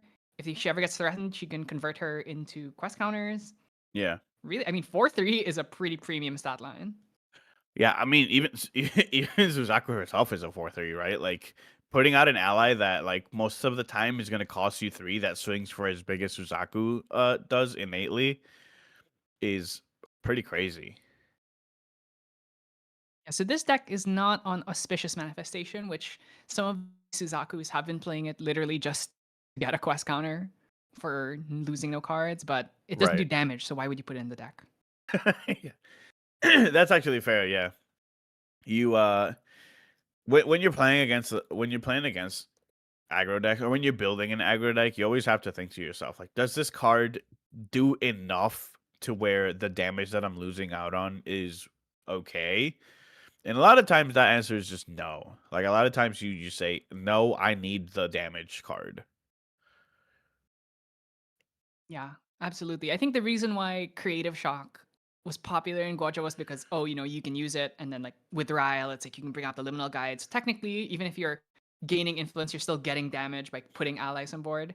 But now that Ryle's gone, it's like not quite as consistent. And now Yeah. we're just back to playing more burn spells. Yep. Speaking of, here's a Creative Shock on the way up to level 1. Ooh. Okay. Let's see. We have All right, we're gonna start stacking up. Okay, he's showing it one by one. Nice. Yeah, that's pretty standard. We do have Goja level Yep. 2 here, which is not always played. Yep. Gonna get our Go to level 2. Warping. Pretty much everything else was relatively standard for Suzaku. We'll get our quest counter. We'll both take 1. Here comes 4. Now here's the problem. If Jin just goes, okay, level up to 2, dungeon guide to 3, Suzaku Yeah. can't do anything about that. No negates, no stiflings. I mean, you're just Yep. gonna have to hold it. And there's already a float in the grave, so it's not like we're gonna lose a ton of info. Ooh, this is notably not damage, not a damage card that is coming down. Yeah, Fluffer's Shopkeep is not exactly what you want to be doing when you're trying to put pressure, but at the same time, putting an intercept just to stop yourself from getting randomly hit by a huge Jin attack isn't the worst. Yeah, I'm trying to see if One of there's the issues anything we can with the do at Suzaku fast deck. speed.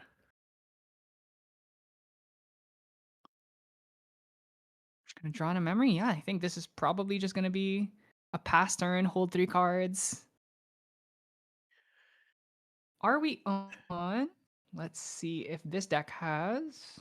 Okay, so we do have Fiery Oh, Interference. we are in Coiled which- Fatestone, actually. Yeah, Coiled Yeah, that's Fatestone right. and Fiery Interference can prevent us from recovering a lot, which is a very real threat because, you know, like you said, this is a very big heal deck, and not Xander, sorry, Jin, when he sort of pumps himself full of damage and gets to level up, or sorry, gets to punch you, you always usually want to recover under 37 so that you don't die, or 35, I think, so that you don't die. But if you get hit with a Fiery Interference, it's a little tough. Yeah, not to mention the fact that we also have the Infernal Vessel in the sideboard, so it's just more and more things to kind of like stamp down on the healing. But the Yep. question is, can we even stop the just like the random OTKs that the Jin can do with like hemorrhaging Rends or like Yeah. relentless outbursts? Even if Seething Intercession, this is Dude, probably this the card card is that has so really broken. put Jin back on the map. Yeah, it's so good. Oh. And look at that. We have influence less than 4, which means we can activate these for 1 less, and that's an Enrage, a Transfusive Aura, and a Regenerate. So we can Transfusive Aura here in order to start the healing train. And then we can just like regenerate, heal, and then eventually if we keep getting damage dealt to us, Enraged, then just Strong-G and just kill Raza here. So this is the really awkward spot Jin puts you in where it's like, are you gonna hit me? Or are you just gonna let me sit here and draw a million? Yeah. Yeah, But you're if you're kind playing of Suzaku, doomed it's if you like, don't. is there anything else your deck does? Yeah. Yeah, this is in a deck like this, you're like doomed if you do, doomed if you don't, kind of thing. Where if you don't put any damage on it, then you're not really threatening them. If you do put a bunch of damage on it, that it can mean that you just die on the clapback because you can't kill during main phases. So Absolutely. This is a really tough spot. At least with other level 3 decks, they can maybe just kind of like stall out. For instance, like Merlin, she can just wait till she can get a Majestic Spirit on field, and that kind of insulates her from getting just like OTK'd back. Then at the same, but with Suzaku, it's like, oh, this is all my deck does. I only Yeah. do damage, and I can't really just sit here and wait, especially because I'm going to be self-damaging with all these Fate Stone pings, and it's just like eventually you are just going to bleed out and die. yeah, it's also like you most of the big damage that you do is in the form of slow speed. Even something like this Ignite Fate here, right? Will ping both champions for 2, get a quest counter, but again, like all of this stuff is during your main phase, so Jin will get to come back to his main phase with a bunch of damage counters on him and start swinging you for pretty big, and you only have 19 health, right? So, or 19 life. Oh, are we just gonna go for the standard B plate here? No, actually, ooh, Chalice of Blood. That's a pretty heads-up play. Maybe going to use some of these Seething Intercession cards to do some damage to themselves. Yeah, that's pretty likely. I was going to say. So we go to 20. Yep, so we're gonna get pop that Chalice of Blood draw, and then we can even regenerate to heal ourselves as well. Now we heal for 4, our Serene Spirit. Well, right, we're not in Serene Spirit just yet. Yeah, so It's a lot of damage.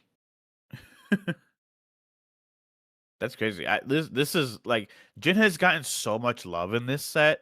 It seems crazy. Not just the level 3 support or the support of like the angels on the way up to level 3, but just the amount of Exia cards that are like game changing is actually insane. Like this Seething Intercession is so good.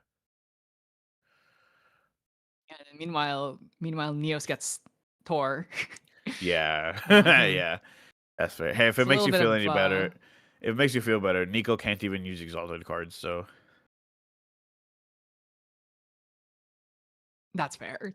I mean, we're, that's the price you pay for her being yeah. so strong at level 1 and 2. It's just Yeah. like her level 2 is so good, she might as well be level 3. But then you can't play exalted cards, so Yeah. okay. So now at this point, Raza just has to try and race. Like he has to just try and deal enough damage that Black EV can't heal it through. But then at the same time, if you damage him, suddenly it's like, okay, I'm just gonna go Shuangji Enrage and just kill you. Yeah, and we already all have the enrage on the board as well, so we can activate Exactly. it at any point. Holding the Tariff and the Enfeebling and the Fluffy is probably going to be pretty essential here. Ooh, Imbued Vermilion Decree. 3 damage plus 2 damage to the Fluffers to get some extra quest counters. We are now at 6, which means we can flip after just a little bit. We also can use that Avatar of Suzaku. Yep.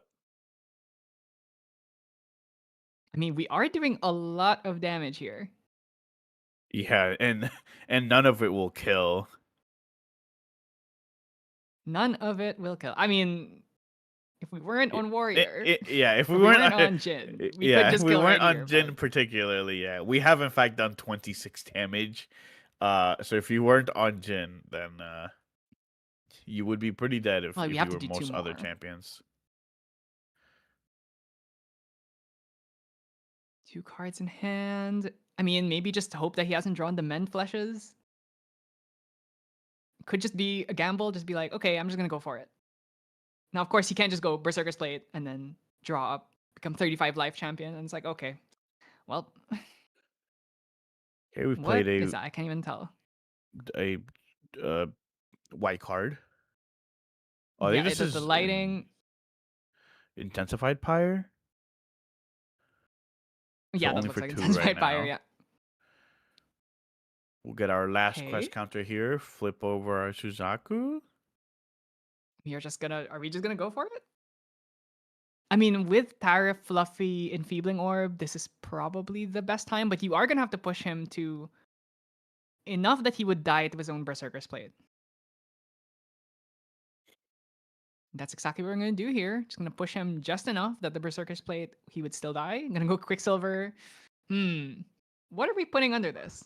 I think it would be really smart to put a oh my god, what is the card that I'm thinking about? Oh, Tome under here.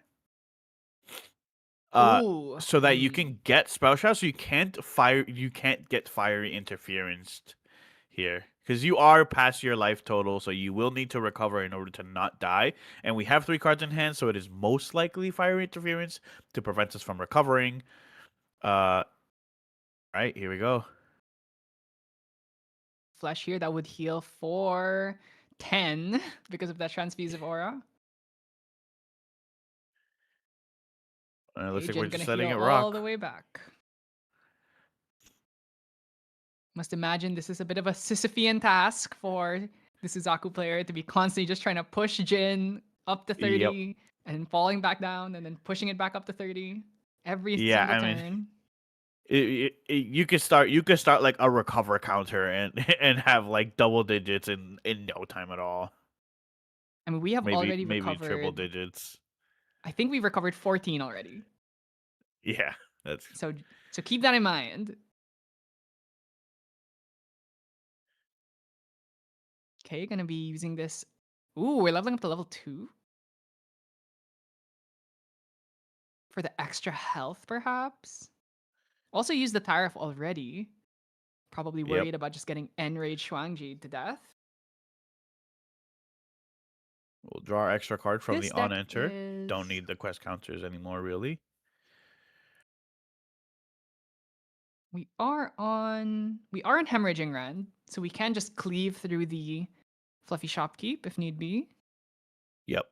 Creative Shock, dumping. We have 3 fire cards in grave. That could be something. Yeah.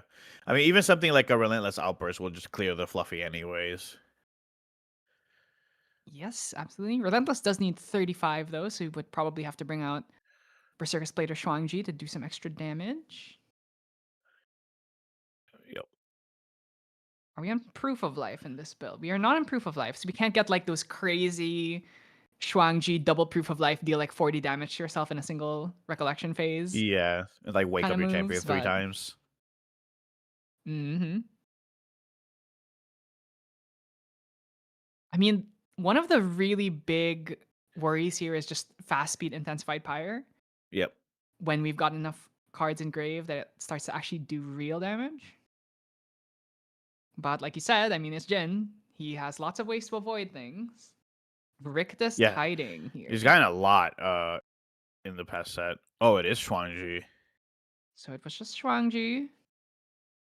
Gonna put 2 cards down to put something in memory. Shuangji gonna deal 5 damage. Now we need to worry about how. Oh, 35. Now, what do you think 35 means? If I had to guess, 35 is exactly the number you need for a Relentless Outburst. And we already have Exactly, Enrage so on board Outburst. anyways, man. Yeah, this is looking pretty bad. Unfortunately, one of the weaknesses of fire is it tends to lack interaction, especially when you're not going up to advanced elements, which have their own suite. So I think this might be a little bit Jover. Yeah.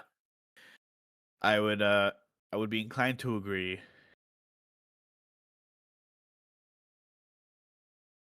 So currently, So- Shuangji is being boosted by 7. So Enrage would be 39. That would be 9. 9 plus 7. 16. Oh, but we're also bringing out Berserker Space. We're even going to take more damage. Yep. We are reaching critical mass here.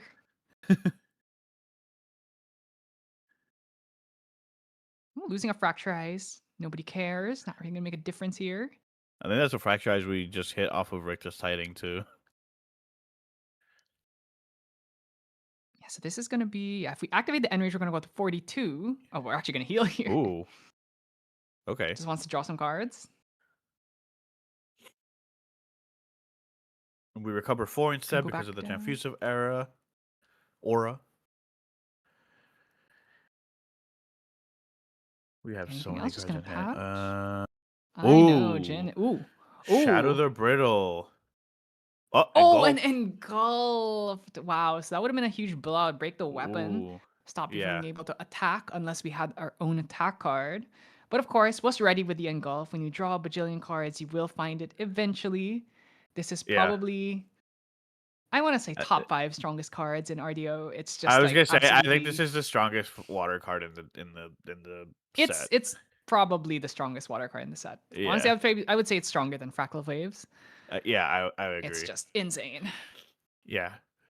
Any deck that goes to level 2 can play this. You at the very least have to go to level 3 to get the full benefit of Fractal Waves. But Which yeah. means Genbu can use it, which is if there's a deck that goes up to level Which 2 is yeah, pretty early. it's and you Genbu. do use it. It's good. It's really good. Yeah, There's the Hemorrhaging here. Rend, so actually did not even need the Shuangji to get off an attack. We haven't actually used the Enrage yet. So this is just going to be Hemorrhaging for 4 plus... Ooh, we're generating Oh, too. So it now is we okay, are okay. once again getting below our death threshold. So heal another 4 here. Yep. So we have now healed Is it an intensified fire? 18. Here it is. Or fire, Ooh. fire interference is what I mean. Okay, so now we are. If we don't kill this turn, Yep. we are dead. We are dead for sure. No cards left in hand. Oh, we live.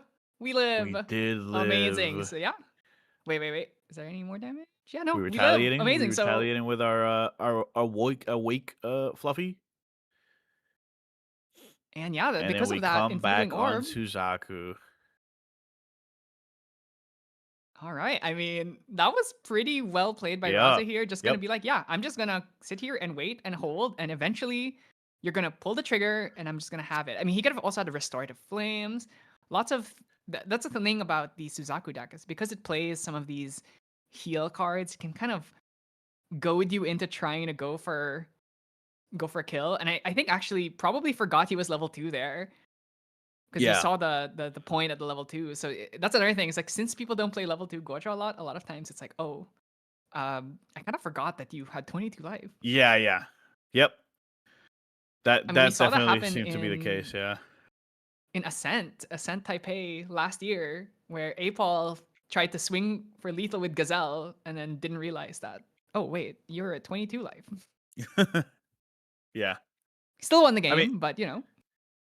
yeah, I mean this is what we kind of said, like this is what you need to do to get over something like Jin, right? Because you're not gonna do that much damage in his end phase to like kill him, but you can do enough. You can do or what you can do is remove his ability to recover below the damage threshold, right? Exactly. So now let's talk a little bit about the sideboard. So on Black EV, I definitely think Serene Spirit's got to come in because that's one of your ways of dealing with the fast speed fiery interference is, okay, you make them use it and then you just use the Serene Spirit on top of it before the fiery interference resolves. Other Yep. than that, I mean, you could put in Resolute, perhaps. You could put in Oh, actually, the Relentless Outburst is in the sideboard, so it wasn't even in the main, so it wasn't an Oh, option yeah. there. Yeah, I think definitely Spirit of Serene Water and Relentless Outburst are both great cards to come in. Resolute Stand it can be okay, but I feel like Resolute Stand kind of does a lot uh, of the same stuff that like your early water recovery cards do, because Goja doesn't really flood the board with allies very much. Like we saw a Avatar of Suzaku, and then a Fluffy, and then Suzaku herself. And you can usually just It's like like, heal through a lot of that. Um, so yeah, like we're not on Red Hair, we're not on Arthur, so we're not really as big on the like attack front Yeah. compared to some of the other builds where they might be on like March Hair, Red Hair, Arthur, trying to go for like more of an ally based build. This one's really it's like a decent amount of allies, but it's mostly effect damage. yeah, On Raza's side, I definitely think Viridian Protective Trinket. I mean, it's got to come in. Yep. It's the strongest card against water for a reason. Yep. Infernal Vessel, obviously incredibly strong as well to stop some of this healing from happening. The Transfusive Aura does kind of like balance it out. And Crystallized Destiny, probably want to have that in there for those big Jin, just like YOLO, I'm gonna swing at you turns. Yep. And then maybe another Shatter the Brittle, because Jin does run a lot of Regalia that he really depends on. We do have now Tome, which can get over a lot of that, but definitely not a bad card to bring in here. We'll have our game start here. We are still on Fortuitous. Wow, is this like the exact same start as last game? Yeah, it does look like it. Turn 1 Avatar. Okay, I mean, it was very interesting to choose to go for the Fortuitous Spirit again here. Maybe because he knows he's going first, Ooh, is losing okay with Immense just going Flesh. Fortuitous. I think going second, you probably want to go Serene so that the -1 card economy doesn't like feel as bad. Yep. Gentle Respite here is pretty good. Going to be, that is 7 to 7. 6 to 7. Funny number. Sorry, I'm a child. I hate that meme just because it's like now I try to stop myself from saying 6 or 7. Yeah, me too. Like you ever catch yourself like that? Yeah, I've never said 5 or 6 more than I do right now. Like I'm just trying to avoid that number so much. I would love to see an Ember Crypt burn here. Ember Crypt burn would be really strong. Are we on censor actually? I think we are on censor, so we could go for censor, but I feel like against with Jin, it's just like, oh, he doesn't mind that much. Is this water It's Jin? really, So he just needs we a level 3. yeah, for sure, yeah. This is water Jin, so if we do like kind of turbo to level 3, we do lose a lot of our influence that we don't really get back as fast as we would if we were fire. But we do have a lot more interaction to prevent something messing with us as well on our way to level 3. I think we're thinking whether we try to go for a card draw or an offensive, or if we go to level 1. And it looks like we are going to level 1 here.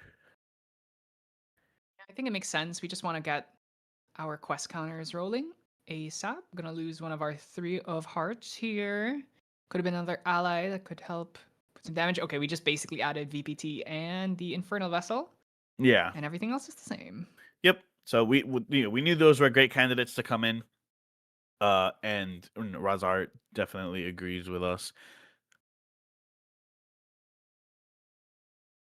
You notice that these two are, they both have a capital letter for the last letter of their name.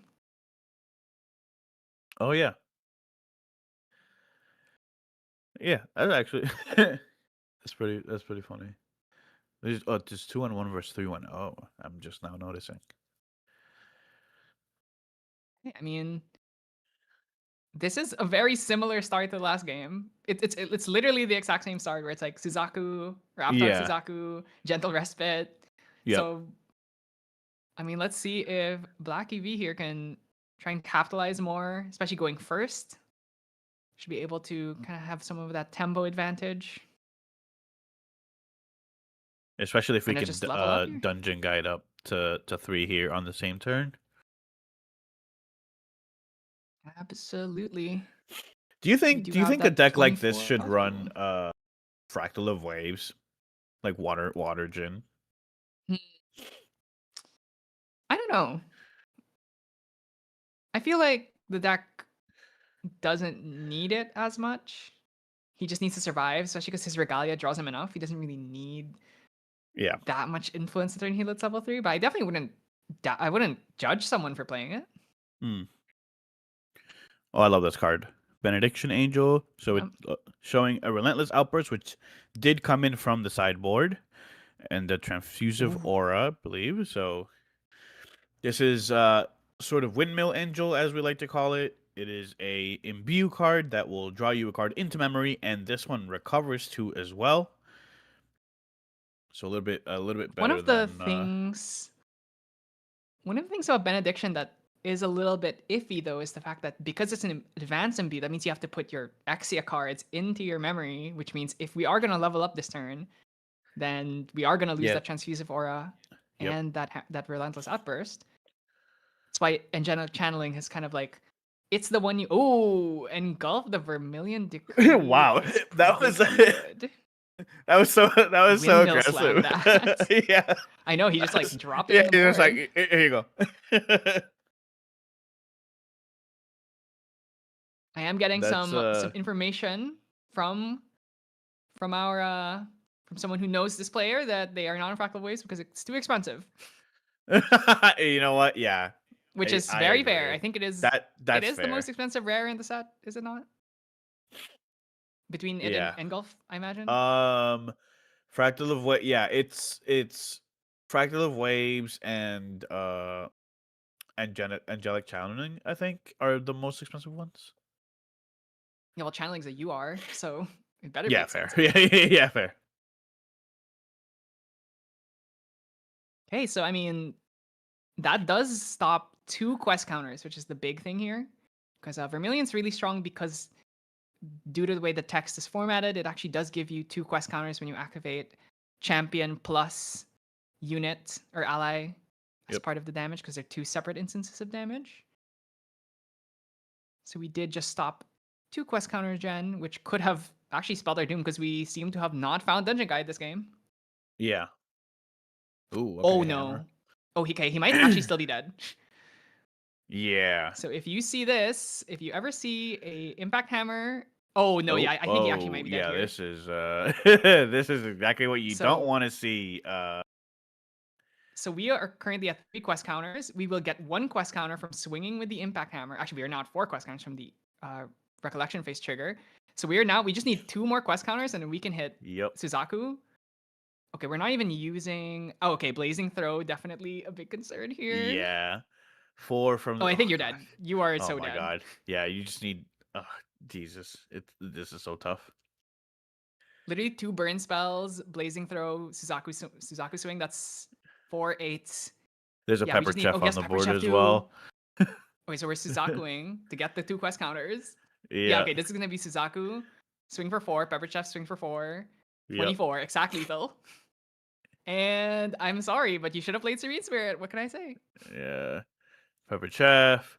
5-3. Swing for 4. Swing for 4 Look again. at that. He doesn't We're even. just we're just wanna going. We're flip just kind of like the going chicken. through it quickly. Yeah. I mean, quick 2-0 here.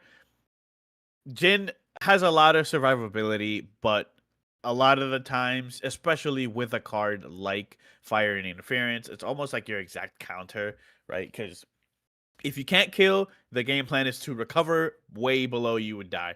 But if you can't recover, then you're a little bit cooked, if you will, which is apt Yeah. because we're playing Mhm. against KFC. Yeah. And I didn't even flip the bird there. He just like literally swung with his Yeah. swung with his With the Fate Fate Stone, Stone. yeah. It's like I'm not Kinda even gonna bother to shortcutting flip there. this. You already know it's Yeah. over. Yeah. And Yeah, that was definitely a little bit of writing on the wall for sure.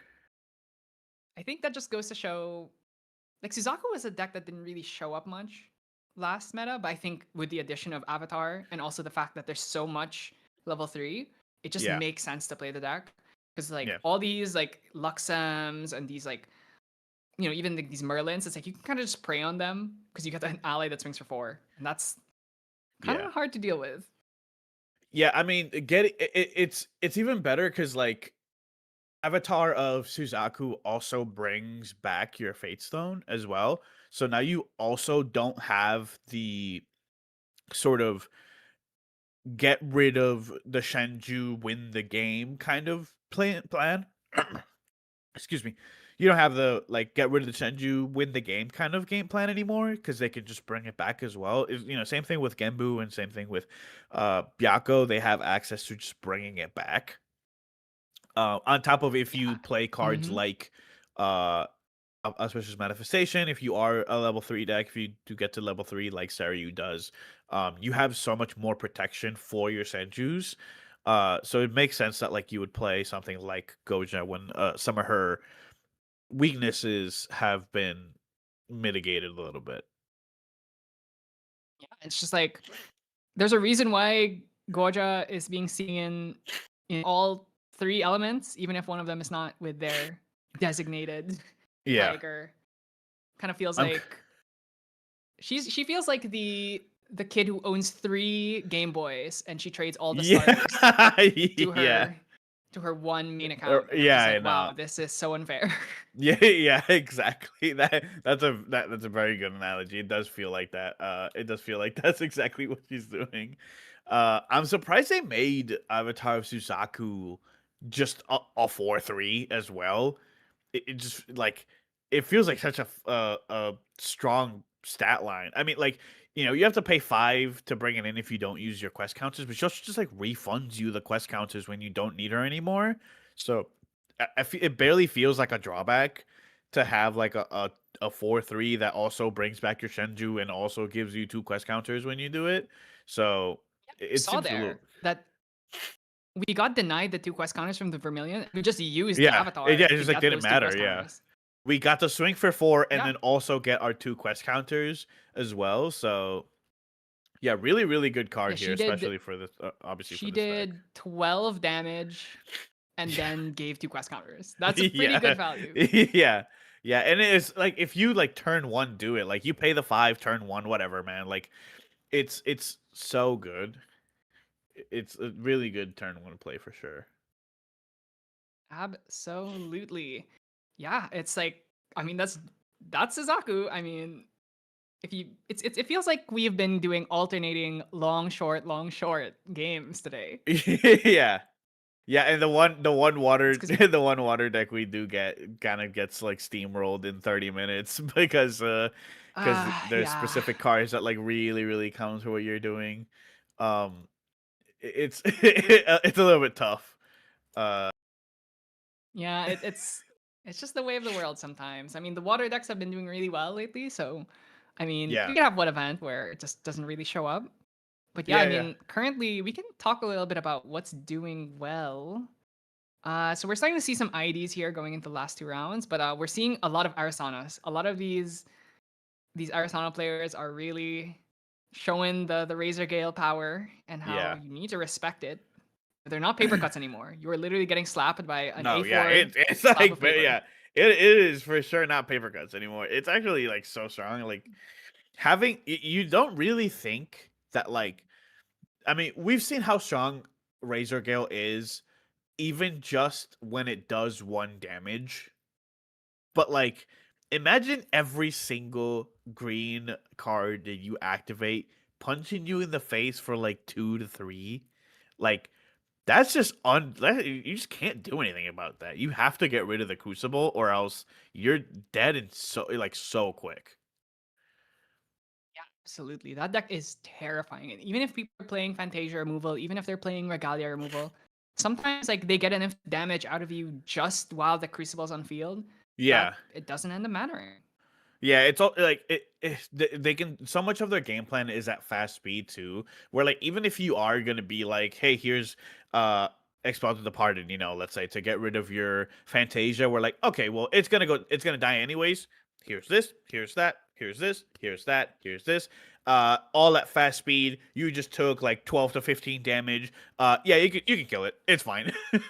Like it's totally good. And then you also have cards like Stifling Gyre, which is yet another Fantasia that you want to get rid of. So now there's other targets for so like it's almost like a protection card for your Razor Gale callings, because a lot of the time you're like, do I want to get rid of the Stifling Calling or the Razor Gale calling, or do I want to get rid of the Stifling Gyre, which has named my dungeon guide, and now I can't actually go to level 3 effectively? Like you're put in such a situation where you have to sort of pick your poison, and a lot of time the poison doesn't even really like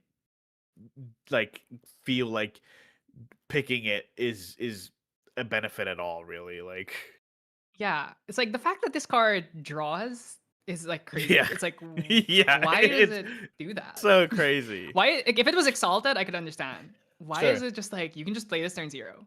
You know how Yeah. it feels to get like Frostborn Paladin called and you have to play it for Yeah, seven? yeah. Like, do you know how it feels like if you're You're playing like, Genbu and they just go Lantern and then you drop yeah. like, oh, Stifling Gyre called Mustang, and it's like, Yeah, oh, call Mustang. I Yep. guess I'm screwed. It's so cooked. It's like, yeah, I don't know, man. It's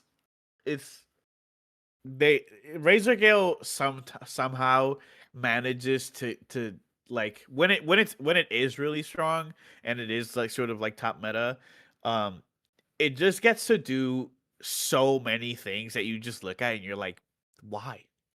Why do you get to do that? Why why are you allowed to do that? I don't understand.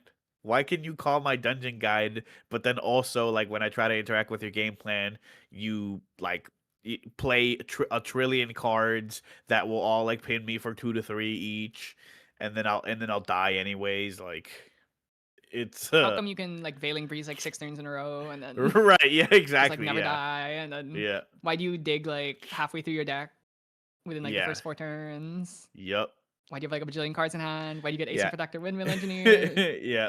And That also even do like extra damage. before, right? Like before that, like Vanny was really popular at Toronto, but after that, it's like Kong Ming, right? But now, so Kong Ming has to pay for her Razor Girl calling. Not anymore. Now you just play Ari.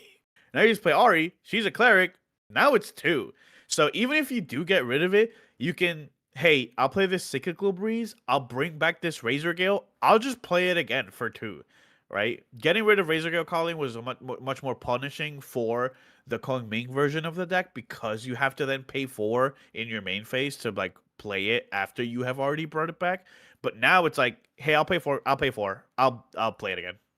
I'll bring it back and then I'll Yeah, play it and again. the reason why things pivoted to Kongming was because when they errata 3 visits, like Vanitas couldn't just do like machine gun 3 visits to try and like deal Yeah. a bajillion damage. Now it's like, okay, we don't have enough reach, so we have to switch to Kongming so that we can play Tempest Downfall. Yeah. But now it's like, okay, now that Crucible makes your Razor Gale Callings hit for 4, 3 to 4 each. Yeah, who needs We Tempest don't need that Downfall? anymore. We Yeah. can just play like the old school style, except now instead of having to do Razor Gale Calling, we just do our normal stuff and we're doing Yeah. extra damage for basically every- little extra cost. Every green card you activate turns into Tempest Downfall because they're all hitting. Yeah. Every single one is hitting you for 3, right? Like, it's Yeah, it's like I don't have to go through this Ventus Yeah. mini game. I just need to brew some potions that don't lose me any influence, Yep. and it's the same thing. It's like and then now we also get Speed Potion, which is like such a huge boon for the deck because now it's like, oh, I get to get Agility 3 and extend my turn even further. Now I can play even more cards. It's like Agility 3 on a potion. What are we doing? that also draws you a card. Yeah, also that draws you a also card for draws some you a reason. card. Yeah, what are we doing here? They also have like just like the 0 cost distilled water that just says put a counter on your Crucible, draw a card, put a counter on your Crucible. It literally, I think you just need a leaf to brew it. Any herb, Any herb to brew it. So and then you immediately sack it. You get your card back. You got your quest count. You got your refinement counter on your Crucible. Like, yeah, I mean it's too good. When Razor Gale is good, it's really good. So yeah, definitely this is one of those decks where people have to respect it. That's why everyone is packing Fantasia Hate. That's why everyone Yeah. has to pack Regalia Removal, which admittedly also really good against Jin because Jin has a Yep. lot of Regalia that you have to remove. It's also good against, I mean, really everyone has kind of like strong Regalia now, right? Yeah. Even like Sylvie, she still has Covenant, and she's one of the big decks. A lot of these water decks kind of rely on like these strong Regalia. So even like the Dianas, you need to get rid of their Aether Wing. So just there's a lot of things you have to worry about in this current meta, and that's what Mhm. makes it so hard to prep for a big event like Nationals when Yeah. there's like a million different decks that all do different things. Yep. And I mean, like, which direction are we supposed to go in? Yeah, it's really tough to especially like build a sideboard. Like, it's so tough to like you maining Fantasia hate can go a long way, especially now because it's good into Gembu and it's good into Razor Gale and it's good into fractals and stuff like that. So there is at least one sort of game plan that hits a lot with Fantasia removal, but excuse me, but you also just like don't have that many things you can do against something like Jin or something like Merlin, or Merlin is still a thing, Jin is still a thing, Cielo? aggro decks, CL, like there's just so many things that you have to deal with where it's like, I playing Fantasia Hate, that makes sense, that helps a lot in some matchups, but not every matchup. Yeah, exactly. And that's the thing. Every piece of your deck that you commit to like hard countering one deck is going to be useless against like 5 other Right. decks. Yeah. And now it's like, okay, well now your deck is just pound for pound worse. And it's like inconsistent, it's full of these bricky things. But then if you Yeah. put in your sideboard, then you don't have it for game 1. And Yeah. then you're also taking up your sideboard slots. Yeah. It's just like, how do you even build? I really am not envying those who are prepping for LA. I think LA is the big event because it's the first one. So Yeah. everyone is going to kind of look towards that, and then from there they like refine. But for being the first big event of RDO, it's pretty terrifying. Yeah. It's also tough because like certain regions will have just like almost like small like mini metas within their regions too. And so like you can look at some of the regionals and be like, wow, there's a lot of water in this regional. But then you look at the other one, there's not a single water deck, right? Even like today, right? This regional, there's like not a ton of water, but you look at other regionals and there's like, you know, Gembu everywhere and water Astra, or not water Astra, fractals everywhere as well. So you can like look at a couple regionals and you're just like, well, I don't even know what will actually be at Nats, right? Because like so many of these things can be like mini metas, as we've seen. A lot, like I see a lot of Mhm. like SEA loves Merlin, right? They all just Yep. so there's like a ton of Mhm. Merlin over there. So like you could look at a lot of their tournaments and be like, Merlin is going to be like super highly represented. But in a place like Nats, right, where it's North America, that just might not be the case. Absolutely. And you don't know who's flying in because you have lots of Yeah. internationals Right. who fly Yeah. in to events too. So it's like and usually the players who fly in are usually the ones who are a little bit more dangerous. Yeah. So it just like adds more where it's like, oh, what kind of weird, funky tech did the Singaporean players bring to this event? And it's just like, Yeah. Yeah. And then you also, yeah, like I said, you also have like sometimes you have someone that like or like a specific team that just like brings a deck that you have just like no clue about, and you're just like, well, I don't have anything in my sideboard to deal with this, like at all. So like like Ponytas was a if perfect yeah, example of like that. Pony Toss, yeah, exactly. Pony Toss was one where you're like, how do I even beat this? I don't have any sideboard for this. Like if I run into this, I'm just dead. Like there in Toronto, there were kind of like sort of like whispers and mumblings about Razor Gale Vani going around, but not everyone knew about it. So obviously it was like a if you're in the know kind of thing, then you like have some stuff, but like like me personally, when I went to Toronto, I didn't know Razor Gale was a thing at all, and I faced it round one on water allies, and it felt untouchable. I like didn't do anything at all. And so, you know, you have these places where you're just like, "Oh, I I lose, I guess." You know, like I guess I just lose. So you also run the risk of like a team bringing something like that where you just like you know, you sort of took it up to bad luck. Yeah, I'm actually really curious if there's any kind of like surprise decks because I think a lot of the players in the format, like Fire and Water Jin, are pretty Yeah. well known at this point. Yep. All of the Gojas are pretty well known at this point, Yeah. particularly like Genbu, Suzaku, Seiryu. Mhm. There's Merlin and Lorraine. I mean, they're pretty much the same with like a couple of the new RDO cards. Yeah. You have Ciel, he's like mostly the same, except they're kind of pivoting more to Ablation again.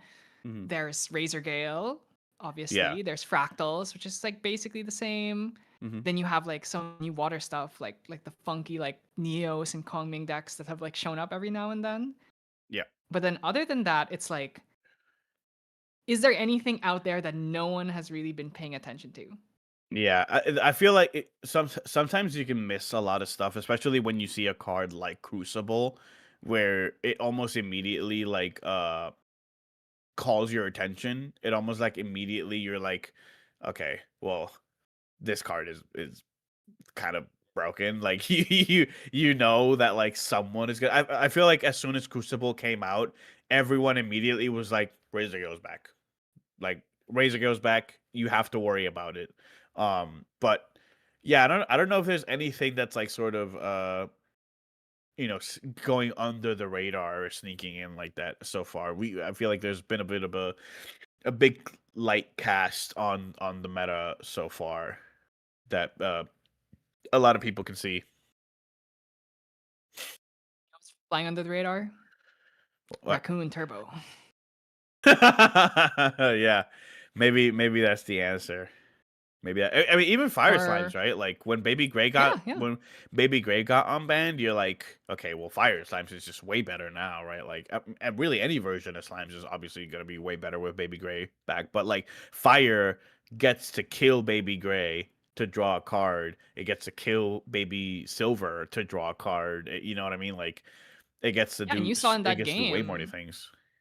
where they're like, oh, they're gonna cremate Undeniable Truth like 5 slimes and draw like their turn. It's like they played like 5 cards that turn. Yeah, Just like exactly. constantly drawing and killing slimes. It's just like, yeah, Yeah. this is pretty crazy. And you even get a card like Infernal Slime, which is surprisingly good, just to be able to like get some extra chip of damage in, and also just effect damage that you can get in through like killing it. Mhm. And just there's definitely a lot going on to this national Yeah. season, and I'm really curious. I really want to see like a surprise deck, and I want it to be Yeah. one of those decks that just never really got much love, like maybe like a Neos or a Kongming, or what Yeah, would like be a something water. really out of left? I think Alan. I Can we think get I Alan? would be I'm not an Alan enjoyer personally, but it would be cool to see him perform well.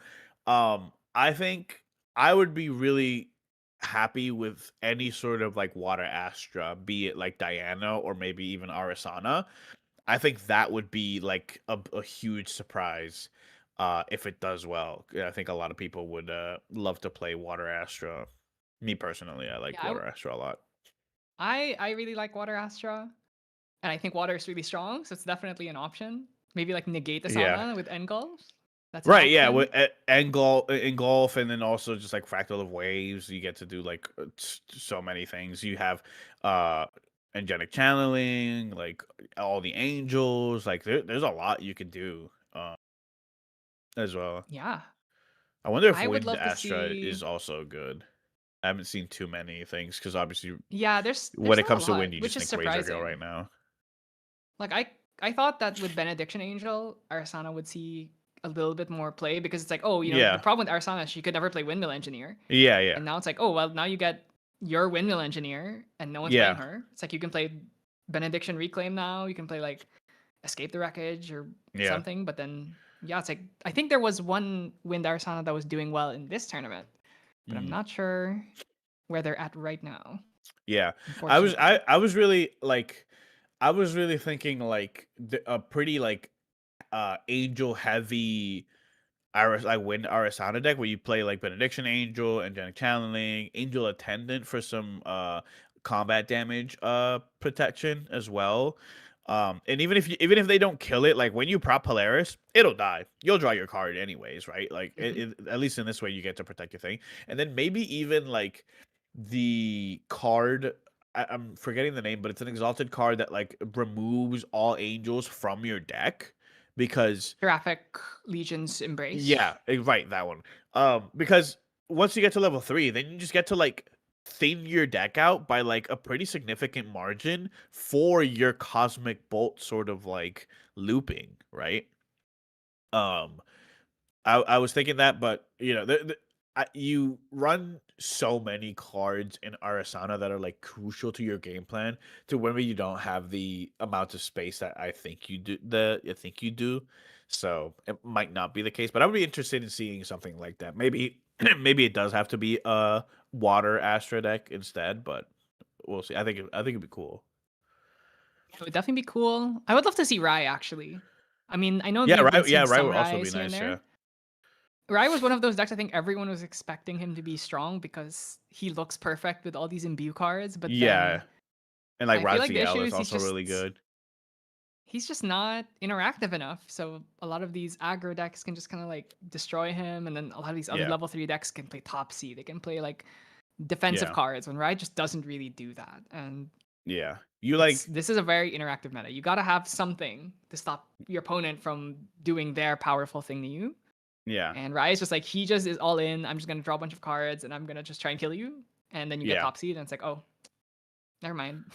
Yeah, a lot of the good cards means that like people have started leaning away from stuff like Peaceful Reunion and Banished from Sight for the protective sort of aspect of Rai, which means that you are much more susceptible to just like getting completely run over by these aggro decks. So I think Rai players are definitely feeling that. Yeah, yeah. Ooh, would you like to see a Mordred? I would love to see the new I would Mordred love do to see. something. Yeah, I would love to see Mordred. I would love to see a Mordred do something. I haven't figured out how that ends up happening. A lot of the cards that have come out, especially in the angel packets, like we keep talking about, they just all seem like they would help him out a lot, but I feel like we just haven't seen it a lot. So I don't know. I feel like there's something missing. I just don't know what that something could be when it comes to Yeah, for Mordred. sure. He's really cool. I would love to see. I've always enjoyed like Yeah. restand decks or just like, oh, you just keep like Yeah. waking up your guy over and over again. Yeah. But he just has not been panning out so far. So maybe if Yeah. you're one of those deck builders out there, you can figure out how to make Mordred work and then surprise Yeah. everyone in national season. Yeah, maybe I would be ecstatic if one of the like sort of surprise breakout decks of the season ends up being Mordred, and like he ends up having like a pretty decent representation. That would be really cool to see for sure. I also think that maybe Umbra Diana is a little bit slept on with so many level Yeah. 3 decks in the format. Like, Yeah. and Baby Green's gone. One of your Yeah. biggest True. enemies Yeah. True. Exactly. is Yeah. gone. So just like, Yeah. she could be like wind or fire could be a decent choice. Yeah, I think Fire Umbra Diana could also be one of those sort of like blowout decks. When we saw when Ryle was like when Ryle was unbanned, a lot of people sort of teched in for Boston Fire Umbra because everyone was playing level 3 decks because you get to turbo so quickly with an engine like the Spectre package. And maybe now the Angel package can be like the other like the Ryle sort of the toned down sort of Ryle equivalent where like everyone is playing level 3 decks because the Angel package is so powerful, and Fire Umbra can also can like come back to the spotlight for a little bit to shut down some of these level 3 decks. Yeah, I mean we've been going on for a while, so I think we Yeah. probably could go to a break here just before the last rounds. This is going to be our last round of the Cake EU Online Regionals. I'm not sure what we're going to get you for the last match because I imagine a bunch of people are going to start IDing, but maybe we'll try and get you something different, or it might just be Razor Gale. We'll see. Yeah, it's tough for sure, but we will be back in just a little bit. We have one more round to go, so don't go anywhere.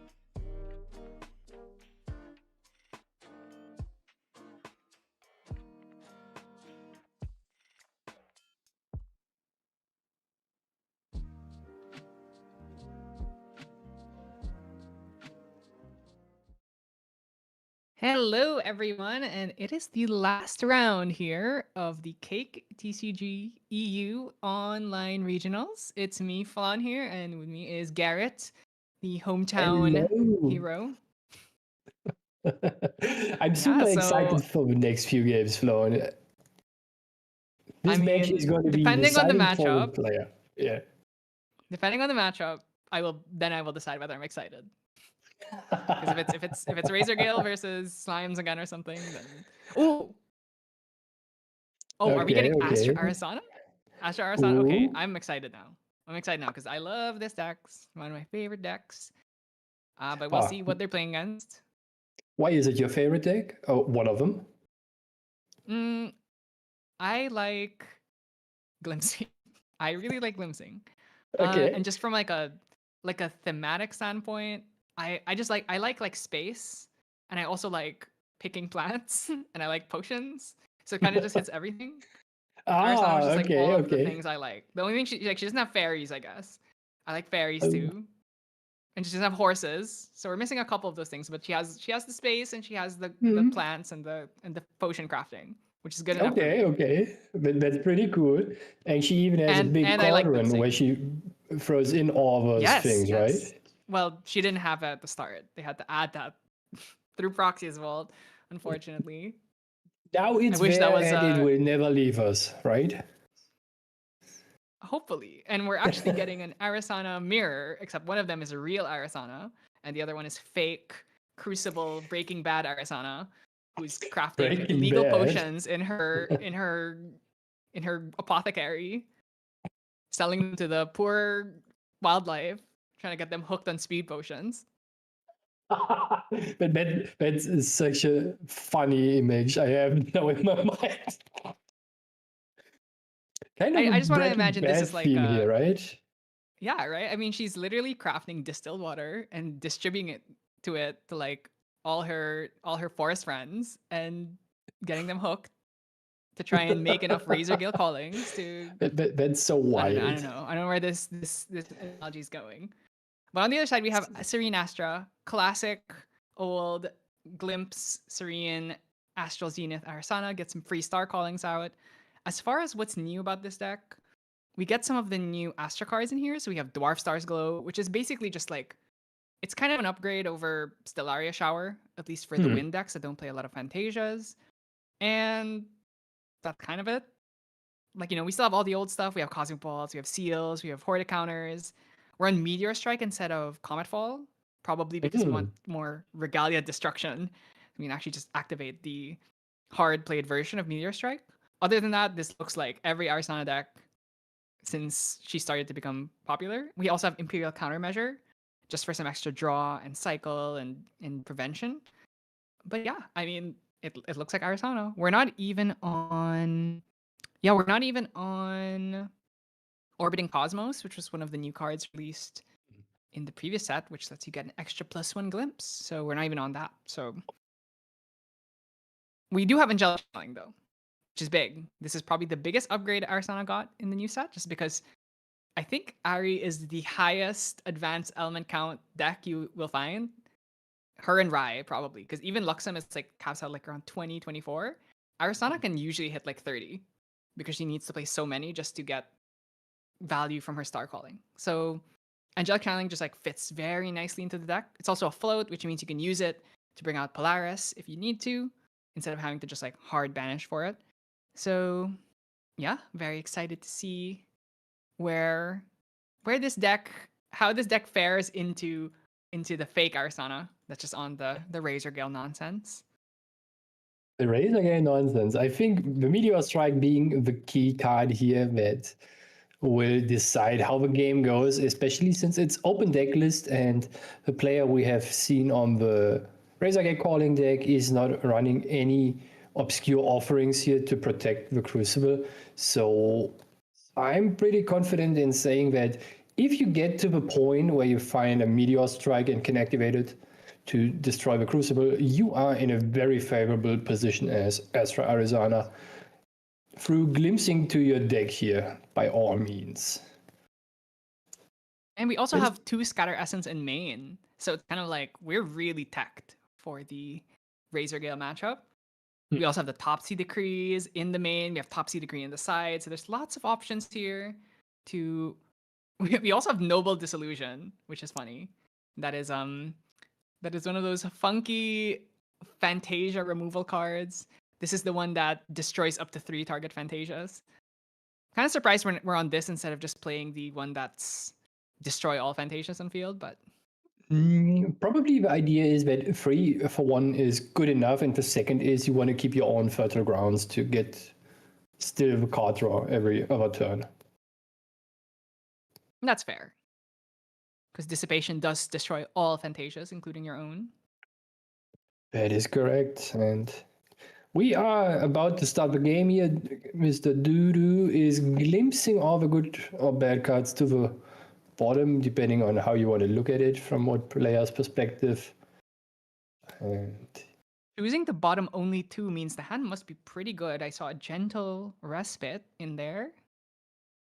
And here we see it probably. Oh, Stifling Gyre as the first card. That is... What are we calling? Windmill Engineer. And no more Windmill Engineers for Zangoon here on Wind, Razor Gale, Arizona. That is a pretty strong call. Well, technically, you still can play the Windmill Engineer. You just need to pay 4 to activate her on-enter effect. Which, I don't know, 6 cost Windmill is probably not the best.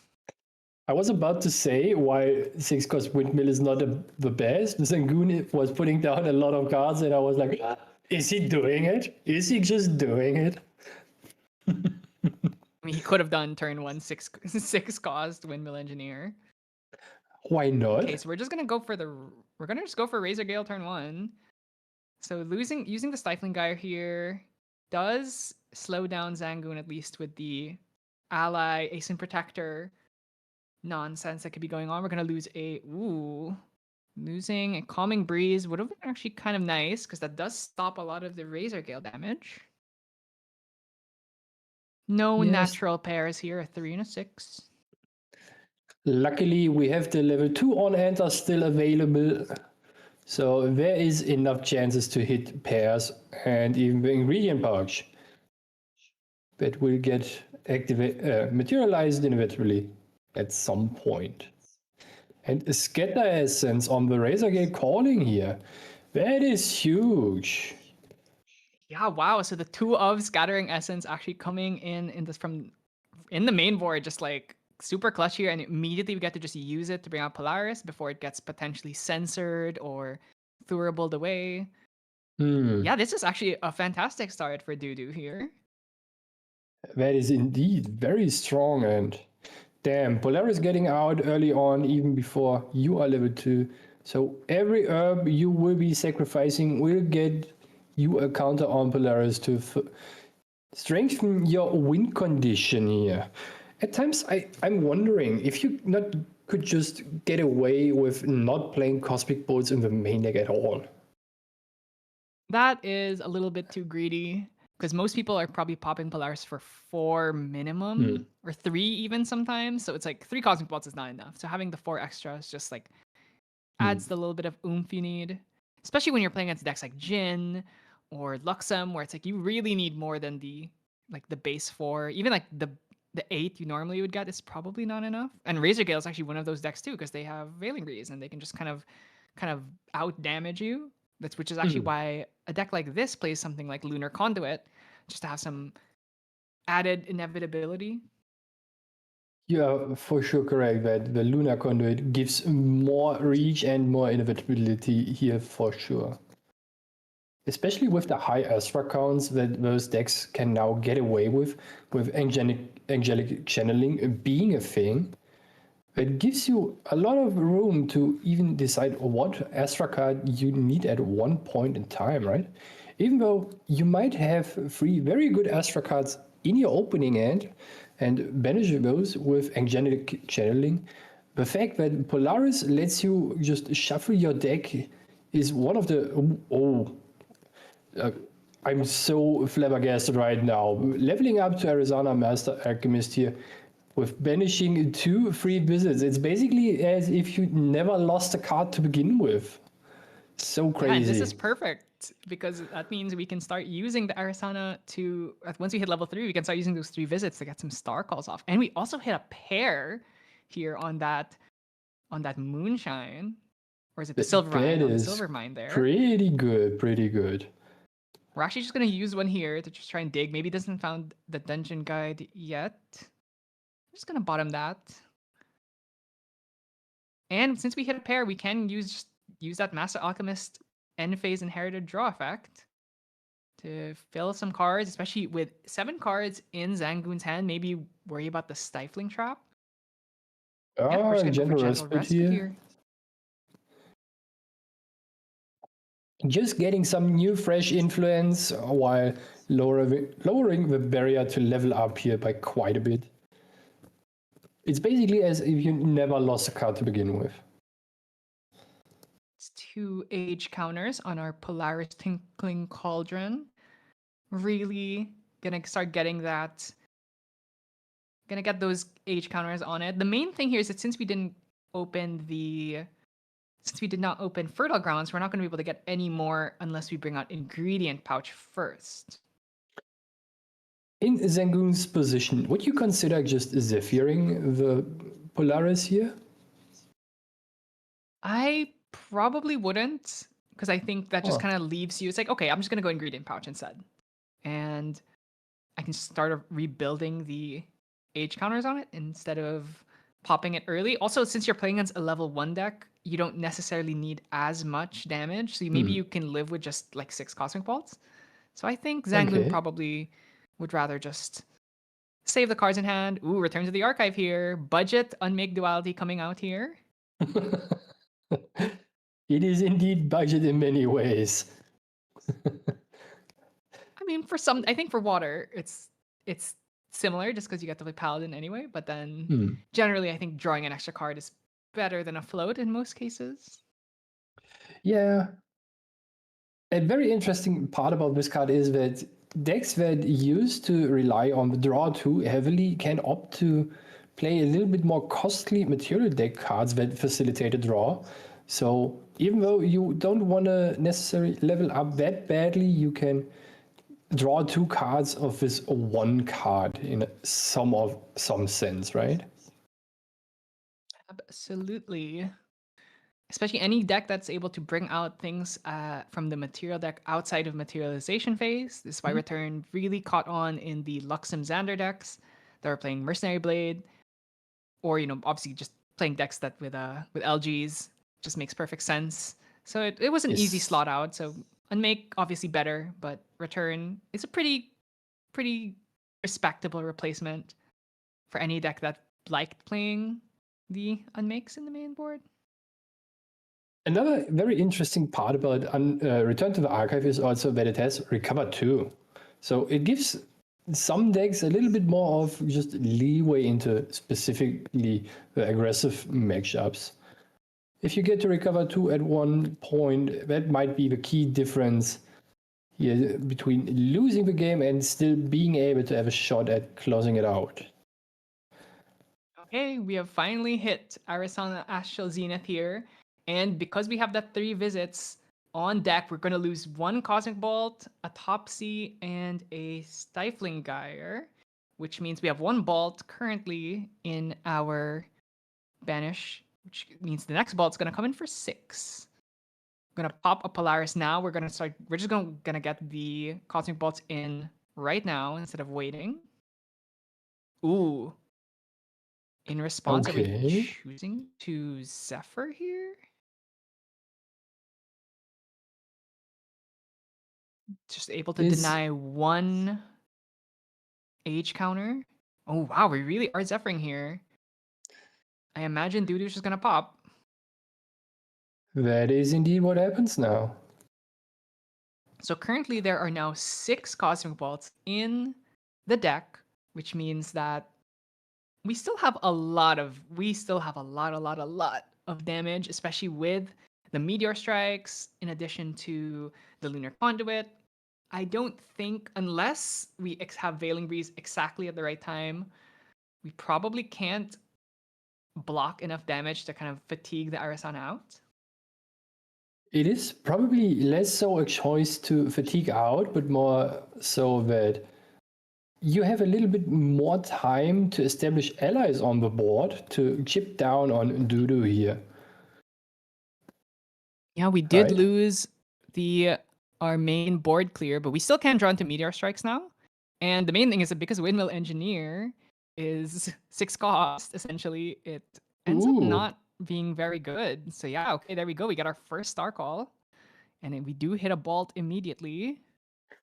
Very That strong here, gonna is come in for 6 damage. pretty good for Dudu here.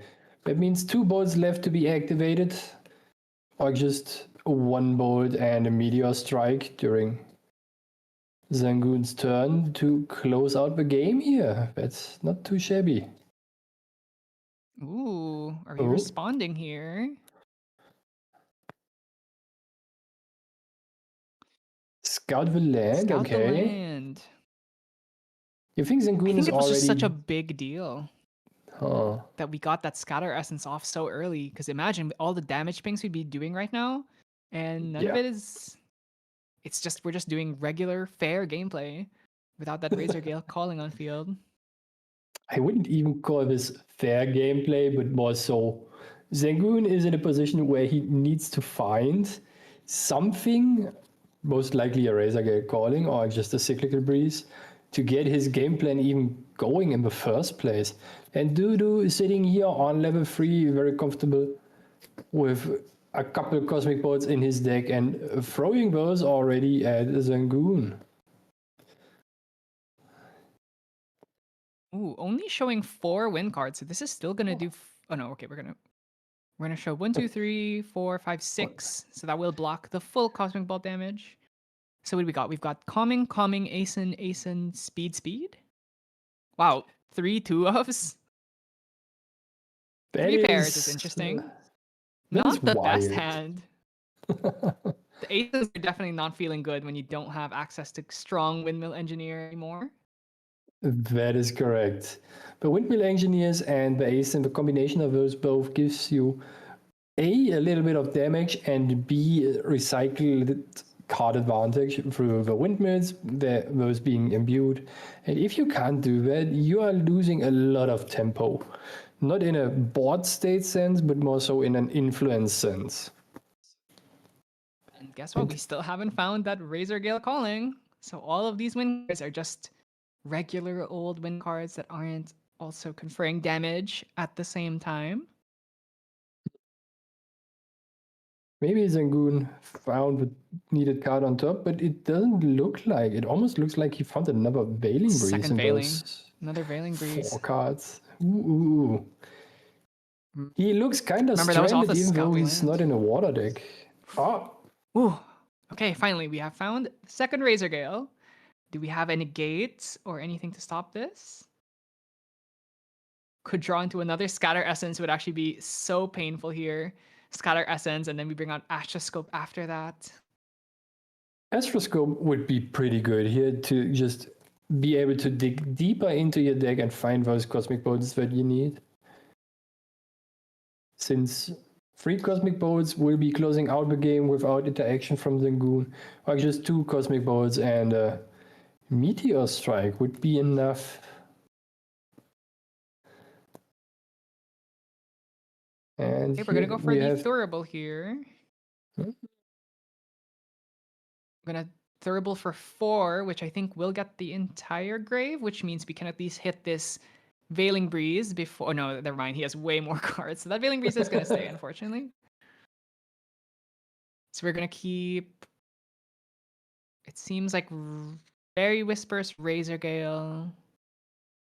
Ooh, we're actually gonna let the Veiling Breeze go here. Okay, changing his mind. I think would rather have that seems to- Veiling. It seems to be a harder decision than I actually thought personally.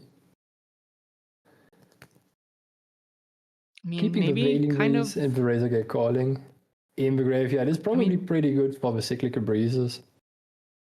Yeah, I do remember that the cyclicals would be really helpful here because his hand is 2 Asins. It was 2 Asins, 2 Calmings, and 2 Speed Potions. So not actually a lot of fast speed. So maybe he was considering Fairy Whispers as a way of digging a little bit deeper to the deck to start finding those cyclicals. At the very least, Zangoon now has a Razor Gate calling on the board and is enabling his innate game plan here, at the very least. So that will help a bit. And here we see the menace of the deck, the Essence Crucible, coming down. Let's see what he loses here. Power Materialization. Just another Ace and Protector, so no worries at all. Seems like Dudu wants to play a Calming Breeze in response here. Gets a float in the grave so we can bring out the Astroscope after. And stops any damage for this whole turn. Zangoon is not on the Raccoon package like some of the other Razor Gale Arasanas. So unfortunately not going to be able to eat that float. Yeah, the Trash Banners are not coming for Dudu here. It's not a bobber, as we say here. Does have that raccoon power cell though. Yeah, this Raccoon Power Cell was actually handed out during the DTR regional season in Poland. The locals usually hand out some dedicated token card for the regionals, and damn, Dudu needs more than a couple tokens here to survive this onslaught that is coming down for him soon with those 2 This is Razor Gate terrifying. callings. It is. We have the Speed Potion already, which means we can just go Speed Potion here, and now each wind activation is going to start doing 4 damage. That's very hard to outpace. Ah, interesting. Zangoon is like, I wait one more turn to throw down my potions here. Let's hope that this isn't a mistake for him, since if Dudu finds a Meteor Strike, it could be very devastating for Zangoon here. Ooh, do you see that? That was 2 bottom, 1 top, which means it's a card he didn't want to Star Call, but wanted in his hand, which means it's either a negate or it could even be that Meteor Strike. That would be very devastating. And We now as get to you bring out said, the Astroscope coming down here for us. Now we get to dig even deeper through the deck. One thing is that you could Zephyr the Crucible. The Crucible? Stop it from. But we already did use 1 Zephyr. Oh, okay. We're actually Zephyring it right now. That's interesting. I mean, it is a net neutral play because the Crucible will come back and draw you a card. But I wonder if he has a Horde counter. Maybe does Dudu have a Horde counter to maybe stop this? And then, well, there's two main cards in hand anyway. Should make a difference here. I'm just surprised why Zangoon would just suppress the Crucible here. Yeah, you would definitely think that you would wait for the Meteor Strike commitment first. But I think maybe sees the ability to go. Maybe has a Distilled Water in hand, so can actually go for Ingredient Pouch and then just go Speed Potion plus Distilled, and then now each of your Razor Gales does 3 damage. That's 6 damage per win card. Maybe that is the case, and he just was afraid of an Astroseal during the main phase here, if it happens. And Oh my another god, the Scatter Scatter Essence. Essence. That is That's so rude. 2. I mean, you do glimpse a lot, so finding the Scatter Essence isn't. It's not the most like, oh my god, you're so lucky, but it is, oh my god, you're so lucky at the same time. I would just say it's rude to throw this down, and that's all. Now, one thing to say about this is that I don't think Dudu has any other material deck cards that require a cost. So this is actually just a -1 Scatter Essence now. You're correct. Because we did already bring out the Cosmic Astroscope. Yeah, I really do think we have Distilled Water. And the idea was that we wanted to go Speed Potion Distilled so we could just like machine gun all of the win cards in one turn. But losing one Razor Gale definitely hurts here. Yeah, it took quite a lot of drive out of his turn here for Zangoon. And a Calming Breeze, another one. Okay. Oh, and remember, this is it. We don't have any cards to materialize that have a cost. So these are just straight -1s. Let's see what Zangoon is now plotting. Maybe he has another way to facilitate one of the Razor Gates from the graveyard back to hand onto the field. And you kind of need to have another Zephyr to protect your Crucible for another turn, right? I believe there are 3 Zephyrs in the deck, so there could be, but he's Yes. already used 2 of them, so there's only 1 left. So chances that we found the 3rd Zephyr might be a little bit unlikely. Speed Potion gonna be brewed here. So that is gonna get us our Essence Crucible effect. So now we get to do 2 damage on this Razor Gale calling trigger, but because of the Calming Breeze, we are actually gonna do 0 damage. That is correct. And let's see, maybe Zangoon finds the one card he needed from the top of his deck now through the draw of the Speed Potion. I mean, this is by no means over. Dudu has still got a lot to climb through, and with all of the defenses that the Razor Gale deck can potentially have, it's gonna be a while, I think, but every turn that this Arisana gets to just get a free star call off, it just gets harder and harder. You know what not activating the distilled water tells me here for Zangoon's hand? That he might actually have the 3rd Zephyr in hand. Otherwise, I personally would just throw it down and say, okay, if I lose it anyway, I might as well just play a couple cards down and deal a bit more damage, right?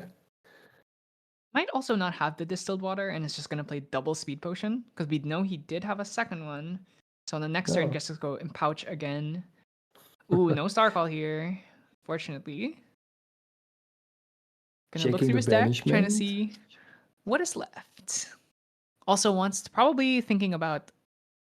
Ooh, you know, one thing that's I think a lot of people forget is that Cosmic Seal does not specify your opponent's graveyard. It's any banishment, which means if you have the card, which could be like a Calming Breeze, for instance, you can also stop their own Calming Breezes. That's why some of the Arisanas were actually sideboarding Burst Asunder, and they just try and banish it. Oh my god, the 3rd Zephyr. And there's the Cosmic Seal there. The Zephyr has been... Where's that Horde count? No, that's Cosmic Seal. So the Cosmic Seal comes down here for free. This is huge. Yeah, and this kind of slows down Zangoon's gameplay loop here by quite a bit. So Astrasil just saying, nope, you not do the funny thing anymore is so strong. Yeah, this is huge. And I believe that was a Cosmic Seal activated on Dudu's Zephyr, because I think Zangoon used all 3 Zephyr. Oh no, wait, one of them got banished from the Thurible, right? So yes, that is correct. Dudu made Zangoon choose a couple cards to be banished, and therefore also giving more cards into the banishment that he can negate for free if Zangoon wants to activate them and be an annoyance. yeah, Arisana is a very resilient deck, especially once she gets like Pouch out, she can start getting some healing. When she starts like digging through her 3 visits again, she can just heal every turn. So 1 Razor Gale is probably not going to be enough. I think we need at least a 2nd one, but we've already gone through 3 Razor Gale callings in this game. Luckily, unless we can find a cyclical to try and bring it back. Yeah, you are correct. The cyclical breeze will probably be very relevant here right now in assisting Zangoon to find his win condition. But Fairy Whispers on top will just help you dig deeper and deeper and deeper in your grass pile to find what you need to cut your opponent down. Ooh, actually, the Orb of Sealing here is pretty good against Arsana because you can use it to flip the Cosmic Bolts to lower the damage they do. But fortunately, we only banished one Cosmic Bolt, so it's only gonna stop a little bit of that damage. Hmm. And most cosmic bolts will just end up in the graveyard anyway, and unless you're favorable for a bazillion influence here, you are not hitting all of those cosmic bolts at all. There we go. We're just gonna make a Distilled Potion here, just as a cycle card, because it doesn't really benefit us without the Crucible anymore. But might as well just keep jigging through the deck. No point in not doing it, right? Yeah, unless you wanted to try and set up a second speed potion, this is fine. I mean, the herb isn't really doing much anyway. Ooh, yeah, that's we've gotten through quite a lot already, and since we've done so little damage because our Razor Gales keep getting popped. Ooh, Ah, is that a concession? it- That's a concession yes, from Zangoon that is a here. concession. Zangoon decides, no point in doing this anymore. I have no real win condition right now. So let's go next. That is pretty smart and actually something that players should get used to, not conceding in general, but more so figuring out do I still have a chance to finish this game in a positive way, or do I just waste my time here to kind of close out the next couple games that I need to win to achieve something, right? Absolutely. Let's talk a little bit about the sideboard. On Dudu side, obviously, the Noble Disillusion and the Scatter Essence are probably coming in here, just like, oh, you just got to break every single Razor Gale that you play. Other than that, I'm not sure if we're actually going to see like the Tempestuous Seraphims. Like, this deck only plays really Windmill and Aeson, but Tempestuous is really good against Aeson at least. And Topsy, Spell Shroud, but Spell Shroud it's good when your opponent on Razor Gale, it's like hands down on Recollection. You can just play it, try and like stop them from able to kill you for a whole turn. Other than that, I'm not really sure if these Astra cards come in here. Astra Seal is obviously strong, especially when in a Wind versus Wind Mirror, where you might end up banishing a lot of the same cards. I think, for example, like a 3 Visits, for instance, is in both of these decks. Stifling Gyre is in both of these decks. Calming Breeze is in both of these decks. Dwarf Star, we could add more of those just to increase like the damage thresholds. But how about on Zangoon's side, Garrett? Let me just quickly interject. I think Topsy Decree is a card you actually want to throw in, because if you get rid of the Razor Gales at some point during the game, you just start banishing those, and then you can't cyclical breeze them anymore. Absolutely, you can get rid of the Veiling Breezes. You can get rid of the. Also, alternatively, you can also just hit a card that you want in That you want to banish, so that you can negate. play the Cosmic Seals for free. So That lots of is game correct. here. So yeah, there's For- lots of options. Also could just use it for the discard if ever. It's just a very versatile card, so definitely could see it come in. You're probably not imbuing it. Arsana's not very good at imbuing because she plays so many damn Astra cards. But You're yeah, correct. this is gonna be another game where I think it really comes down to how good are you at finding these Scatter Essences early. Yeah. Zangoon for sure is also throwing in the Scatter Essences in case that Dudu might be finding his fertile grounds here. Would you actually consider, if you are Dudu, right? Oh, I just sideboard out all my fertile grounds, and my opponent just gets for a couple more dead cards in, because he is Wind, he plays Scatter Essence. I'm not sure if I would consider it. Probably. I think I would probably just cut the fertile grounds. Personally, for me, I actually Okay. don't think you really need it. Okay. Like, it's really nice when you have it, but the card is not that essential. I feel, at least in this matchup, it's really strong Okay. in like Luxem. Like the games that'll go on like extremely long. But I feel like with this deck, it's like usually you kind of have to get control early. Otherwise, like the game's not gonna go long if the Razor Gale is able to set up everything. So it's more important that you find more of your like Fantasia hate and your defensive cards, and then once you're able to like take control of the board, you don't really need the constant draw every turn. You just need to keep star calling, and that's usually good enough. Okay. One other card that Zengun is for sure throwing in is the obscure offering, so that he can throw offering into the meteor strike that Dudu is inevitably throwing at the Crucible here to prolong his stay in the game here for sure. Already Might excited. also consider putting the Eternal Magistrate, which stops both Polaris and Dungeon Guide. That is for sure also a take. I'm just trying to think of something that you want to remove right now from the deck. Probably don't need If Dream I- Fairy. Okay, yeah, Dream Fairy is siding out. That is probably a reasonable call here. And Zengun started the game, and is he throwing down a Razorgate Calling early on? No, not yet. Just a return to archive, recovering 0, drawing another card into his hand, and he didn't find the Razor Gale in the top 8 cards here now. I mean, it's a 4 of in your 60 card deck. You're not gonna Yeah. find it in your opening hand every single time, but you probably find it in your hand right after that. Yeah. Dudu doesn't actually have any response to that either, so no Gentle Respite. So we're just gonna go for a pass. I might be at Angelic Channeling angle actually when I see an Arasana do a full pass like this. That is possible. It's interesting to me to see that Zangoon is deciding to level up here instead of just going for an off turn and drawing one more card. So maybe he actually has the Razorgate Calling already in hand and just decided not to throw it down. I think was also considering the fact that he played Return to the Archive. He doesn't want to give a free Thurible turn. So best to just use that float now instead of letting it sit there and potentially get removed. For sure.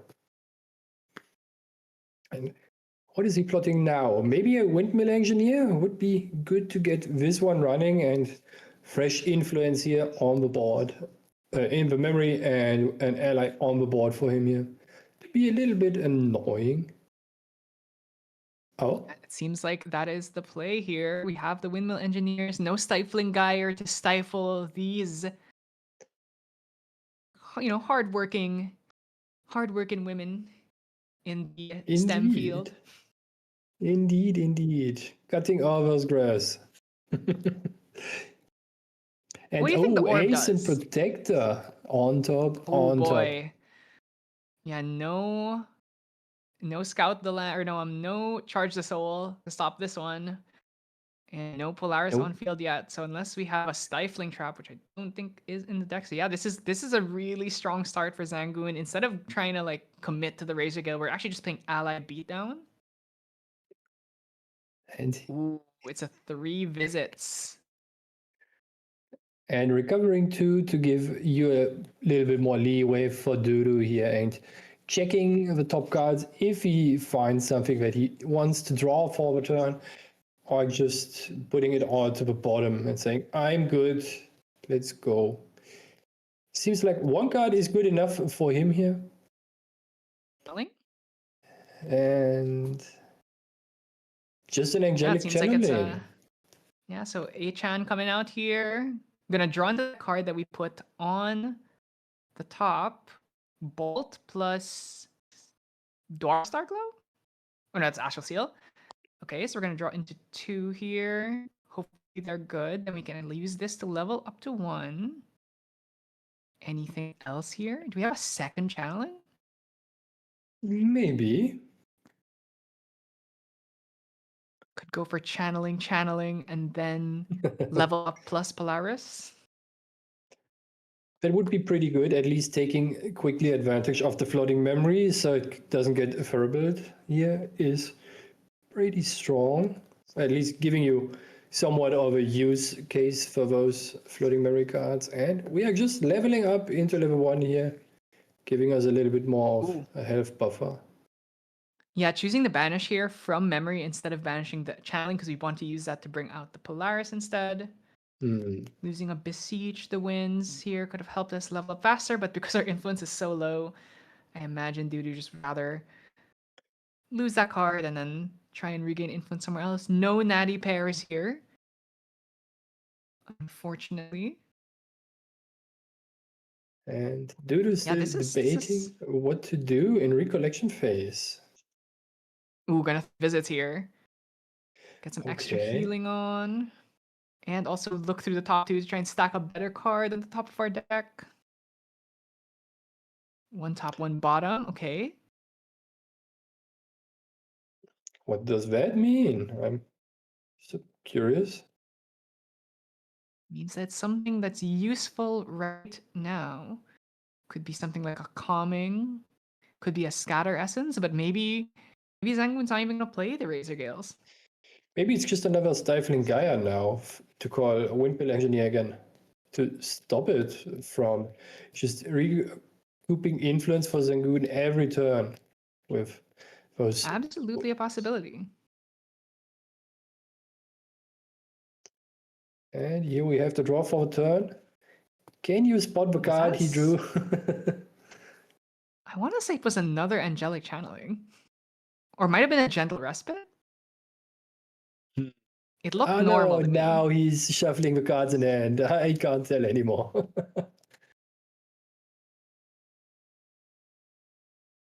Okay, seems like there's gonna And be a pass back here. It's definitely not gentle. Because if you're gonna play gentle, you would have done it right here. When your opponent does not have enough cards to pre-recollection Thurable you. hmm. So Do you not kind of forget force. Serene Spirit. Serene Spirit is for sure something. So if you would gentle respite on Dodo's side here right now, you kind of force your opponent to just get out the Thurable to deny the one influence you would technically gain here for an investment during the main phase.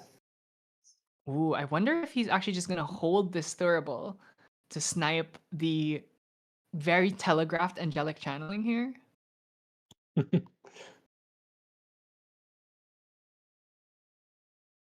One down. Is he just. Ooh, if we have another Asen, we can just do Windmill Asen again. That would be very terrifying. And we have a Razor Razor Gale Gale. here. Razor Gale hits the field. And the Thurable is gonna make quick work of any scatter essences that come down. Hmm. So at least it won't be too painful of a loss. Interesting. Zangoon now had two lines he could approach, right? He could have activated possibly two Windmill Engineers he showed before this turn to just gain a lot of influence and throw down the next turn. The Razor Gate to just activate all those cards he drew through the windmills and have the pressure of those allies on the board, or just keep cards in hand, activate the Razor Gale already to threaten the Thurable use in response to whatever Dudu might activate and give him a floating memory here. Problem with committing more allies to the board is you have a live Polaris on field, which means, if we just go, YOLO level up to Arsonic 2, we could just pop the whole board here. So probably just thinking, I don't want to commit too many allies. I'll just leave this Asen, every turn gets a swing, and eventually the pressure will mount, and then the Polaris will be forced, and then now I can start playing my allies again once that threat has been used up. And once again, we have not hit a pair. We are 3 visiting for the 3rd time here. Unfortunately, no star call off of any of these. But we have been able to stack the top card of our deck for several turns in a row. And at least, Not to mention Healing 6. Healing 6 is probably one of the very important parts of those free activations here. That's why Dudu is still at a 1 damage counter here. And let's hope he found something he is looking for in those glimpses. Okay, it seems like I'm gonna move to Recollection here. Draw into this card that we stacked on top of the deck, and it's a Cosmic Bolt. Interesting choice to Okay. keep that one on top. I think you definitely throw that one away to the bottom, but then maybe wants to banish it to try and get some some of those vault stacking, but we do know Zangoon does have that Orb of Sealing. So I feel like I'd rather not have the bolts in Banish. You still can get rid of the Orb of Sealing if you find the Meteor Strike, so it's not too bad in that case. Very true here. Okay, we're gonna bring out the E-Crew here. No float to use on that one. Gonna lose 3 visits, very lucky. It's almost like a float, right? 3 visits, losing it. It's arguably even better, isn't it? I mean, it's a float. Well, it doesn't gain you influence. It's just more like it's a useful card that actually does something. Mhm. So it's not quite a float, but it's similar. I saw the dungeon guide in hand, so we can just kind of pull the trigger at any time here, as long as we don't get Stifling Gyred. And Calming. here we have the Ooh. Calming Breeze. Okay. Calming Breeze being used. It's interesting that we chose to do this here, because now he can just use the Crucible, or he can use the Thurible prereq just fine. You'd think the calming would come in the main phase to at least force a little bit more, investment on the Thurible at least. You're But correct. I guess just didn't want to take any damage from potential Crucible pops this turn. I mean, Zangoon has an enormous hand. We still have that Asen swinging in every turn. But there should not be no damage be taken since the Calming Breeze was activated. Hopefully this gets corrected in a bit. Wonderful, it did. Yes, that is correct. And here we have There goes Arizona distilled water. doing what she likes to do, brewing some potions and sometimes stirring a little bit in cauldron, depending on the side you are on. So we are most likely raking up quite a bit of damage during Dudu's next turn here. Yeah, so Arizana's going to start creating her illegal black market distilled water. Draw some cards, get that crucible stacking here.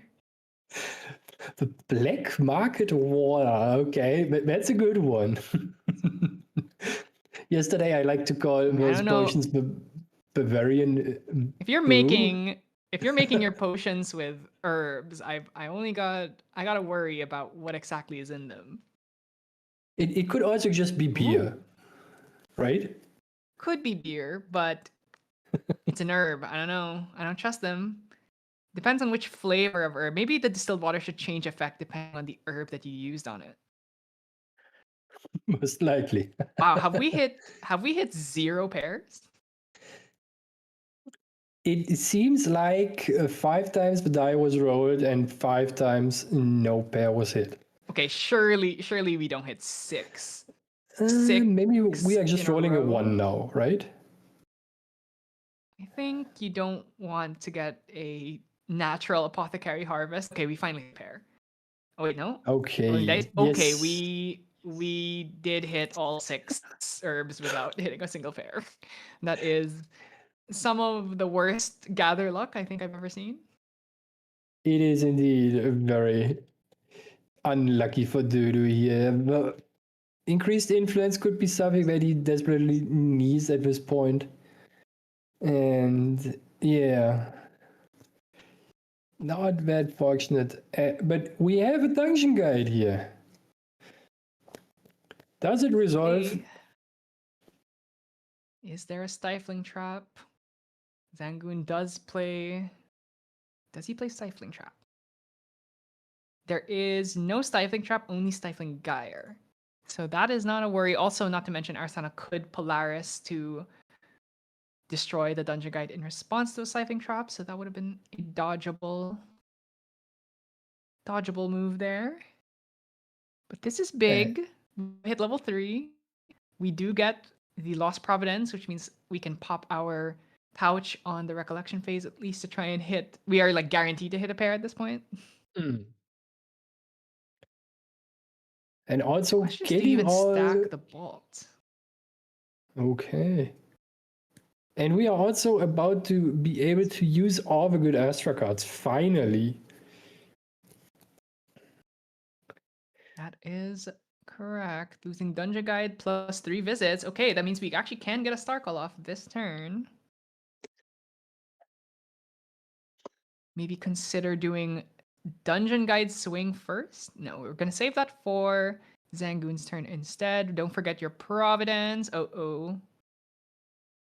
Did we Right forget now, we are Providence? still Did we at the forget trigger of Providence? the angelic channeling, so. Oh, okay. So we're thinking about the angelic channeling. The thing is, it was a bolt and an astral seal. I think astral seal not super useful here because your opponent doesn't have any banished cards, and you don't have the influence to pay for it.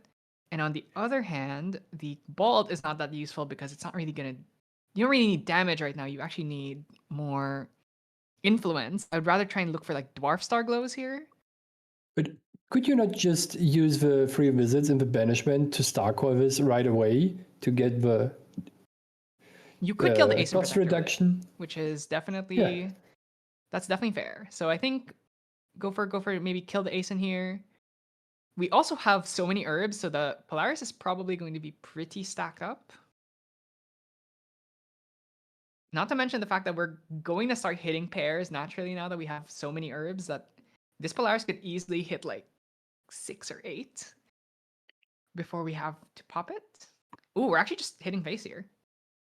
Okay. That is interesting as a choice.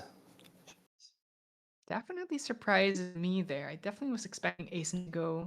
Actually, wait, he already banished 1 Cosmic Bolt, so I guess it would have been a bit of a waste of the damage. Look at that, banishing 2 Dungeon Guides. That means we found 3 Dungeon Guides on our way up to level 3. Okay. It seems like So that's why all the imagine- glimpsing happened here, right?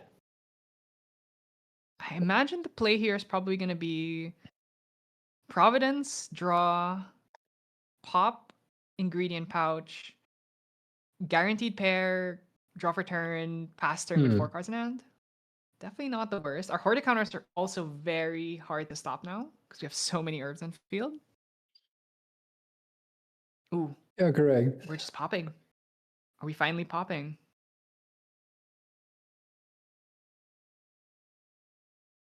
Interesting to choose to pop the Polaris now. I would have thought maybe we wait a little bit longer because now we're not guaranteed to get a natural pair anymore. It seems like that the Ace and Protector is a threat enough for Dudu here that he wants to get rid of it. I personally would probably have tanked a little bit more damage on my health total here right now before doing that, since life is a resource. Luckily.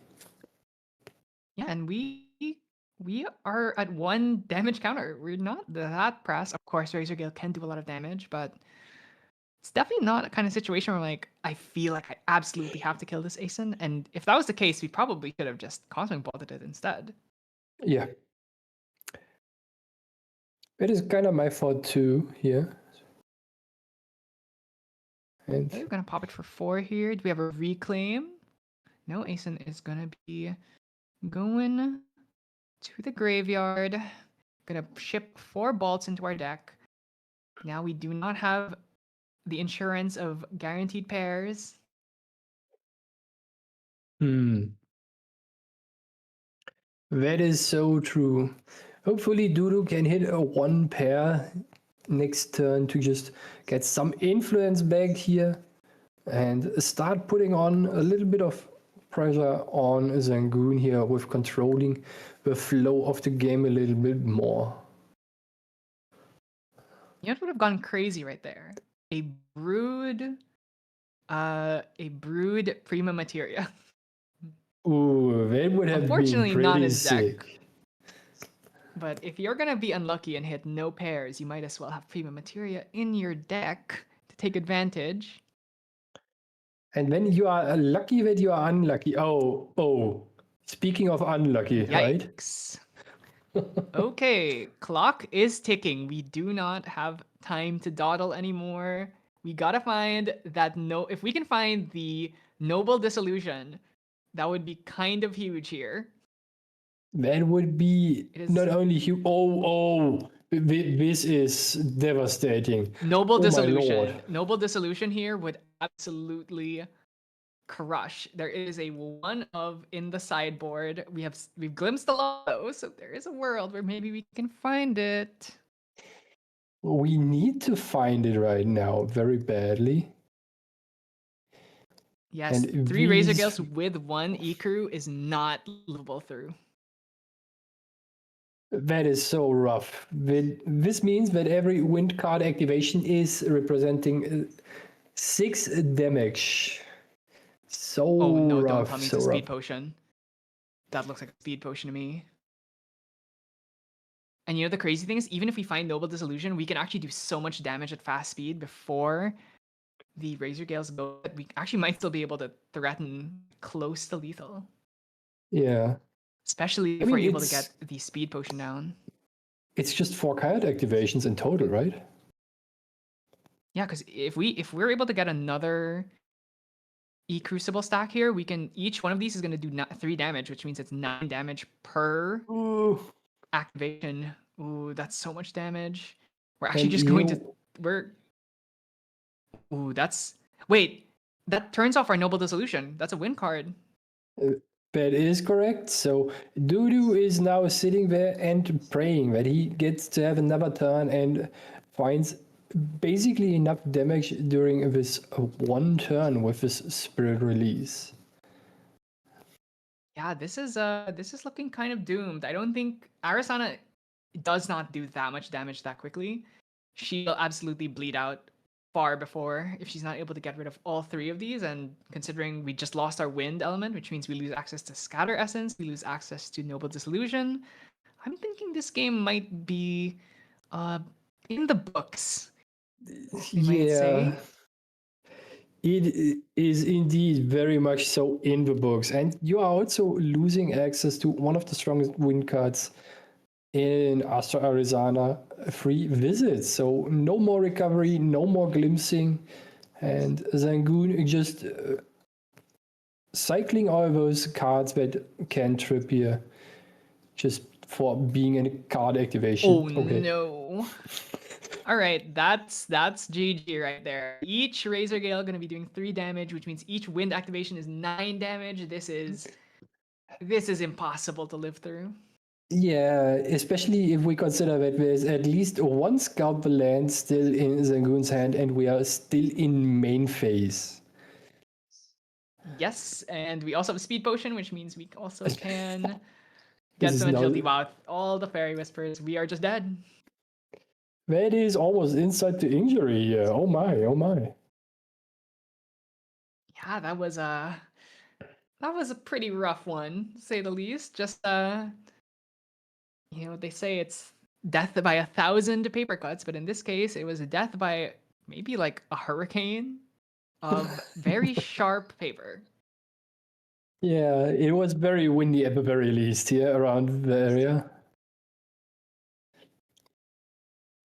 Okay, Alright, so so 7:30 is still on the clock for the normal round, and then we have overtime. I'm gonna say if anyone's gonna win this, it's gonna be the Razor Gale deck. Because Arasana just can't. I don't think she can end a game in 7 minutes. And 7.5 minutes is not enough time. Not against Razor Gale, that's for sure. But Razor Gale, if they open crazy, and Arasana can't stop the Crucible, she can't stop the Razor Gales, then they actually can end games pretty quickly. Yes. I'm curious to see if there is a world where everything aligns for Dudu, where he can finish actually this game with a win in a timely manner.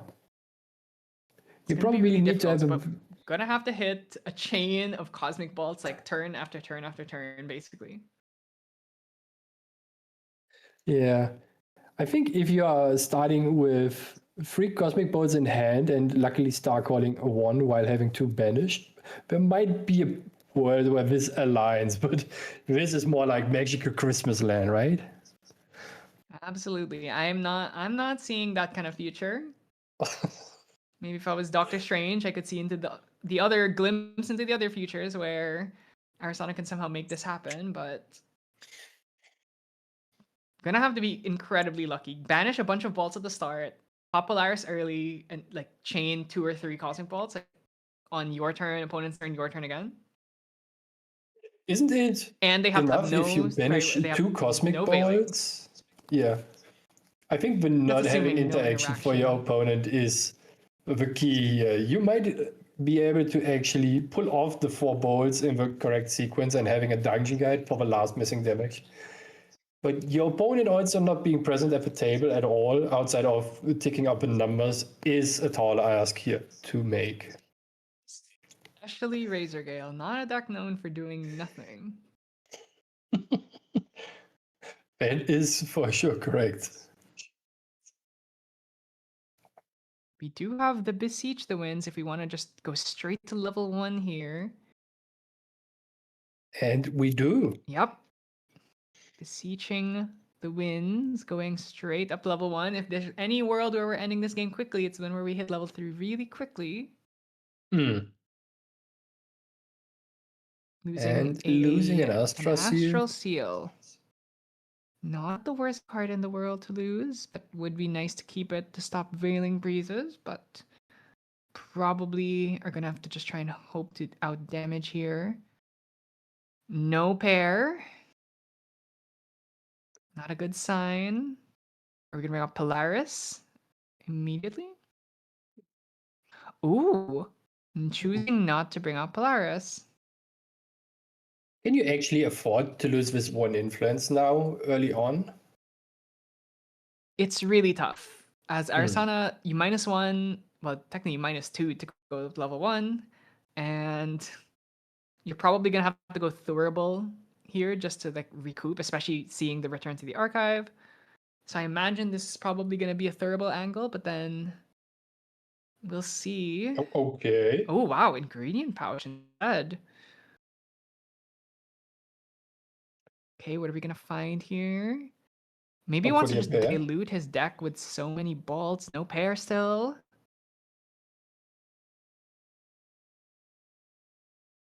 Okay, we've got a very small influence. Ooh, Dungeon Guide in the hand. Good sign. Have Gentle Respite. Astrocyte, a card we haven't seen at all this whole game. And here we have the Gentle.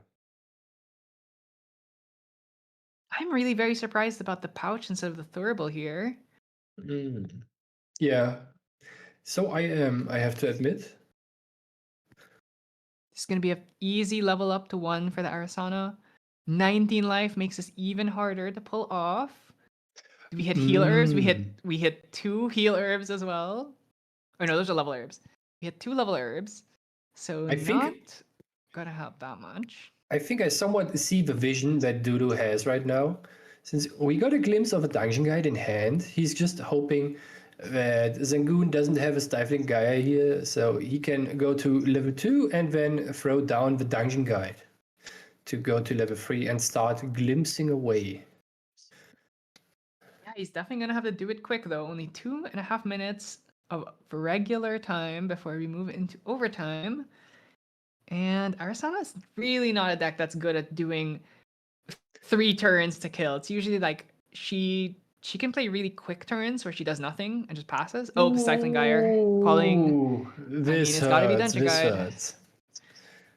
Yeah, this is probably the nail in the coffin here. I don't think Arasana without a Dungeon Guide is going to be able to end this game quickly. The tempo loss, not to mention the influence loss from having the hard level. It's just probably going to be too much for her to bear. See if we can get some pairs here at least. Let's hope that for Dudu. You're gonna punish 2. It's a Horticounter and 3 visits. and a 3 visits. Horticounter is good. Probably not helping here. We hit a 4 and pair. Okay, we hit a 5. pair. Nice, nice, nice. But I just don't see how we're leveling up to 3. It's actually really hard to hard level as Arasana just because She doesn't have a lot of 3-cost cards. Maybe Dudu can Oh. hit another Besiege the Wind here to level up. That could be an option. Also could just be Stifling Gyre, Scatter Essence, but if you play Scatter Essence, it probably gets Thuribled. Hmm. Ooh. Using the Visit before level 3 also slows us down here. We're not going to be able to get an easy 0-cost glimpse at level 3 anymore. Let's see if he finds a good card on top. Not looking happy about that one. I think I might have been a Topsy. I think I Or another saw 3 visits. Fairy Whispers. No. Does he even run Fairy No, Whispers? Maybe Arsana I'm does just not play blind. Fairy Whispers. Okay, Win I'm just a count is clown. not high enough. We're just going to use the 1 herbs here to draw an extra card. 2 stacks on our Polaris. If there's any world where this is happening, it's the one where Polaris is able to get us enough bolts that we can just like machine gun them, but I just don't see it happening in 5 minutes. Neither do I, actually.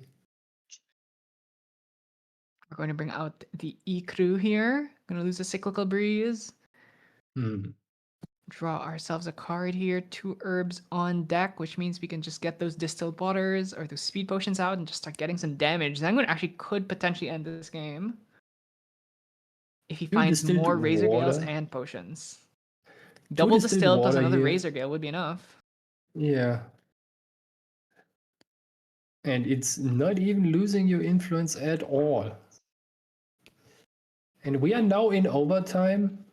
I didn't pay that much attention to the timer, sadly, but did you catch who is the person who has turn 0 in overtime? Turn 0 is Zangun.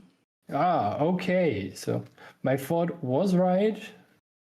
I just didn't clearly pay attention to the clock itself. And the speed potion raking up already damage here a bit. Do we Yeah. have the second way of brewing a potion? With a 10 blend, maybe? Would be 2 down, Razor Gale number 2. 3 down, 3 Tenderland. down. 10 blend. Oh, it is 10 blend. is it We are 10 drawing a card. Brewing, maybe a distilled water down the road then. Could be going for that. Definitely going for the main phase Tenderland tells me that they have a potion that they want to brew right here. Draws into another speed potion. Yep, there's the distilled water. Oh boy, we just need the second Razor Gale and the damage is going to start stacking up so quickly. Must have drawn that distilled water off of the speed potion because otherwise he would have gone distilled water and then speed potion after for extra damage. Razor Gale number 2, come on. Fairy Whispers. That's 3 damage.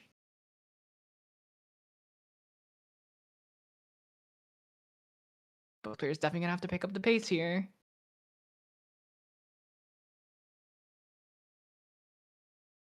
Get our Glimpse 3. What do we find? Looking for another Razor Gale, ideally.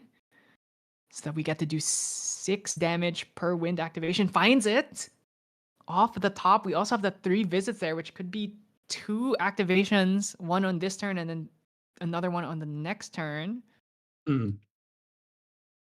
We're going to pop that distilled water, get a draw after stacking our deck with the Fairy Whispers. Seems like there's an issue about skipping steps here. 2 down. Ooh, drew off the distilled water before actually activating it. So just fixing that up here. Second Razor Gale here. So that's 3 damage. And then now each win card is going to be an extra 6 damage. So actually, yeah, Zangun is in prime position to try and end this game next turn. If he gets to that We have the turn, 3 though. visits. Yeah, there's only a minute and a half. 3 visits here. Going to be another 6 damage. Putting Dudu up to 15 or 14. And now we just need Veiling Breeze. We could go for Speed Potion here. And then try and, Agility here. So now we just need to activate, 3 more win cards? Actually, That is Dudu should probably correct. Serene Spirit right now. We're gonna have to Serene Spirit now before we add the cards back to hand. This is looking very Have to rough for Dudu find- here. If the clock wasn't we ticking as just- fast as it is right now. Yeah, we currently need, assuming we're not using the Serene Spirit, we're not like, damaging on top of the Serene Spirit, we would need to do three win cards. Because Serene Spirit technically has us at 8. So we would need to do 14. So we'd need 3 win cards in order to end the game here. Ooh, wouldn't this be a pretty good position to actually throw down a couple of win spells for Zangoon? in Ooh, now would response be to the all this? time. Before the 3 visits resolves here. We're Ah, letting and the it heal go resolves. through. Okay. Okay, and now we only have 5 seconds left, so I don't think Zangoon's gonna get this one, unfortunately. Banishing everything Just- except for the 3 visits. And that concludes the game here in a draw. Unfortunately, Zangoon just needed one more turn to be able to end that one. It was looking so good. 3 stack Crucible with 2 Razor Gales. That's so much damage. Every single win card, 6, 6, 6. It's just, it would have absolutely been over in the next turn. But fortunately, just did not have the time. That first game just took too much. It took too long for him to decide, nothing gonna happen for me here anymore. Even though I'm digging and digging and digging, and he didn't find what he needed. This is the huge difference between pre-sideboarding and post-sideboarding, most likely.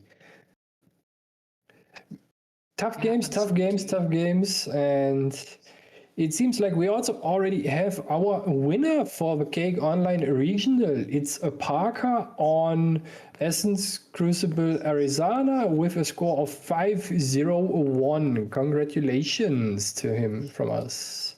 Yatta. Yeah, so I think we might have in our top 8 like 3 or 4 Crucible Arisanas. Because Parker beat Henki, who was also an Arisana. We have Zillionitis, who was on Seryu. This was Suzaku.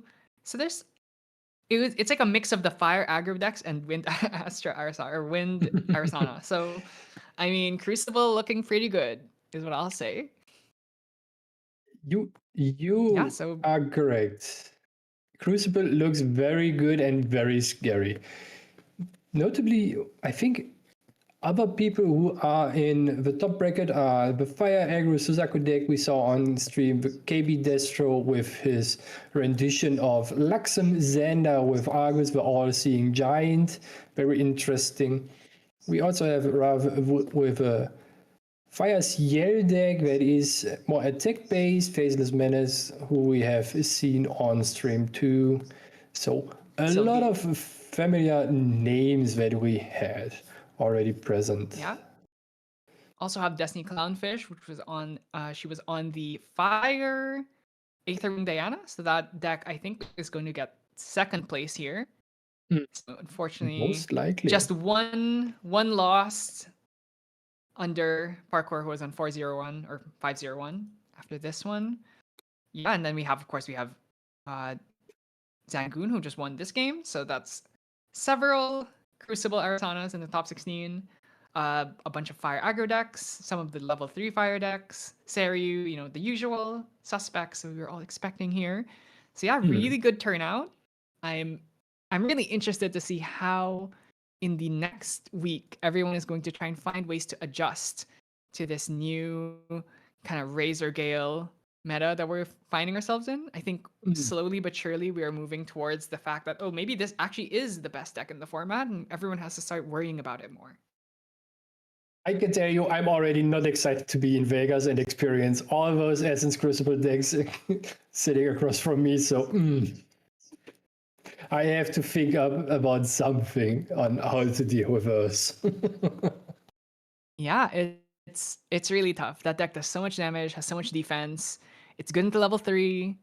It works in the aggro. It's a really comprehensive deck that has answers to everything. Because it's in wind, it gets to play Stifling Gyre, which obviously makes it super versatile into like every deck as long as you know what to call. And it's terrifying. And you saw like when you get 2 Razor Gales out with like a couple Crucible stacks, it's just like the damage is unrelenting. It is very unrelenting, and it puts you under so much pressure that you need to find it out very quickly. Otherwise, you are just doomed. And this is not only doom and gloom here. Because those damage numbers with only 2 potions being brewed, that's 1/4 of the possible potions that you can brew in the deck if the game goes long enough. So you are in for a ride for sure. Yeah, I think in particular the Razor Gale deck is pretty good into Jhin, just because it's a fast speed damage deck, and that's what's good in the Jhin. Luckily for Jhin, there are a couple cards that assist you actually in this. Not only Topsy Decree that can give you Spell Shroud against all those pesky triggers of Razor Gale itself, pre-recollection even if you want to, but also Crimson Presence is a card that you can activate. It's an Exia card where you name a specific card, and until the end of the current turn, you can't take damage from those cards. So yeah, very strong card. It's definitely, I think we saw it in some of these sideboards. I imagine a lot of that is either for like fireballs, or you can call.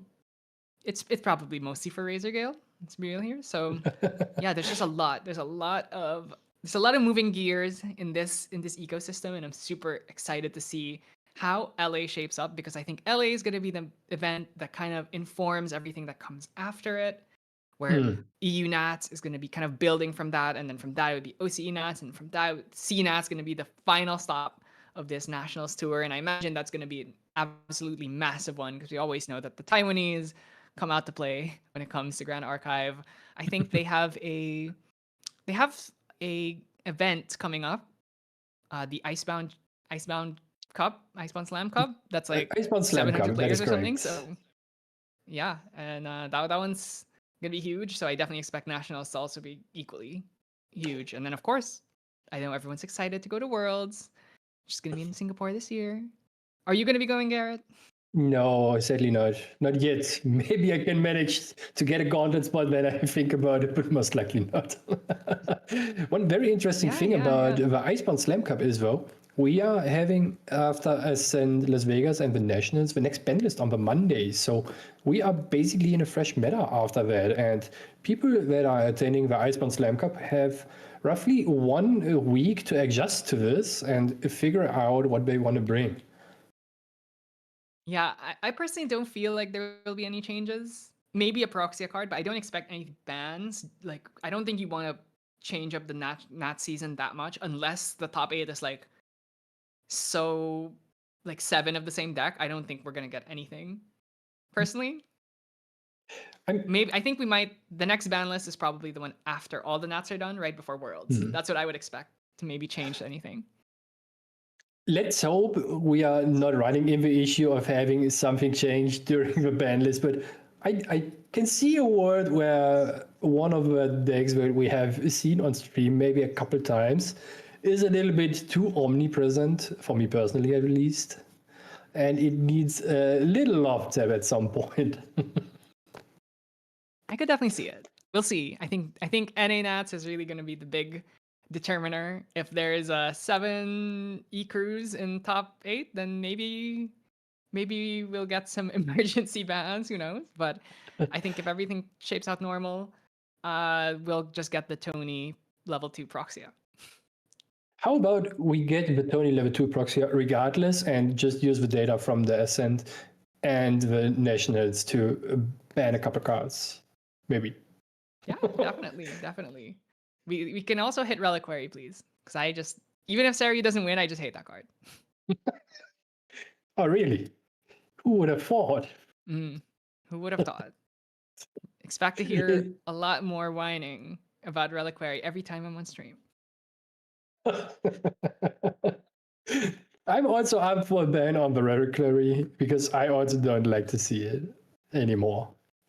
Sitting across from an opponent who did go down to basically 2 influence, and the next turn is at a bazillion again is kind of annoying. Especially if you have to dedicate a whole deck to just drawing all the cool cards, right? Mm-hmm. But anyway, that's it for us. Thanks so much for watching the Cake TCG EU Online Regionals. It was a lot of fun. It's been a while since I've got a cast, so nice to just kind of get the bones moving again, especially because I haven't done any RDO. So really looking forward to that season. I'm sure everyone else is super excited. It's literally next week, so I can't wait. And anything you want to say, Garrett, before we sign off? Just thank you everyone who tuned in and watched the stream, and I hope to see a couple of familiar faces and new faces next week at Vegas. Please, if you see me and want to say hi, come by and shake my hand. Other than that, I have not much to say. Outside of course, if you enjoyed the stream, don't forget to follow and like this stream on Siren Balance Production so you catch all the good stuff again. Until then.